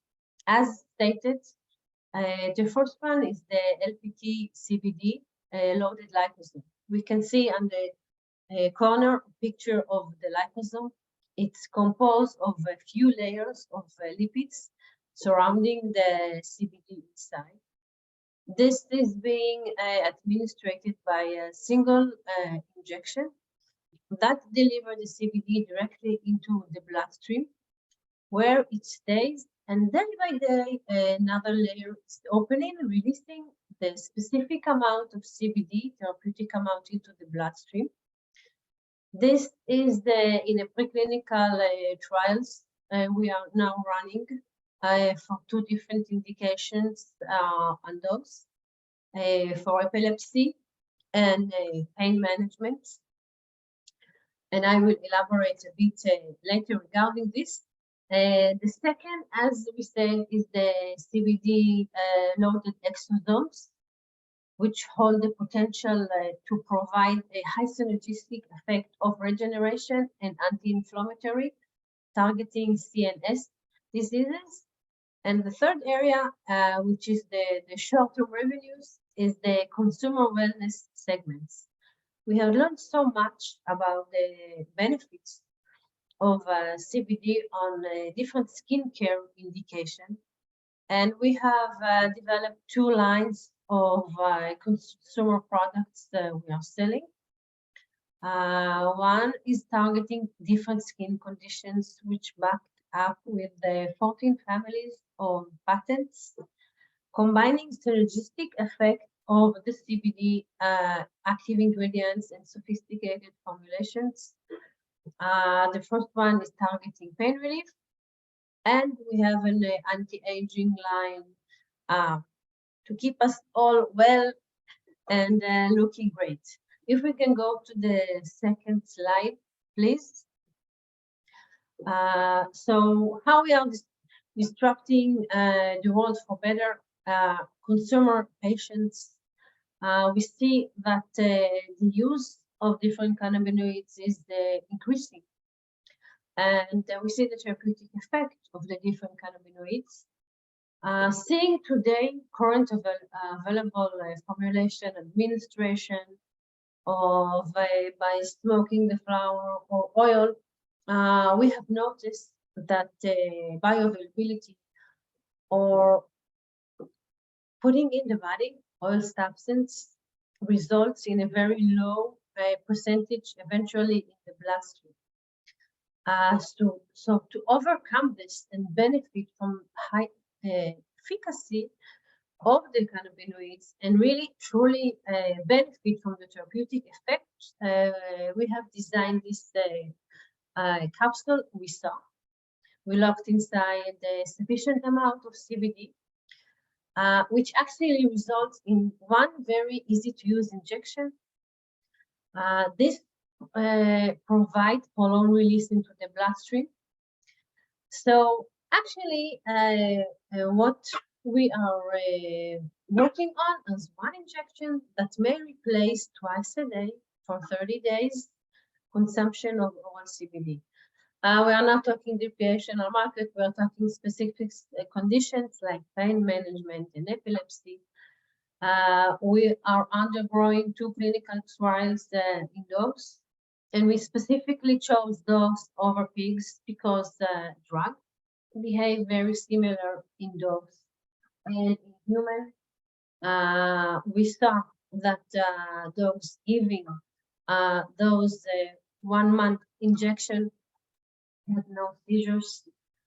We saw dogs that were laying down, suffering from different pain and arthritis, start running. Everything is, of course, it's a very reviewed test we are doing with the highest standard, with all the approvals. So in a nutshell, the LPT liposome technology provides prolonged exposure, and it's loaded. We're working with the synthetic CBD, 99.9% purified. It's injected very simple injection like the vaccine subcutaneous, so it's not a strong injection, it's non-toxic, it's flexible, it's biocompatible and biodegradable. The LPT is aimed to be the first RX registered drug for CBD prolonged release in compassion animals. The target is to license to an animal pharmaceutical company during 2023, and then followed by human application. The first 2 now applications that we are testing and evaluating is pain management and epilepsy, but as we know, there is a wide range of different diseases that will benefit of precise prolonged release of cannabinoids in effective way. So as said, the first strategic targeting is the veterinary pharma companies for licensing agreements, followed by negotiation with the pharma companies for human applications. Next slide, please. I think our edge is coming from the management team and co-founders and our leading professor who is leading this from the Hebrew University in Jerusalem. So before discussing about Professor Chezi Bernholz, I just would like to outline a management team and Innocan founders, starting with Ron Moron. He was the CEO of Teva, the largest generic manufacturer worldwide.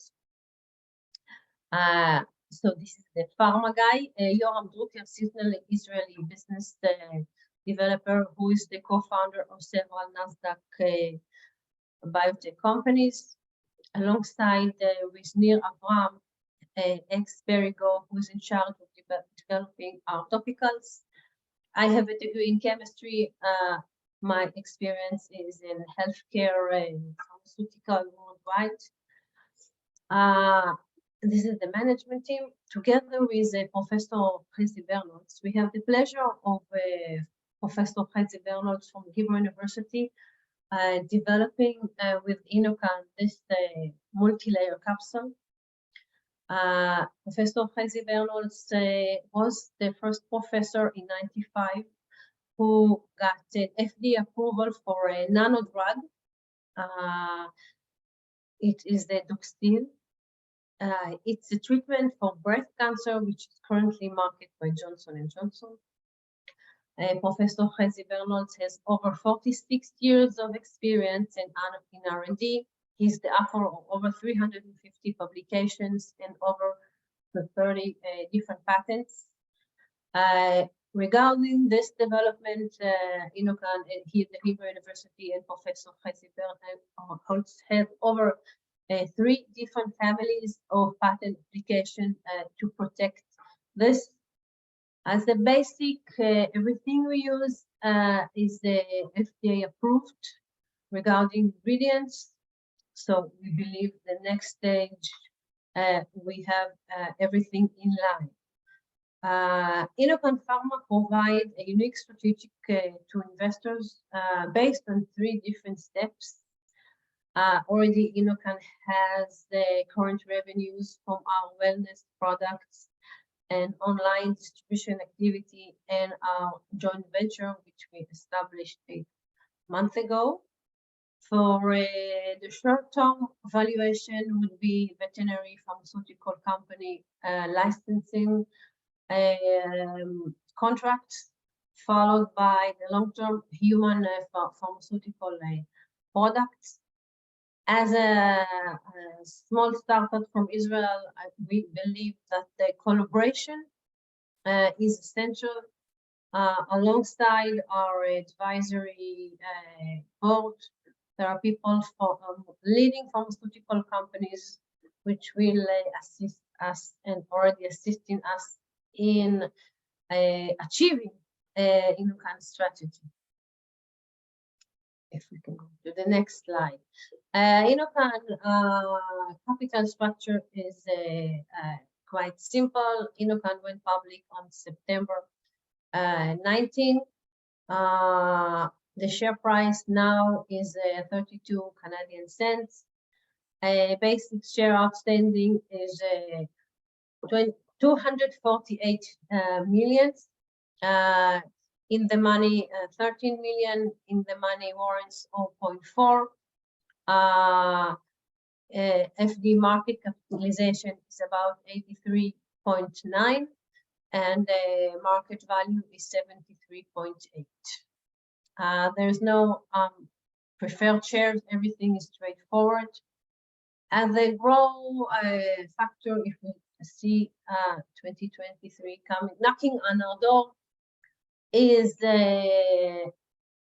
completing the formulation, having the toxicity test in place, initial collaboration with animal health pharmaceutical companies to be the first CBD registered drug for compassion animal treatments, and then alongside continued expanding the human data, targeting first in human for drug delivery process, followed by collaboration with pharma companies for different stage of development, eventually human registered drug.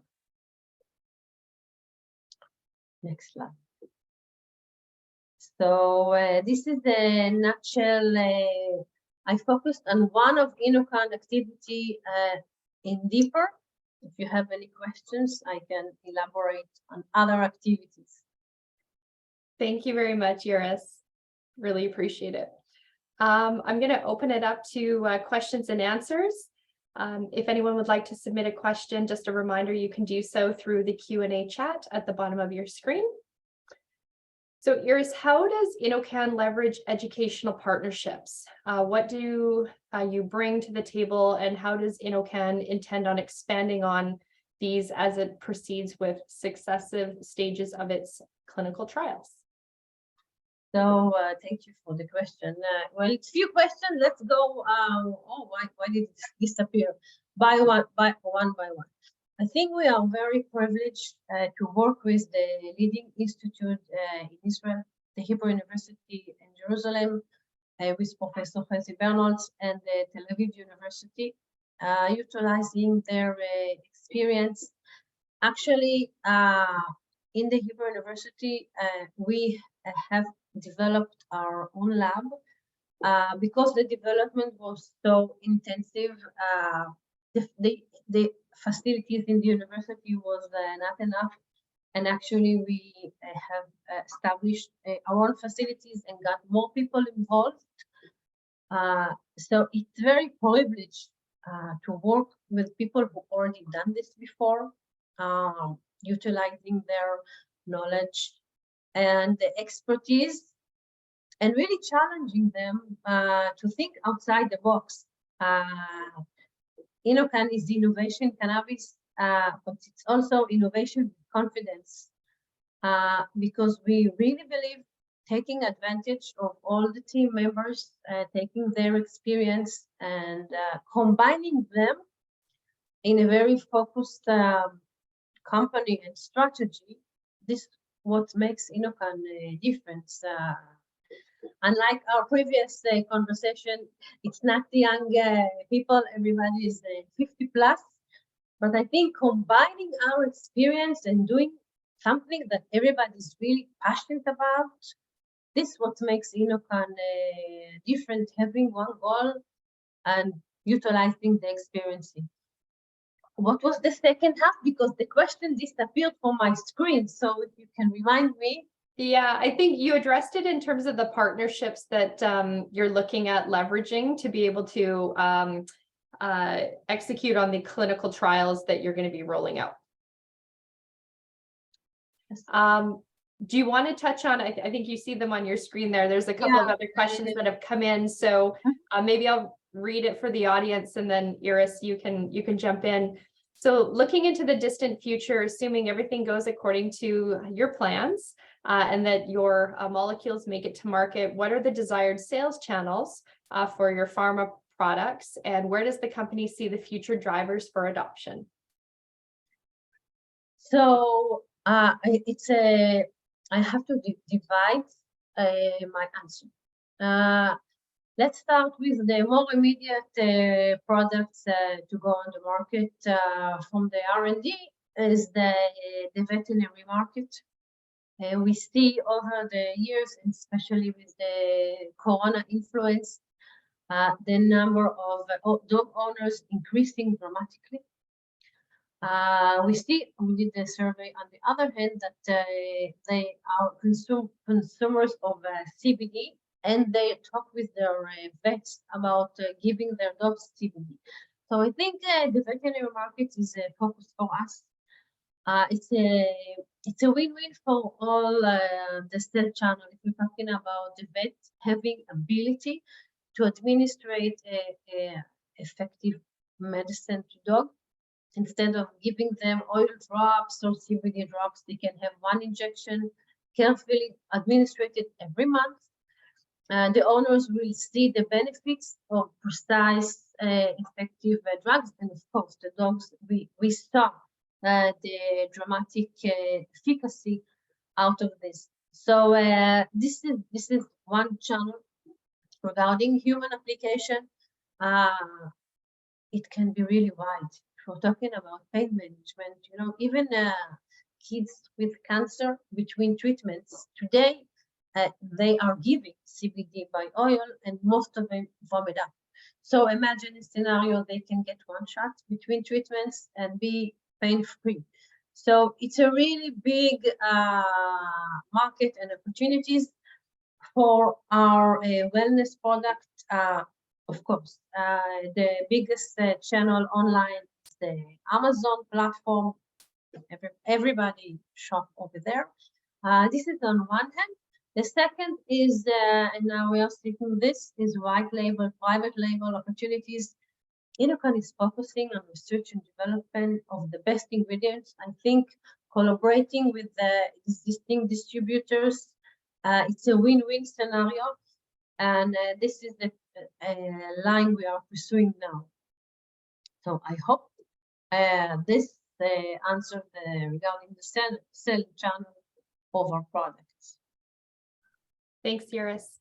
Before we jump into the next question, I just wanted to mention to you, Iris, I really, for someone who, we have a lot of CEOs that we represent who are all over the world, and sometimes it's challenging to stay connected with the investment community, especially when you're not in that geography. And I just wanted to acknowledge that you do an outstanding job of staying connected with your shareholder base by, even though there is distance, and you do it in such a unique way, and you always are engaging with your investors. And as investor relations professionals, we're very biased to the importance of that constant communication with the investment community. So just wanted to give you a little pat on the back for that. Thank you. Sorry, go ahead, Iris.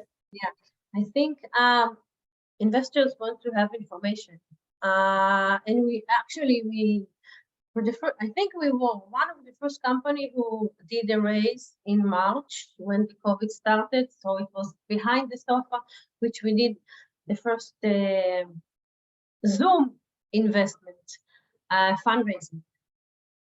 They want information. I'm using, the LinkedIn, the Twitter, the Facebook to share updates of the company. It's important for them to know the progress, which we are making progress and just waiting for the press release. It's really good, but they have to feel the company is active. So thank you. Okay, I think we have time for another question here that's come in. What does Innocan intend on rolling out, or sorry, how does Innocan intend on rolling out its pharma products? Will it undergo significant CapEx to build internal manufacturing capacity for any stage of its formulations, intended usage, or intend to find partners and explore other routes?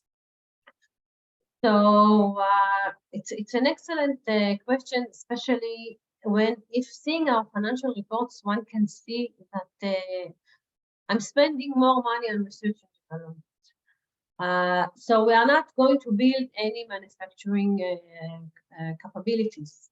As of today, if we can take an example of our wellness, this is being manufactured by a third party. It's our knowledge, our transfer or take transfer, but then it's our product.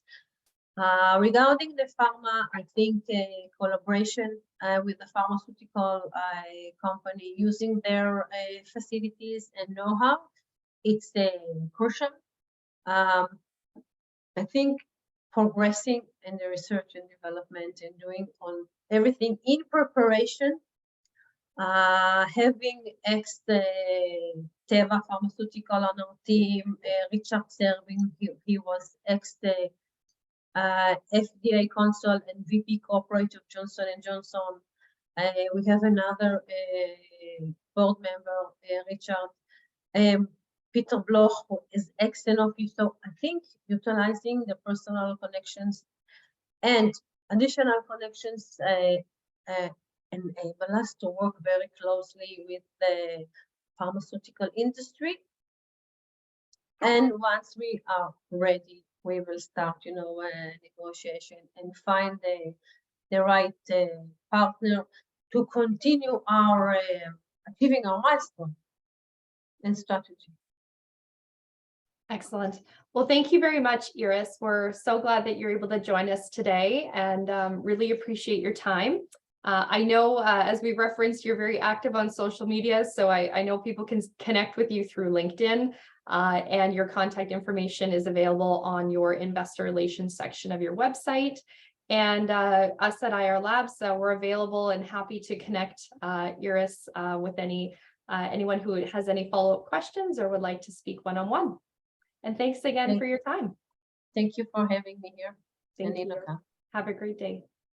Thanks. All right, everyone, we're just going to tee up for our next guest speaker. So bear with us for just a quick moment.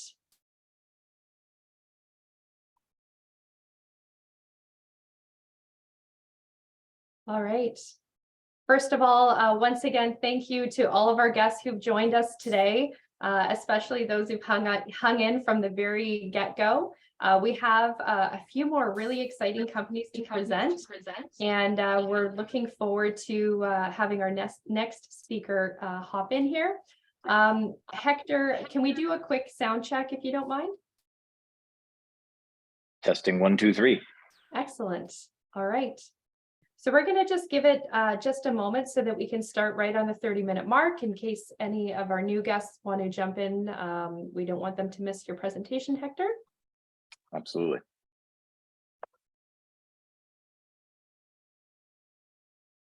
You're joining us live from Vancouver today? Live from Vancouver. It's sunny and it's cold, but we're here. Yeah, it's really chilly this morning.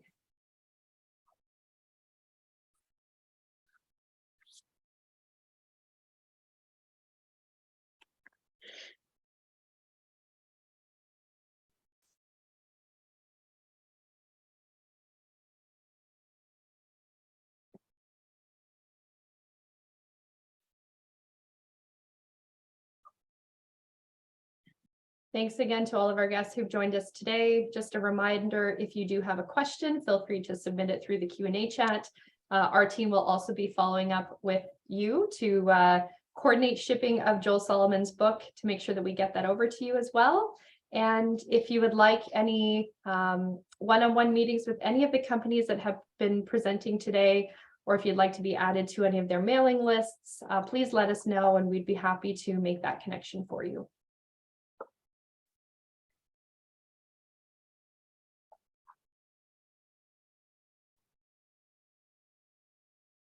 All right, I know, Corinne, you've got another great intro for our next presenter, and I think we'll go ahead and get started. So I'm going to pass it over to Corinne. Corinne is Investor Relations here at IR Labs. Over to you, Corinne. Thanks, Alyssa. So our next company is Avricore Health. Avricore is a pharmacy service innovator focusing on acquiring and developing early-stage technologies aimed at moving pharmacy forward. The company's mission is to make actionable health information more accessible to everyone by creating the world's largest network of rapid testing devices in community pharmacies. Its flagship offering called HealthTab is a revolutionary point-of-care testing platform that sources the best of care diagnostic systems and brings them onto a single, secure, cloud-based network. This harmonized model for community-based testing is the first of its kind, making Avricore the clear leader in this rapidly emerging space. Avricore is capitalizing on major shifts occurring in the healthcare as growing importance of diagnostics in patient care expands beyond hospitals and laboratories into the community, as well as as the various industry shifts to more data-driven healthcare approach patient care.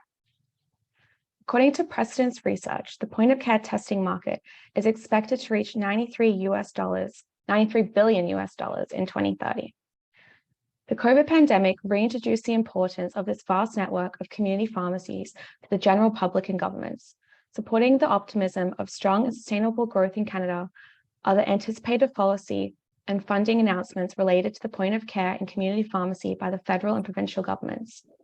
The community pharmacy is a much better place to catch diseases early through screening and diagnostics, giving patients and pharmacists access to results on-the-spot data available in real time. Avricore's digital solutions support the evolving role of pharmacists and provide infrastructure for making clinical services more accessible and more affordable in communities. HealthTab gives patients a tool for taking control of their health with the support of their local pharmacist. While Avricore has created a powerful chronic disease screening and reporting platform with its HealthTab solution, its strategy is also focused on its growing network of pharmacy providers that become a hub for collecting real-world data in real time to help inform the work of health organizations and healthcare professionals. By providing convenient turnkey systems for testing and tracking key biomarkers, the HealthTab platform provides better data that leads better insights and ultimately to better outcomes through reliable and accurate diagnostics. This has the potential to identify diseases early in their life cycle through a connected community pharmacy network approach, and by ensuring treatment plans are on the right track. It also improves the healthcare ecosystem by alleviating pressures on the primary care professionals. It's innovations like Avricore's that will drive the future of healthcare. I now want to introduce you to the leader of the team that is driving the growth of Avricore, Hector Brenner. Hector is the Chief Executive Officer and a Director of Avricore.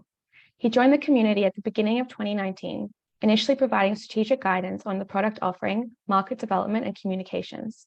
He became CEO in the fall of 2019. He was previously VP of Public Affairs with Vancouver's Pace Group Communications and held various roles in the BC provincial government, supporting the Minister of Housing and the Deputy Premier, the Minister of Small Business, and the Minister of International Trade. I'll pass it over to you now, Hector. Well, thank you so much, Corinne. That was it's a long intro, and so it's a skill testing event, always having to read in public. So I appreciate you doing that and braving that task. So that was really fantastic. And thank you to Alyssa and Carolyn for hosting today, and the team at IR Labs for putting this on. It's important to have these showcases and discuss innovation.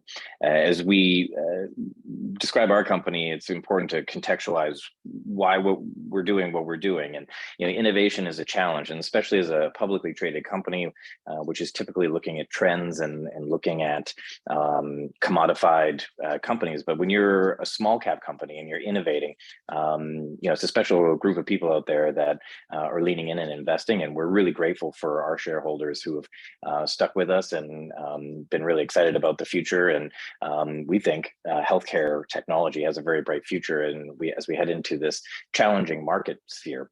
So a little bit about Avricore Health and its relation to HealthTab. So they're two separate entities technically. So I'm CEO of Avricore Health, which is the parent company. We are the publicly traded vehicle. The broader vision for Avricore Health is to be able to acquire technologies that can be operationalized in the community pharmacy, recognizing that the community pharmacy is in a really interesting time. It's a very important time in the sector. It's a $1.6 trillion industry globally, and they're moving from a dispensing model to services. And so we think that there's a really exciting model in there for companies to take technologies and commercialize them within the community pharmacy to help them make that transition. So we often describe it as sort of like the Airbnb-ification or the Uberification of transportation. So this is a big shift, and they're making major investments in this area. And so we want to, first of all, focus on testing and actionable health data, because we think it's going to enrich lives.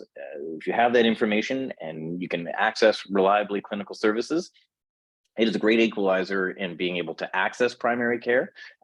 As we've seen recent announcements from the Heart and Stroke Foundation, for example, last week in Canada, where the prevalence of high blood pressure and undiagnosed cardiovascular disease in the country is extraordinarily high. Physicians, 8 out of 10 physicians are extremely worried about it. And then you look at diabetes. This is National Diabetes Awareness Month in Canada. And the stats around diabetes are truly staggering. The amount of undiagnosed diabetes or undertreated diabetes, and that disease alone is a $30 billion cost to the Canadian healthcare system. So imagine if we can chip away at that number and realize savings and improve the outcomes for patients. And we think the community pharmacy is the best place to do that. So we'll jump to the next slide and we'll talk about how we practically do that with HealthTab.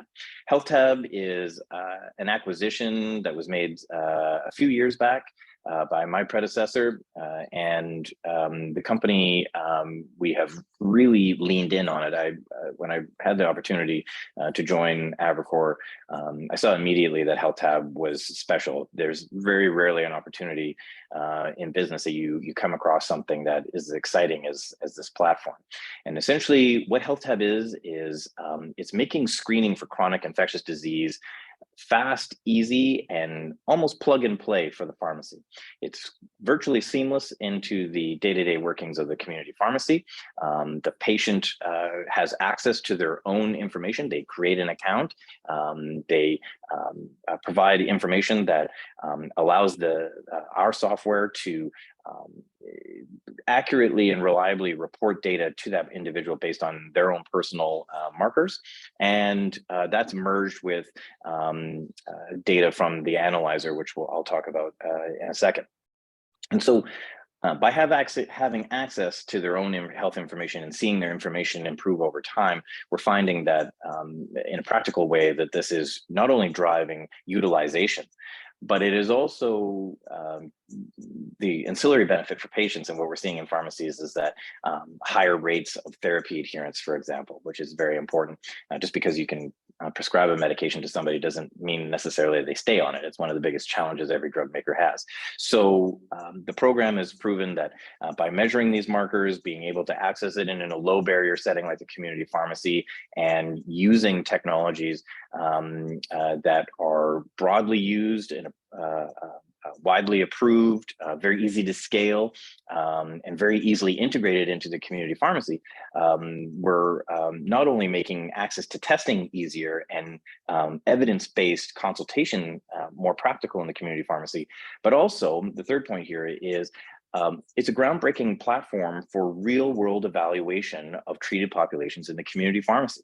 And for those interested in this topic, you will see a lot of chatter right now about these significant investments being made in trying to study a broader population. Regulations have all been modified in recent years to move away from the smaller pool of clinical trial participants to a broader base of post-market surveys and pre-market surveys. And so the community pharmacy is a great place to do this. So Walmart and Walgreens both announced clinical trial divisions this year. And we think almost every pharmacy division is going to be heavily engaged in research. HealthTab is a fantastic plug and play tool that they can integrate right now.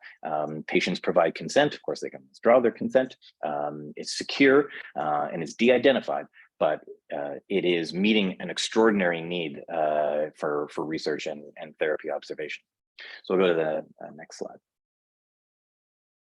So this is a little bit about, so HealthTab, this is what it looks like in store. I wanted to include this picture so you can just see that the analyzer is small. It fits within the existing consultation space, but it's important to remember that pharmacy chains are investing in more consultation spaces. They are doing more flu shots, more vaccinations, more medication reviews and other primary care consultations as their scope is expanded in terms of what they're allowed to do. So in Canada, where the leader in this was actually Alberta, they have a pretty broad scope of practice where they're able to do limited diagnosing. They're able to renew prescriptions, for example, but other provinces are following. So in January, Ontario, it's already been announced, but it's their new regime will kick in January. British Columbia, where I am right now, has announced its changes, and we anticipate provinces like Manitoba and others to be making announcements soon. So all this means that government is looking to pharmacy to help fill this extraordinary gap in primary care. And so we've partnered with one of the leading providers of point of care testing technology is Abbott. And we're really excited to work with them. They offer some fantastic instruments that are typically found in acute care settings. So like a hospital or in a smaller lab, very broadly distributed in the United States and widely liked and used. And so but perhaps a little bit more expensive for the community pharmacy. So what's disruptive really about what we're doing here is because we include the analyzer as a part of a broader platform, which includes the cloud-based solution, the patient interface, the healthcare practitioner interface, the research. The platform allows for us to provide the system on a subscription basis to the community pharmacy, so they don't have heavy upfront costs to integrate this technology into the system. And their only real other cost is the tests themselves, which are sort of like printer cartridges. They're consumables. So our distribution agreements with Abbott allow us currently to distribute 3 instruments, the Afinion 2, which we're distributing now, which we're focused on blood glucose, A1C, and lipids, which is cardiovascular focus, and cholesterol. We have the ability, and we have plans to distribute the iStat, which is an instrument very successful in the hospital setting. We think it has some very interesting applications, particularly around liver and kidney testing in community pharmacy. And then we also, moving away from blood testing and chronic disease testing, moving to infectious disease, we also offer the ID Now, which is a thermonucleic acid molecular test that happens on site. It's an instrument very similar in size to the one you see in the picture here.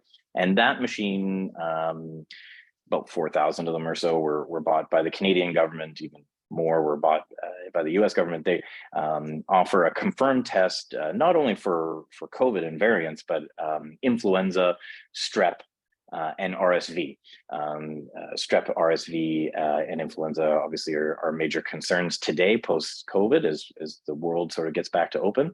And we think that virological testing in the community pharmacy will get people the right medication faster, but also avoid the over-prescription of antibiotics, which we think is a great win. So we focus on pharmacy just quickly because healthcare as usual is not incentivized to focus on prevention. And we really strongly believe that one of our core missions is to really focus on early detection and prevention.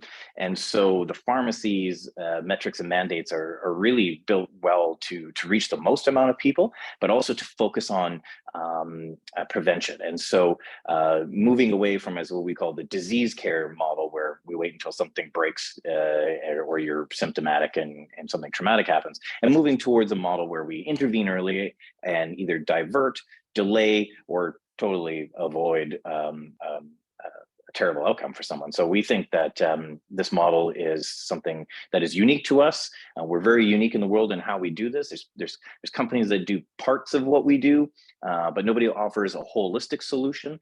And we think that we fit a very important, a very necessary, and very needed element in terms of the technology demands out there. And we've partnered with the right people to really be the global solution.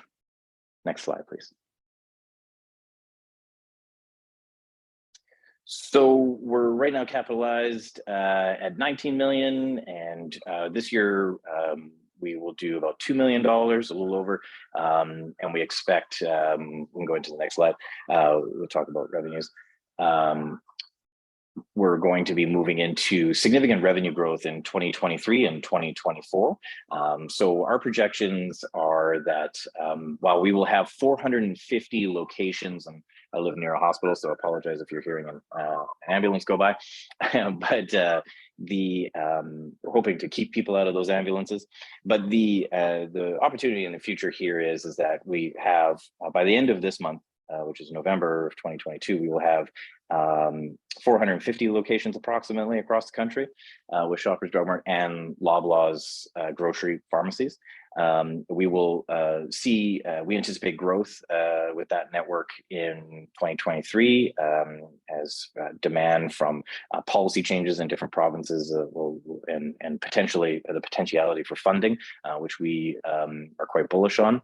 And then we also have other major pharmacy groups that we're in conversation with that we anticipate being able to speak more about in the very near future. If we can just go to the next slide, I think we'll talk a little bit about growth outlook. Yeah, so there we go. So we have potentiality for up to $20 million in revenues next year as we look at sensitivities around numbers of stores. But the nice thing is that the way that the distribution model works on the tests for us is that because we're distributing the consumables, we're also generating revenue from that line item. And so we can have a static number of locations and still increase revenues. And then beyond, but we do anticipate rapid location growth and utilization growth. And we also expect to be international in the first half of 2023. And we're very excited about that. We think that HealthTab has proven already that it can scale reliably and quickly. And we anticipate that we'll be able to do that internationally as well. And I don't know if I think we have one more slide. There we go. Thank you for listening. But obviously, I see questions. People have questions already, and I'm happy to take those. But I don't know if Alyssa had wanted to ask anything first. Yeah, no, Hector, thank you so much. I really appreciate you walking us through your presentation. We have some questions that have come in, so I think we'll jump right into that if that works for you. Absolutely. A question just to clarify the revenue model a little bit. How do you guys get paid? What revenue streams do you see being the most prominent part of the business? Yeah, so there's the subscription fee per location. You add on top of the current subscription fee, for example, having one instrument, as you add instruments, so you can add multiple instruments per location, you can get multiple fees per location for different instruments. Another way we generate revenue, as I described, was the consumables. Margins on that are decent for us. It depends on the volume, but 28 to 38% margin, depending on volume at a particular location. So we're making good money on consumables.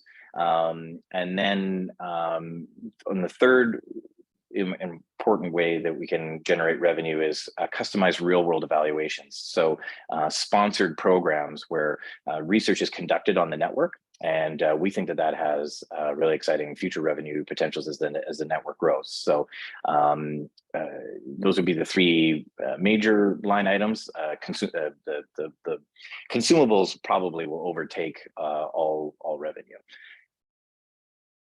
Perfect. Thanks, Hector. Question about pharmacies. It seems like they're benefiting from the HealthTab solution based on seeing Shoppers Drug Mart expanding its program with you. Can you elaborate on the value proposition for pharmacies? You touched a little bit on this, but maybe just reinforce the benefits and why they would want this solution in their stores. Yeah, I'm glad the question was asked because it's really important to understand, because I think that it's one of the biggest stories in business that's being slept on right now out there in the investment community, is that pharmacy, which again is a 1.6 trillion US global business. These are very large, very successful companies that have been facing a lot of impacts. Even pre-COVID, they were getting impacted by regulatory changes, like in Canada, dramatic changes to the way that they were remunerated for the prescription side of the business. Then you have competition growing from Silicon Valley, so to speak, where central fill and consumer behavior changes is just making life different and difficult. And then you have the fact that pharmacies are often attached to a retail business, right? And so then you also have they've been getting impacted by online sales. So they have been under enormous pressures to find new ways of generating new revenues. And then COVID happened. COVID allowed them to prove that they could generate an important public service, but also internally they realized, hey, we can actually do really well off this type of service healthcare delivery. And so the way that they're remunerated now is they get a fee, for example, for doing a medication review. They get a little bit more if that person is a person with diagnosed diabetes, for example. Pharmaceutical opinions is another way that they generate money. We've seen all those numbers dramatically increase in stores that have HealthTab on site. So they're significantly driving revenues in those areas. But that does not include what the value of that foot traffic is. Therapy adherence is up significantly, and I can't underscore how much that's worth to a pharmacy and to all the coordinated partners, let alone the healthcare outcomes. I mean, if you stay on your medications, you're healthier. And the other aspect of this is that we've seen, heard stories of several of the stores. For example, let's say an individual is not identified as being in a chronic disease state, but maybe at risk. They've even been able to increase their minimum service levels from the warehouse, from their distribution centers, for over-the-counter products, private label products for things like omega-3s and fiber supplements. So all of you start to look at the total basket of revenue. It was a very clear decision for Shoppers Drug Mart, we feel that for them to expand. It's clearly that if you have Health Tab on site, you're going to generate significantly more service revenue, but there's also a total basket of service of why services matter to a brick and mortar business, because it's the one thing that Amazon can't do. It's the one thing. It's putting somebody in front of a human. It's wrapping these services around them, being able to send them off to, for example, Shoppers Drug Mart and Loblaws as a whole. They have a telemedicine service offering with Maple. They have a really exciting digital interface with the PC Health app where League was purchased and integrated into that. So there's a really exciting future for digital health delivery and using health data to drive people through the purchase decision. So it's a very, very exciting time. So it's kind of a convoluted answer, but I encourage people to dig in and understand how huge and how necessary and how exciting the shift from dispensing to services is in this enormous industry, and how companies like ours, by providing them the tools, are going to do exceptionally well. Thanks, sir. One of the things I'm loving about today is just the passion that's coming through from all of our CEOs and all of our visionaries. Yeah. So I love it. And can't innovate without passion. Yeah, I appreciate it. Yeah. Can you touch on what does international expansion look like for you? Europe, Asia, US, if you can touch on that. Yeah, I have to. Well, I mean, the markets that we're most interested in, obviously, is the expansion in Canada. We think there's a lot of expansion in Canada that can yet happen.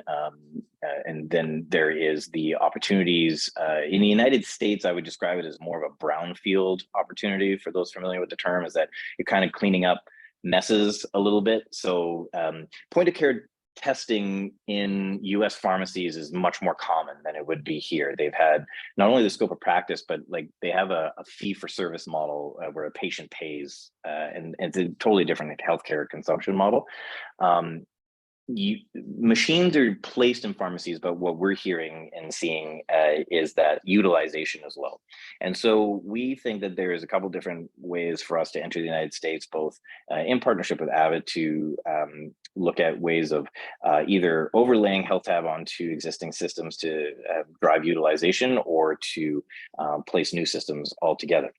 But I also want to stress that there are countries, UK and Europe, that with public healthcare systems facing enormous pressure to deliver more primary care, there is a really strong interest in the community pharmacy in those countries. And so we think that those markets are enormous.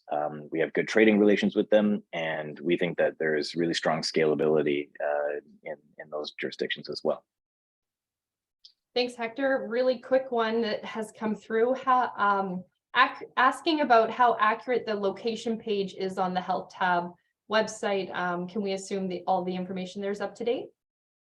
We're in the middle of deployments, so there's always stores being added. So I can't tell you if it's how accurate it is today. I know that they Roger Seckham, who's the president of Health Tab and runs it operationally, he adds the stores as they go live.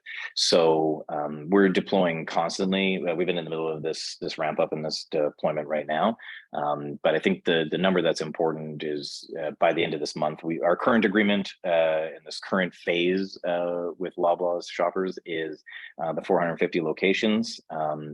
And so we're on track to get that delivered before the end of this year. It's currently on track for the end of this month. Excellent. That'll be a great way to end off this year for you guys. Yeah. One more question before we wrap up, and this is going to have you provide a little bit of an outlook for the pharmacy, or if you could touch on the pharmacy landscape that's been filled with consolidation. Recently, the Kroger's Albertsons merger, Amazon expanding its footprint by acquiring One Life Healthcare, and the role played by emerging medical platforms in driving innovation. So what are some of the real world implications for consumers? It's a really interesting question. You know, a few weeks back, I was on a Globe and Mail hosted panel around the future of healthcare innovation, and we had a very good discussion yesterday. And they hosted another one yesterday or day before yesterday, and the CEO of Shoppers was on. They had sponsored it along with the president of the Canadian Medical Association. And so I mentioned that because there was some very interesting, if you can go back and watch those, but there's some very interesting debates and comments around some leading experts there. But a comment from the CMA president, Alika Lafontaine, made a really important comment, and that is, it's about the right care at the right time.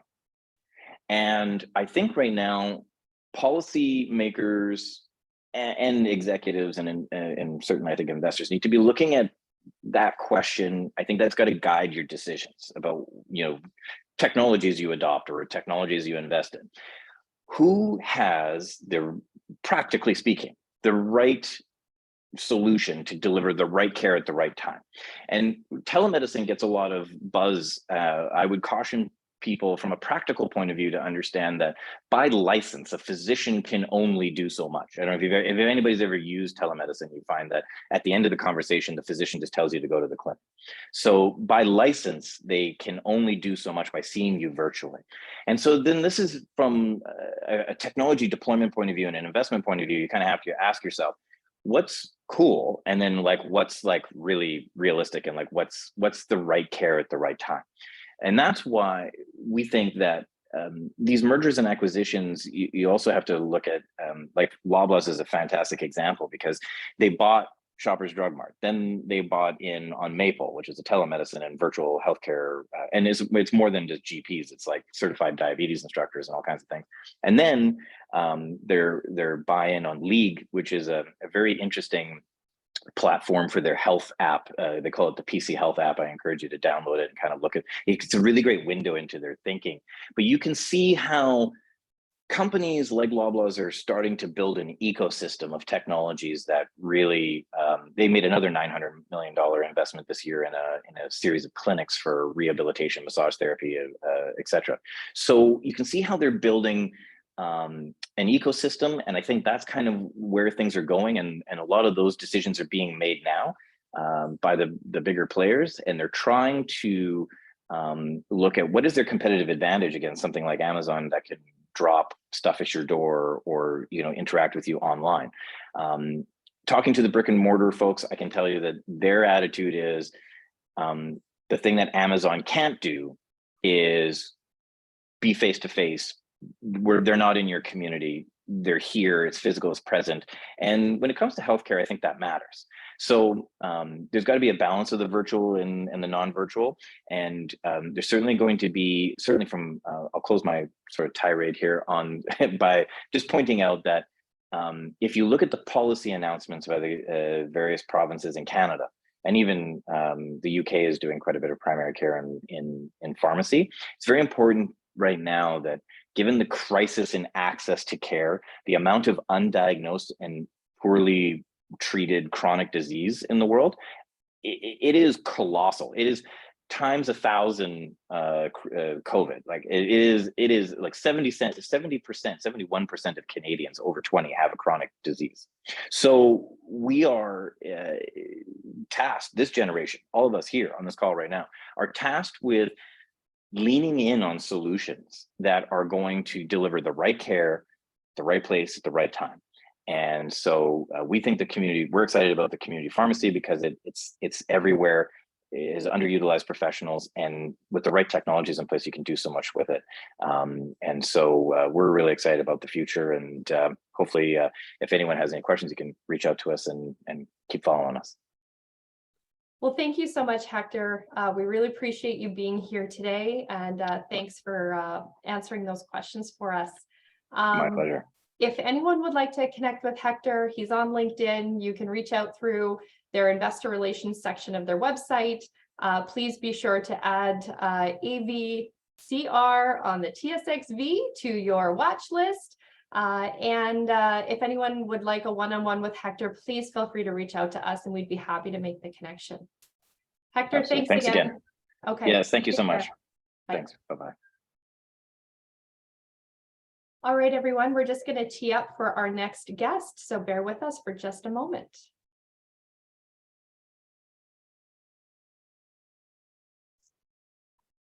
All right, Julia, do we have you there? I'm just texting with Carolyn.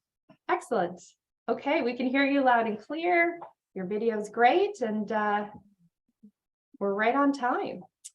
So everyone, I'm going to pass it over to Corinne, Investor Relations at IR Labs. She's going to introduce our next guest speaker, Julia Stamberger. So with that, I'll pass it over to Corinne. Thanks, Alyssa. So our next company is Planting Hope. Planting Hope is a breakthrough plant-based food and beverage company that is taking the plant-based community by storm.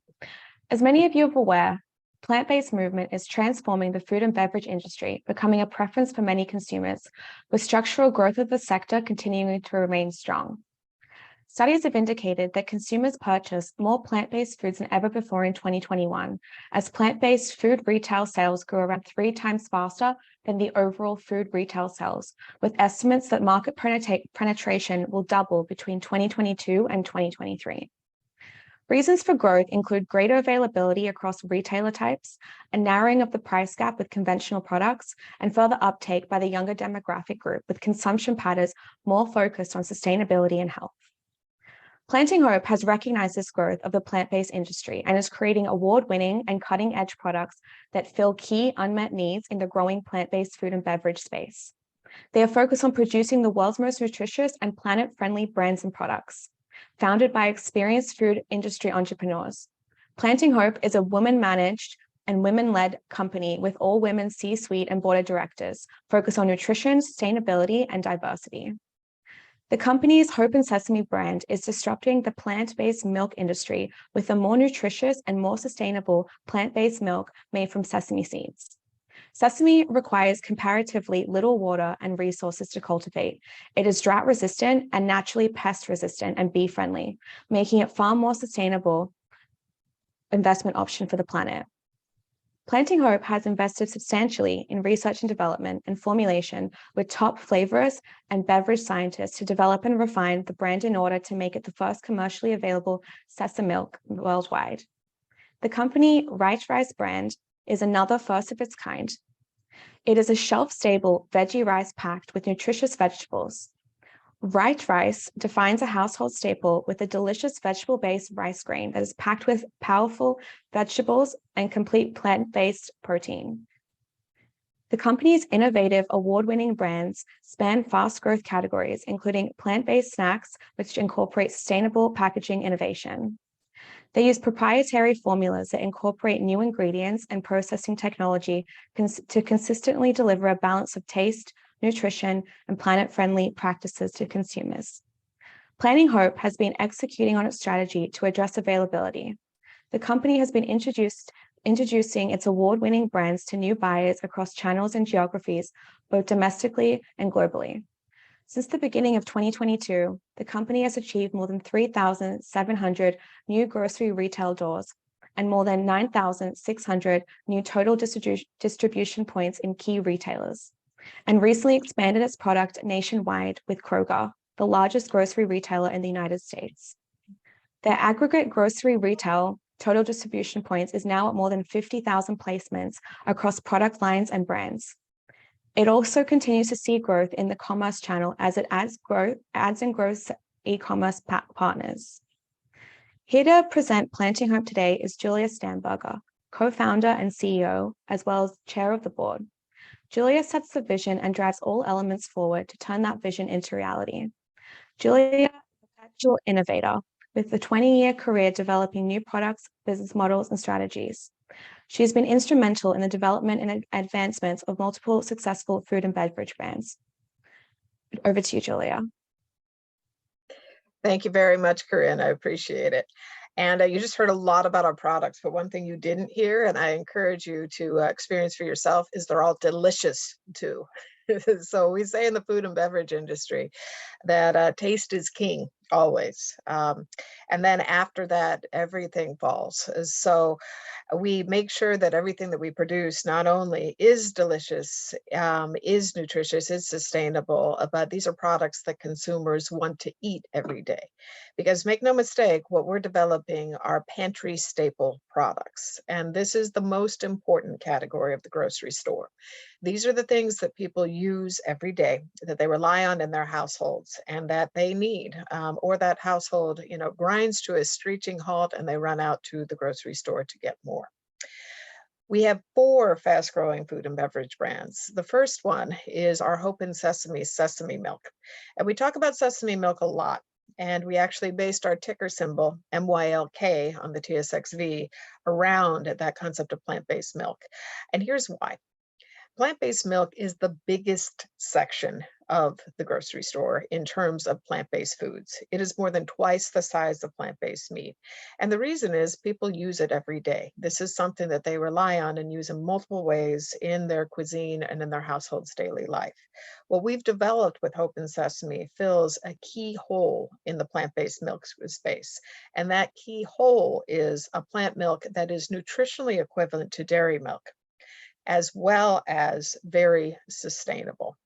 You may think, well, there are already a lot of plant milks out there. Like, what about almond? What about oat? Well, the thing is almond, while very popular, is very low in nutrients. There's a gram or less of plant-based protein in almond milk, whereas a serving of dairy milk will get you 8 grams of complete protein. So will a serving of Hope and Sesame milk. Our Mosaics veggie chips effectively take the idea of consumers wanting more veggies and more nutrition out of everything that they consume, including their snack foods. And products like veggie straws, although they have veggie in the name, don't have a lot of veggie in the actual product. You can see the vegetables in our Mosaics pop chips. And when you eat them, not only are they, low calorie and not very bad for you, they are also very good for you in terms of being able to deliver actual protein and fiber, but it tastes like a potato chip. Right Rice is our acquisition this year. We completed that at the beginning of 2022.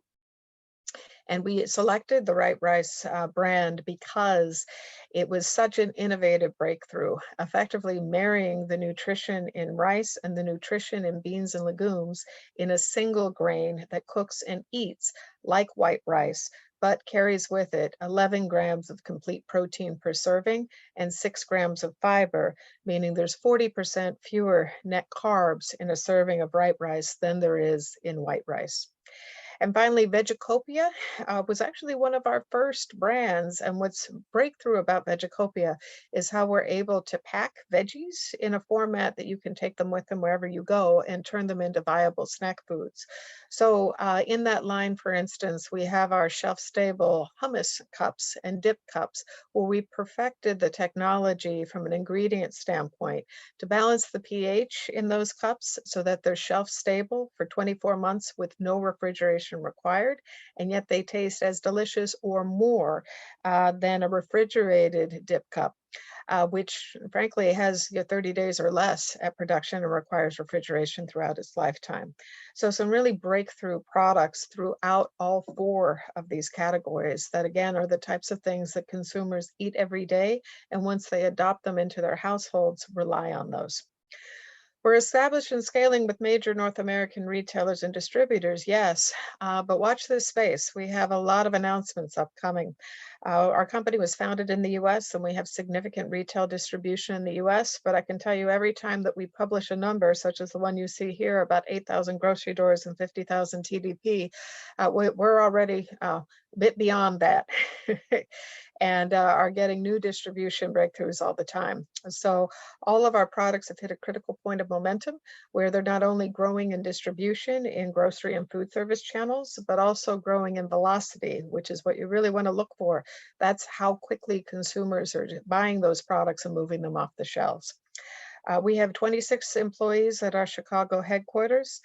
And we're looking to add some key new hires in the first quarter of 2023. Next slide, Corinne. So what we focus on in developing our products is three core things. Number one is nutrition. This movement towards plant-based food is being driven not by, the world becoming vegan, because it's not. It's driven by what's called flexitarianism. And that's a long word to describe something that more than 50% of the planet are consciously doing, which is adopting more plant-based protein into their diet. They're not abandoning animal protein altogether, but they are choosing plant-based options where possible for a host of reasons. One is nutrition, and especially coming off a global pandemic, food as medicine is very important for supporting immunity and for getting people back into a world of fitness after a couple of years of less fitness and less movement. But also sustainability. Plant-based options are often better for the planet, not always. In the case of things like almonds, they can be pretty detrimental in terms of water usage and the impact on the bee population. But for the most part, plant-based options are more sustainable for the short and long term for the planet. But also allergies. I mean, if you look at, the growth of plant-based milk, why is it so much bigger than plant-based meat? And why is it so much stickier? Well, there are a couple of reasons. One is that 70% of the planet is intolerant of dairy proteins, so they can't drink normal milk. Very few people are actually allergic to, to meat. And so if people are going to pick plant-based proteins to incorporate into their diet, they're going to start with the things where they have to do it and then, go to taste. So there are a lot of reasons why having a very nutritious plant-based milk is important. But one of the major ones is that very few of the plant milks like oat milk that are coming to the market are actually very nutritious. So being able to offer consumers a trade-off from dairy milk where they don't sacrifice nutrition and it tastes great is, an important one. Sustainability is one of the really interesting things about sesame and sesame milk. So the sesame seed is one that we've been familiar with for more than 4,000 years in terms of cultivation for use in cooking and cuisine. However, it has been primarily used for the oil because it is an oil-intensive crop in terms of what it produces. Those tiny seeds are also extraordinarily nutritious, though, and they contain a large amount of protein as well as key vitamins and minerals. Sesame thrives in desert-like conditions. It requires very, very little water. It's self-pollinating, and it doesn't require a lot of resources to grow and cultivate effectively. So it's an extremely sustainable crop. And if you think about the areas of the world where sesame is popular, that's also where sesame is grown. Places like the Middle East, Asia, South America are major producers of sesame. Sub-Saharan Africa has some of the best seed. And these are areas that are extremely hot and dry where the sesame thrives, but it's also used very effectively as a rotation crop and cover crop within agriculture to replenish the nutrients in the soil after heavy feeding cash crops like cotton. So it's an amazing seed, but it is very hard to work with. Because it's an oil crop, we have to extract the oil and then use the pulp that's remaining as the basis for sesame milk. But there are a lot of things that make sesame great agriculturally, such as a natural bitter note that's in the acid of the hull of the seed that repels pests, but at the same time we have to solve for in looking at an unsweetened product, which is the largest segment of the category. So we spent many years and 7 figures in US dollars to perfect the formulation for sesame milk. But what we've created really does function exactly as we wanted it to. In fact, our barista product that we released earlier this year, froth, foam, steams, does great latte art, everything a barista would want to do. And we're addressing the $2 billion independent cafe plant-based market in the US head on with our barista milk, which we're finding cafes are bringing it on and kicking almond milk off the menu because they finally have something great and different to offer customers. So with that, we've actually received many major awards from our industry for that, everything from Coffee Fest to the World Plant-Based Awards, to the Gamma International Innovation Awards, to Good Housekeeping just gave us the award for Best Plant-Based Creamer for that. It's a really important product. We also focus in on representation as a company. It is important to us that we are able to lead by example for our industry, that we have a women-led board and women-led company because our core customer is a woman. That is who is adopting new plant-based foods and bringing them into household and sharing them with their family and influencing their friends with those decisions. That is our core customer. And so, we chose to look like them. Next slide, Corinne. So disruptive breakthrough food technology is important to all of our products. In a food industry, the reality is that it is hard to patent formulations because with one ingredient change, or a slight tweak, they become unprotectable. That's why the formula for Coca-Cola is a trade secret, not a patent. And the tastes of Pepsi and other competitors are different than that of Coca-Cola. So with that, we take an approach where we actually protect our formulations with our ingredients and white labeling ingredients into our co-manufacturers. And our process is also an important part of perfecting it. It is very, very hard to make great plant-based milks, really hard. That's why you saw such a goal from when Oatly came into the market in 2016. They had 20 years of experience working on the formulation for their oat milk, which is enzymatically produced. It took about 3 years for another competitor to come in with an effective product in that market. It is not easy, and we've had a 5-year head start on getting it done. We've also developed a very scalable supply chain. Our management team is created from experts in the food industry who have built and grown brands many times before. And our COO has run a co-manufacturing operation she owned that serviced Fortune 100 clients for 20 years. We all have a substantial amount of experience in operations and are ensuring that we're set up and ready to scale. Our distribution base, we've intentionally chosen one that is omnichannel. And omnichannel means that we're not just going into grocery stores. We're also making the products available through direct to consumer, but an important market for us is food service. Food service enables us to get in front of consumers and drive trial of our products and then generate demand that then drives them to the grocery store to get more. You can see this example with Cava restaurants in the US where white rice is carried by name on their menu, on their fast casual Mediterranean bowls.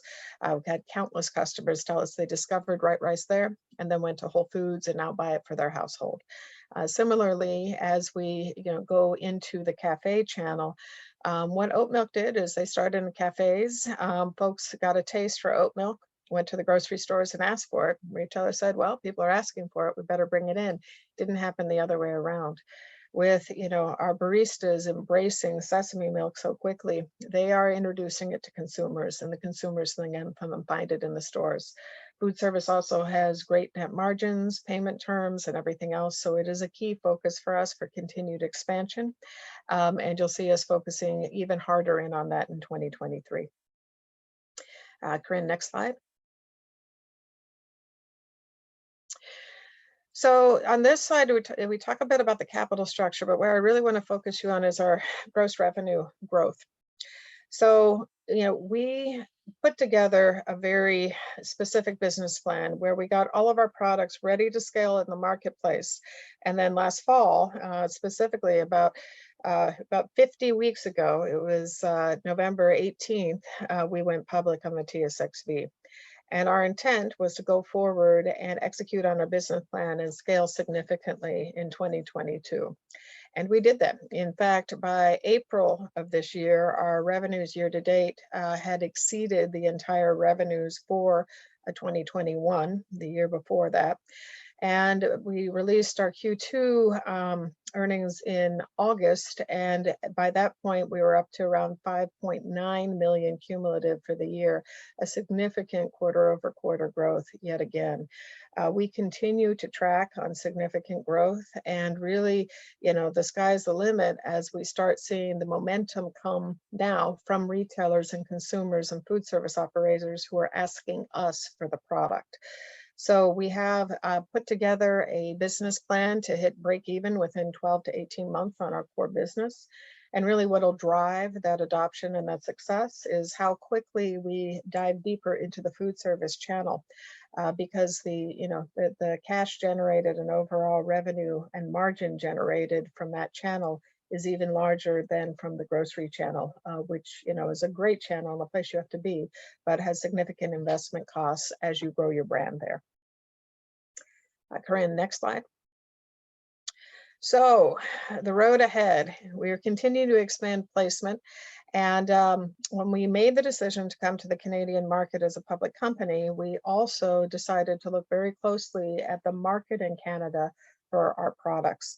In the foods industry, Canada is often regarded as having a similar demographic to the state of California in terms of how it comps. And frankly, there is a tremendous amount of interest in plant-based and better for you foods in the Canadian market. So we decided to assess interest from the large Canadian retailers in our products and found significant interest there. So in Q2, we announced that we were going to invest in dual language packaging for the Canadian market across the best-selling products in 3 of our product lines, Open Sesame, Mosaics, and Right Rice. In Q3, we did our first production runs of these products. And in Q4, we're going to be announcing distribution additions to make these products available to consumers throughout Canada. Going into 2023, we're continuing to increase awareness and velocity across all of our brands and embark on additional marketing to drive trial and awareness. Our barista blend remains a core focus. We do consider that to be food service, since a lot of our distribution there is into food service channels and through food service distributors. At this point, we've lined up distribution to cover 50% of the US market to independent cafes. There are over 31,000 independent cafes in the US, and the total usage of plant-based milk in that market adds an additional 2 billion to the market opportunity. So effectively doubles the market side when you add in the independent cafes alone from a food service standpoint. And we've lined up about 25% of the Canadian market. By the end of this calendar year, we will have distribution aligned across 75% of the US and 75% of Canada. And then from there, we actually have a very full pipeline of products that are brand extensions and line extensions of our current brands that we're ready to introduce. Retailers have already said yes to these. In some cases, they've requested that innovation from us. And we are going to look ahead in 2023 to be launching and rolling these products out as well. So that's what we're up to. It's a very exciting time at the company. Again, there's new news on an hourly basis, and it tends to be good. Excellent. Well, thank you so much, Julia. Really appreciate it. I have to do the cheesy QVC commercial here. So for any of our investors online, we've got some really great investor kits that have samples of the milk. Sesame milk, if anyone wants to give it a try. And Caroline and I, we're moms of some of our children are kind of picky eaters, but we've used Right Rice. We've got samples here as well. If anyone wants to reach out to us, happy to send you some. The Right Rice is absolutely delicious, and our kids love the Mosaics veggie chips as well. So feel free to reach out. Julia, I'm going to jump into some questions here. You have been really taking North America by storm. Are there any plans to take your products into other places such as the UK, Australia, Europe? Yeah, there's been huge demand from international markets. So, the rest of the world is actually further developed in the plant-based space than North America, especially Western Europe and some of the other markets where there has been an earlier attention and need around sustainability and plant-based products in general. We invested in going to about 20 different trade shows this year. It was a lot. It was a lot of time, a lot of money, a lot of effort, but it got us in front of thousands of buyers and really introduce the products to every channel from food service to coffee to grocery retailers. And in that, we had discussions with quite a few international buyers, and we found tremendous interest from Latin and South America in white rice in particular, because those countries are struggling with an uptick in diabetes that's really driven by the overconsumption of things like white rice and simple carbs. So something like white rice that trades off those simple carbs for a significant amount of protein and fiber with a low glycemic index and 40% net carbs are really, really appealing.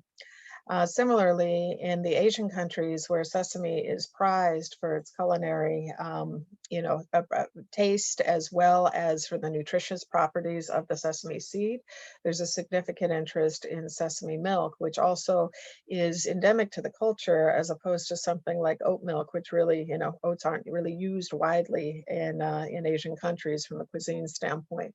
Now, a lot of the timing in terms of this adoption is going to come down to things like the US dollar is particularly strong right now, as well as our, kind of forward-looking decision-making on things like sesame milk, and do we actually contract with co-manufacturers in the European market so that we're not shipping water, because, if we're a company that has sustainability at the forefront, we don't want to be adding to our footprint by shipping stuff we don't have to.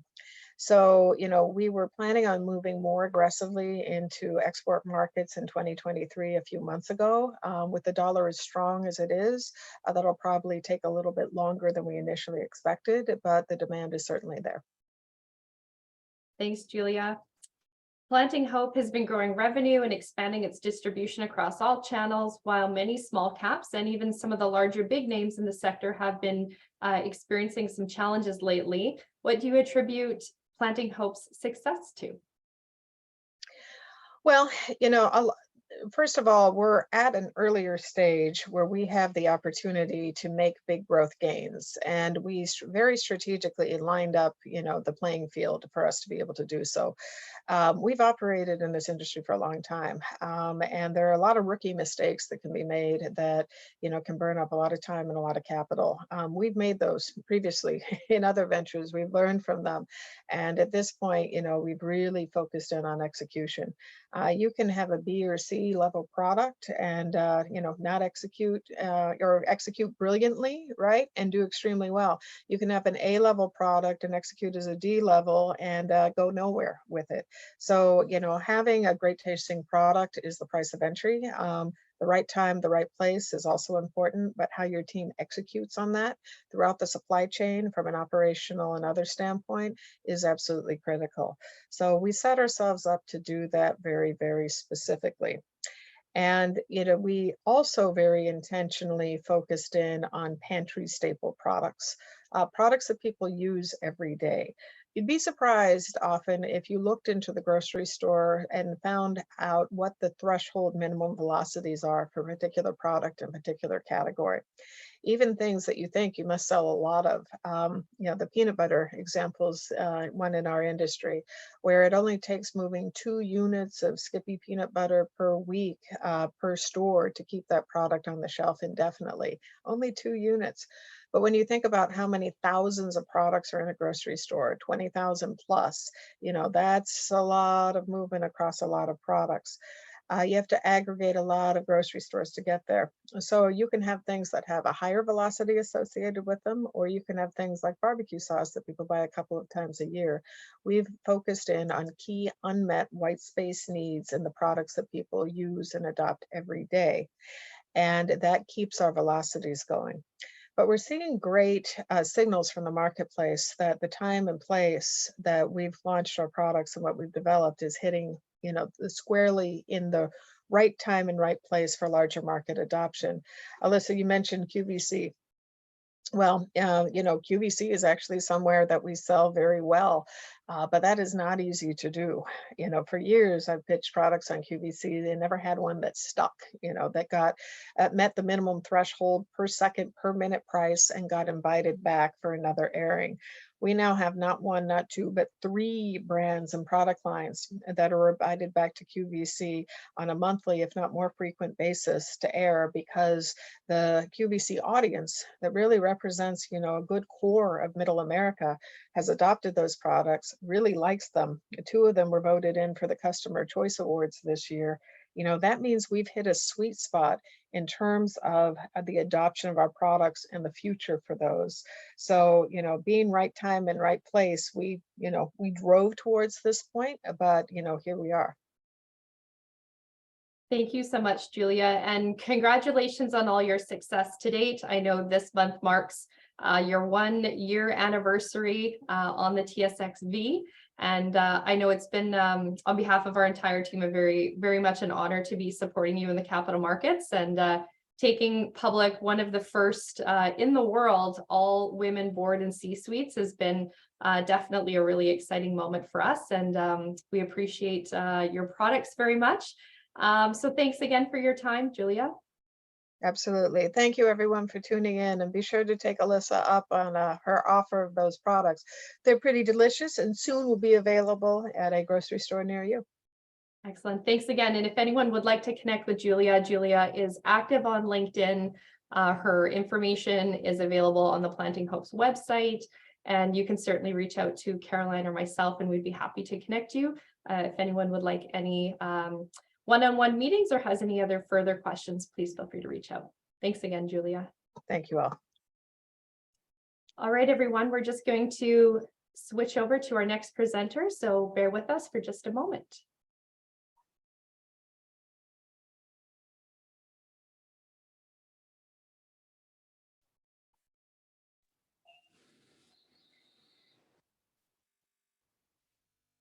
All right, I just want to thank everyone again for being with us throughout the day.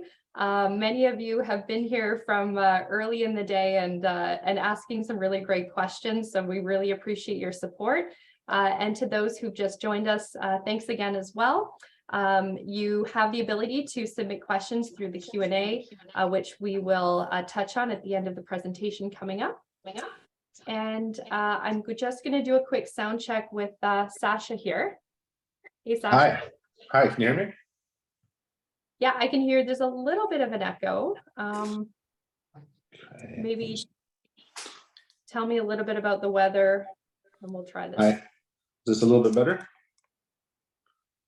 Yeah. Okay. Just turn down the volume on my screen. So can you hear me okay now? You sound great. Perfect.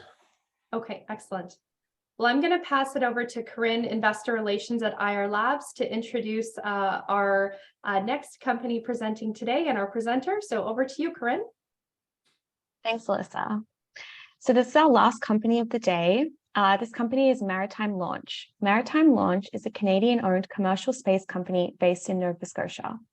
With the only dedicated planned commercial launch site in North America, they are poised to disrupt the global launch market by offering our clients the largest range of launch inclinations on the continent, coupled with a technically mature and reliable launch vehicle capable of carrying 5 tons of cargo to low Earth orbit. Satellite and launch vehicle companies are demanding access to viable spaceports in North America, but few have their own launch sites, forcing a reliance on government ranges that offer little flexibility or prioritization. Current spaceports locations cause increased logistical costs and is difficult with existing launch inclinations being quite limited. Maritime provides a solution that our commercial clients need, which is safe, affordable, and strategically located launch sites built to accommodate their goals on their terms. They provide full control over launch schedules, allowing for more flexible and controlled programs, offering a strategic geographic advantage in the Northern Hemisphere by providing a wide range of inclinations and launch sites for polar and sun-sync orbits. The global space economy is booming with an estimated value of over $1 trillion by 2040, and the commercial satellite industry is driving this growth. Global broadband satellite constellations in low Earth and sun synchronous orbits need thousands of satellites for their networks, and satellite constellations for near Earth imaging are in extremely high demand with projected exponential growth. As the digital age drives innovation, enterprises will need more satellites for communication and data. Maritime's constellation model will fill the gaps in coverage, launching on-demand by private enterprises, shifting from government funding to venture capital, strategic investment, and public financing of the space economy. The space economy employs thousands in our country and tens of thousands around the world. Together, they explore space, boost communication, create new technologies, and serve hard-to-reach markets and populations. In 2019, the space economy contributed to more than $2.5 billion to Canada, with exponential growth on the near horizon. Maritime Launch is excited for this era of extraordinary potential as they premiere one of the most compelling launch locations on the planet and put Canada on the map in this groundbreaking moment in an expansive global industry sector. Here to speak to us today is Sasha Jacobs, Chairman of the Board and CEO of Jacob Capital Management.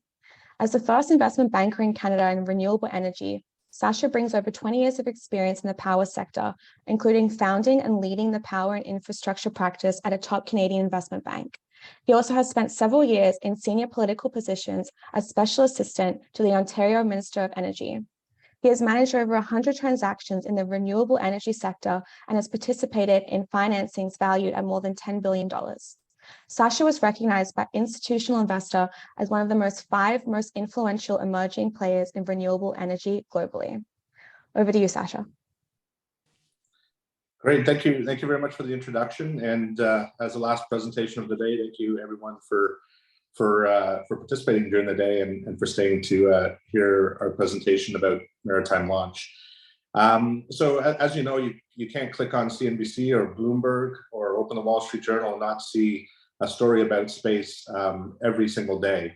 And so what's happening? What's going on is really the evolution of an entire sector, going from government owned and operated to commercially operated and owned. And this pivot is presenting, as it has in other industries in the past, including renewable energies that I was quite active in, presents an enormous opportunity for investors during that transition period. And key to all of this is launch and the ability to launch from somewhere, hence the very great importance of spaceports. And spaceports are still today almost entirely controlled by governments and have their government to defense priorities first rather than commercial ones. And Maritime Launch presents this transition amongst spaceports and launch to commercial enterprises. The demand is massive, as I'm sure you've seen, with major growth in satellite launch demand. And Spaceport Nova Scotia is providing to clients within the satellite business the flexibility that they need and the ability to reach the locations they want to go to, those inclinations, readily. So we're there to provide a commercial competitive launch when and where they want into low Earth orbit.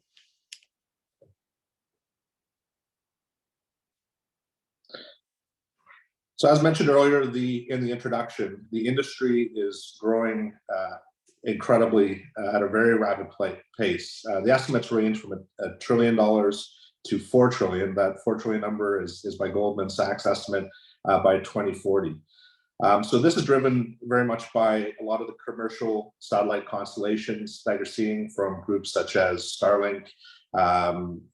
You've got Amazon, OneWeb, Telesat, and many others. That's a huge part of the market, and the applications for launching those satellites is enormous. But from that also come many other opportunities, and that's beyond the LEO applications. Eventually, we'll see a lot more activity in lunar applications, and then beyond lunar, and commercial spaceports are a very large part of that as well. You may have seen we announced with a partnership with NanoRacks for a first launch of a mid-weight vehicle. And NanoRacks is also one of the largest recipients, actually the largest recipient of NASA funding recently for commercial spaceports. The economy is expected to grow dramatically into the multi-trillions, as we mentioned. And there are a lot of spin-off and downstream opportunities that are created from that. So R&D, exports, the associated infrastructure with the spaceports, all of these opportunities are enormous. NASA actually just put out a few days ago their economic impact assessment, and their number is about 60 billion from their business that of economic growth that is stimulated from their activity. Also, Spaceport, the Space Coast also puts out a report annually, and their number is over $7 billion of annual net economic impact. So beyond just the direct opportunities, there's a significant amount of growth beyond that. And the applications continue to grow, from monitoring climate change to obviously national security and defense, and the communication opportunities we've mentioned before. Another board I chair is an organization called Nature United, which is the Canadian arm of the Nature Conservancy. And they're an example of an organization that does a tremendous amount of satellite-based observation, monitoring marine erosion, temperature changes, agriculture and forestry, and many other applications. So this part of the space tech and space industry is going to continue to grow dramatically. So some significant advantages from the location for Spaceport, Nova Scotia. Steve Mateer, the founder of Maritime Launch, underwent a study of about 3 years looking at locations all over the world, then concentrating on 13 possible locations in North America. And Spaceport Nova Scotia represents really the absolute ideal location to launch from. It's clear from obstructions or hazards. The launch direction is directly over the ocean. And at the apex of the flight, you're really reaching where a lot of these constellations wanted to be deployed from. The other is that angle of launch allows our customers to reach 45.1 degrees to 98.1 degrees. And this is the exact area that the customers want to be in to launch their constellations and other applications as well.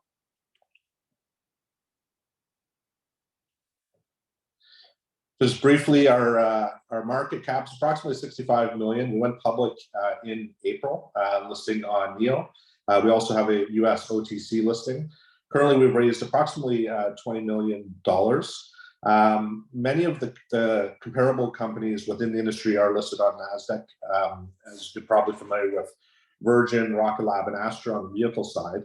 Within Canada, there are some other industry companies that are public, such as MDA and Telesat, but there is no other spaceport company that is public. We are capitalized to reach launch and hence revenue, and that is with the small vehicles that we have announced, and that will be achieved next year.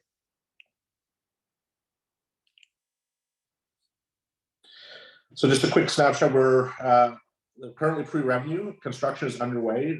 You may have seen recently we achieved the approval for construction and the Crown land lease from the province of Nova Scotia. We are looking at a first commercial launch of the medium class vehicle in the second half of 2024. As I mentioned, the smaller vehicles will begin launching next year.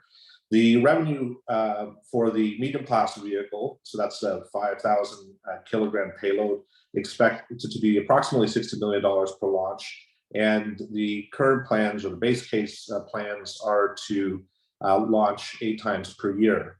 Although there is opportunity to expand from there and to increase the velocity of launches and potentially even a second launch pad at some point in the future. Thank you. Happy to answer any questions. Thanks so much, Sasha. That was great. Excellent overview. We have some really great questions coming through, so I'm going to jump right into it. Will the launch pad be the first piece of infrastructure built? I guess in relation to Maritime. Yeah, so the construction has commenced, and the initial work will be mostly roads and the work done to access the pad location. And then depending on weather and timing, we'd anticipate having the initial launch pad poured and beginning that construction probably in the spring. Great, thank you. All right, so highly advanced and technical projects usually go through a disruption process of test, fail, learn, solve, and advance.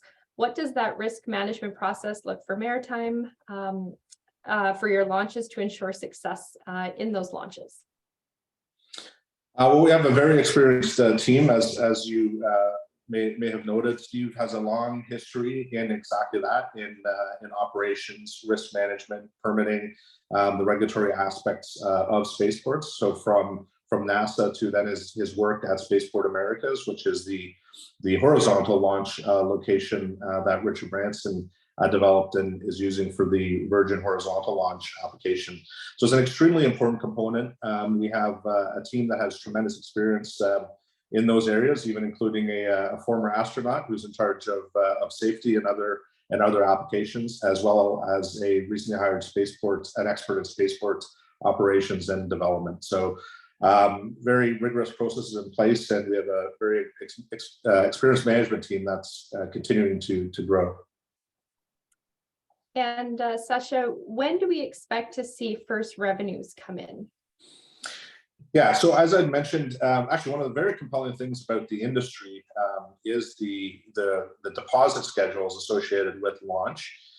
So from a project finance standpoint, it's very compelling because as the commercial contracts are entered into, the customers start paying their deposits leading up all the way to in advance of launch. So the cash flows are very attractive from that standpoint. We, as I mentioned, are anticipating launching the smaller vehicles. We announced 2 deals, one with Reaction Dynamics and one with Skyrora out of the UK, which are for the smaller vehicles, and those begin next year. And then we anticipate, as we're able to announce firm launch dates for the mid-weight vehicle, those deposit schedules I mentioned will start kicking in. So that's it's a relatively tight schedule, but attractive from, as I mentioned, from a project finance standpoint, because the cash flows are quite steady and in advance of launch. And maybe just add on to that, what does government funding look like in your space? I mean, as you know, the Canadian government is very supportive of the industry. There's regular announcements by the ministers, the associate ministers, about different opportunities and the intention to expand Canada's participation in the space economy. So there's a number of aspects there. The government has, been supportive of other companies in the industry. I think it'd be prudent for any company to explore those avenues and look for those funding opportunities in addition to conventional project finance type of structures. And of course, government is a major customer of wanting to access space and applications that they would want to put in space. So, I think we're in a very unique position, being Canadian-based, also allowing us to access the massive U.S. market. We have a wholly owned U.S. subsidiary as well, and an operation there, and we'd expect a lot of activity from the commercial market as well as potentially the government markets south of the border.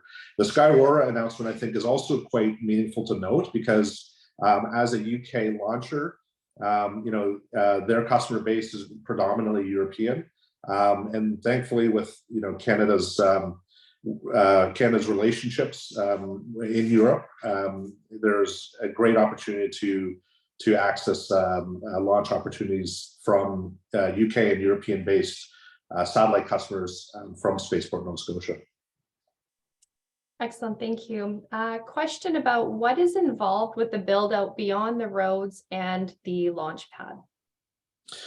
So we've looked at there's 2 different elements. One is for the smaller vehicles, which is quite basic. It's quite simple. As a matter of fact, some of those vehicles that you may have seen, such as the smaller Firefly Alpha or the smaller Rocket Lab vehicle, those are almost self-contained to a certain degree, and that makes that the infrastructure associated with those launches relatively straightforward.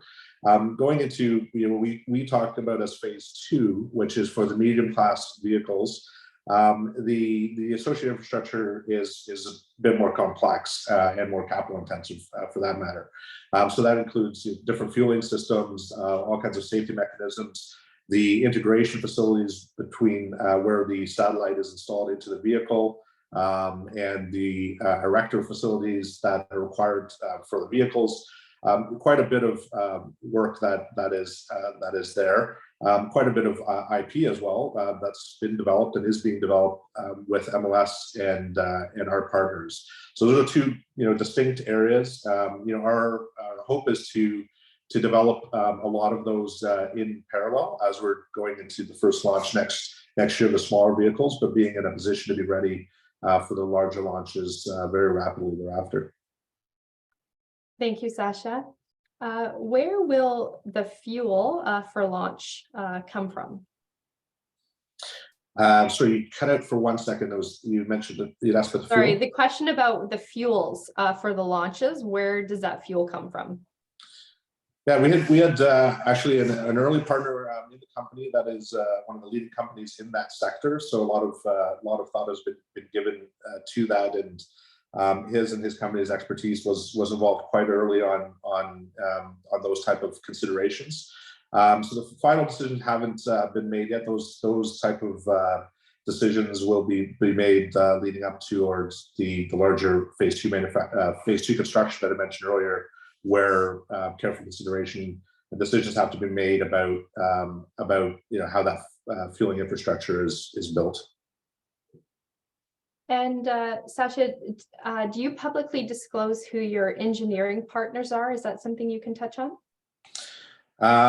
We have announced, I believe, some of the local engineering related to some of the earlier construction, but not the larger build out, and that will undertake as you can imagine, a normal RFP process. There are fortunately within North America a lot of capable companies that have done significant work in the area, and there's been a tremendous amount of interest expressed in being involved in the development and in the construction.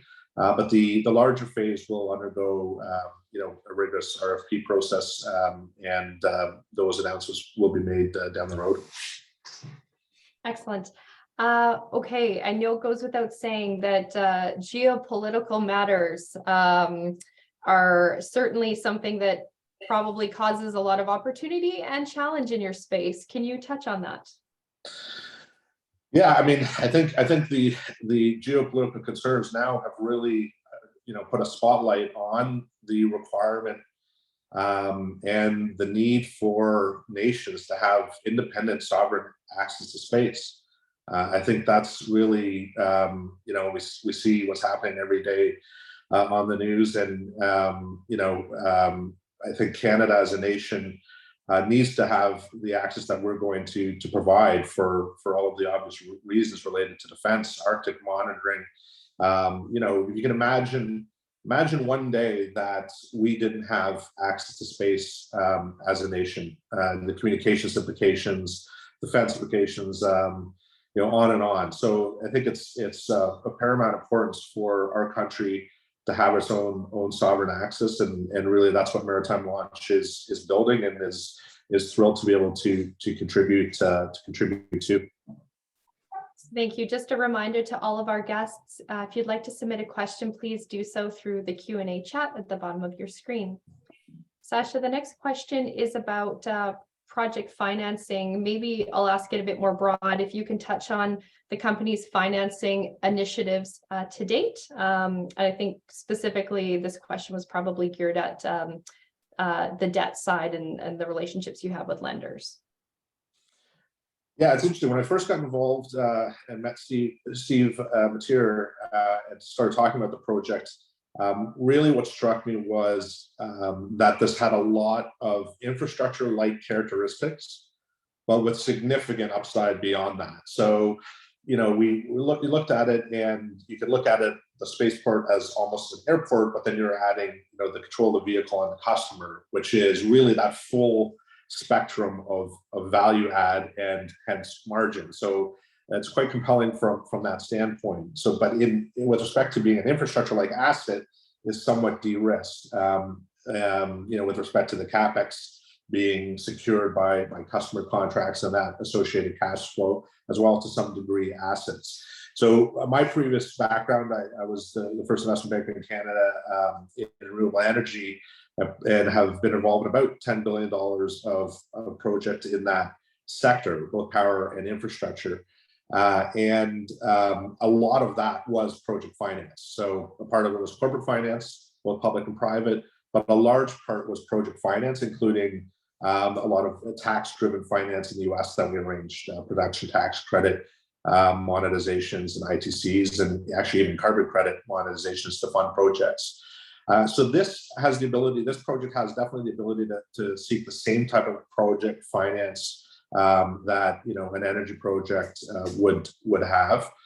So our expectation is that there are significant sources of capital, non-dilutive capital, so debt instruments, debt investors that are very keen on the sector and the growth in it, but in particular find the de-risk nature of it appealing. So we don't have the binary risk that a vehicle manufacturer has. A vehicle manufacturer has to make it fly, and as you've seen from everybody from SpaceX to others more recently, it's a hard business. As they say, rockets are hard. And Musk has talked about this many times. Had they not succeeded on that last launch, he would have probably been out of business. And we're very different from that because we don't have that vehicle binary risk. We have optionality on vehicles, and we have something that none of those companies have. Not any of those other companies have their own spaceport or space to launch from that's permitted to reach orbit. So that's, I think those elements are very attractive from a project finance standpoint. And we expect there's going to be a significant amount of interest amongst direct investors, potentially banks that are involved in project finance directly as principals, and other sources such as pension plans that play heavily in infrastructure. Well, Sasha, thanks so much for being with us today. We really appreciate it. Some really great questions that have come through. So thank you everyone for being so engaged. And Sasha, I know you're on LinkedIn, so I suppose people could connect with you there through Maritime's website as well. And Caroline and I would be more than happy to make introductions. And if anyone would like to learn more about Maritime or meet one-on-one with the management team, please feel free to reach out. Thanks again, Sasha. Thank you so much. Appreciate it. Have a great rest of your day. Thank you. You too. All right, everyone. We made it to the end and really appreciate everyone being so engaged throughout the day. Some absolutely excellent questions, and we're very overwhelmed by how many people turned up and how many questions were asked. I'm going to pass it over to Caroline to wrap us up. Thanks, Alyssa. Thank you so much, everyone, for joining us today. We hope you've gained insightful knowledge about these impactful companies and learn about the importance of clean money for the future of the economy. We encourage you to add these companies to your watch list and subscribe to receive their company updates. If you'd like to connect with any of the companies featured here today, please reach out to us. We'd be happy to follow up on any outstanding questions as well. Have a great day and happy investing.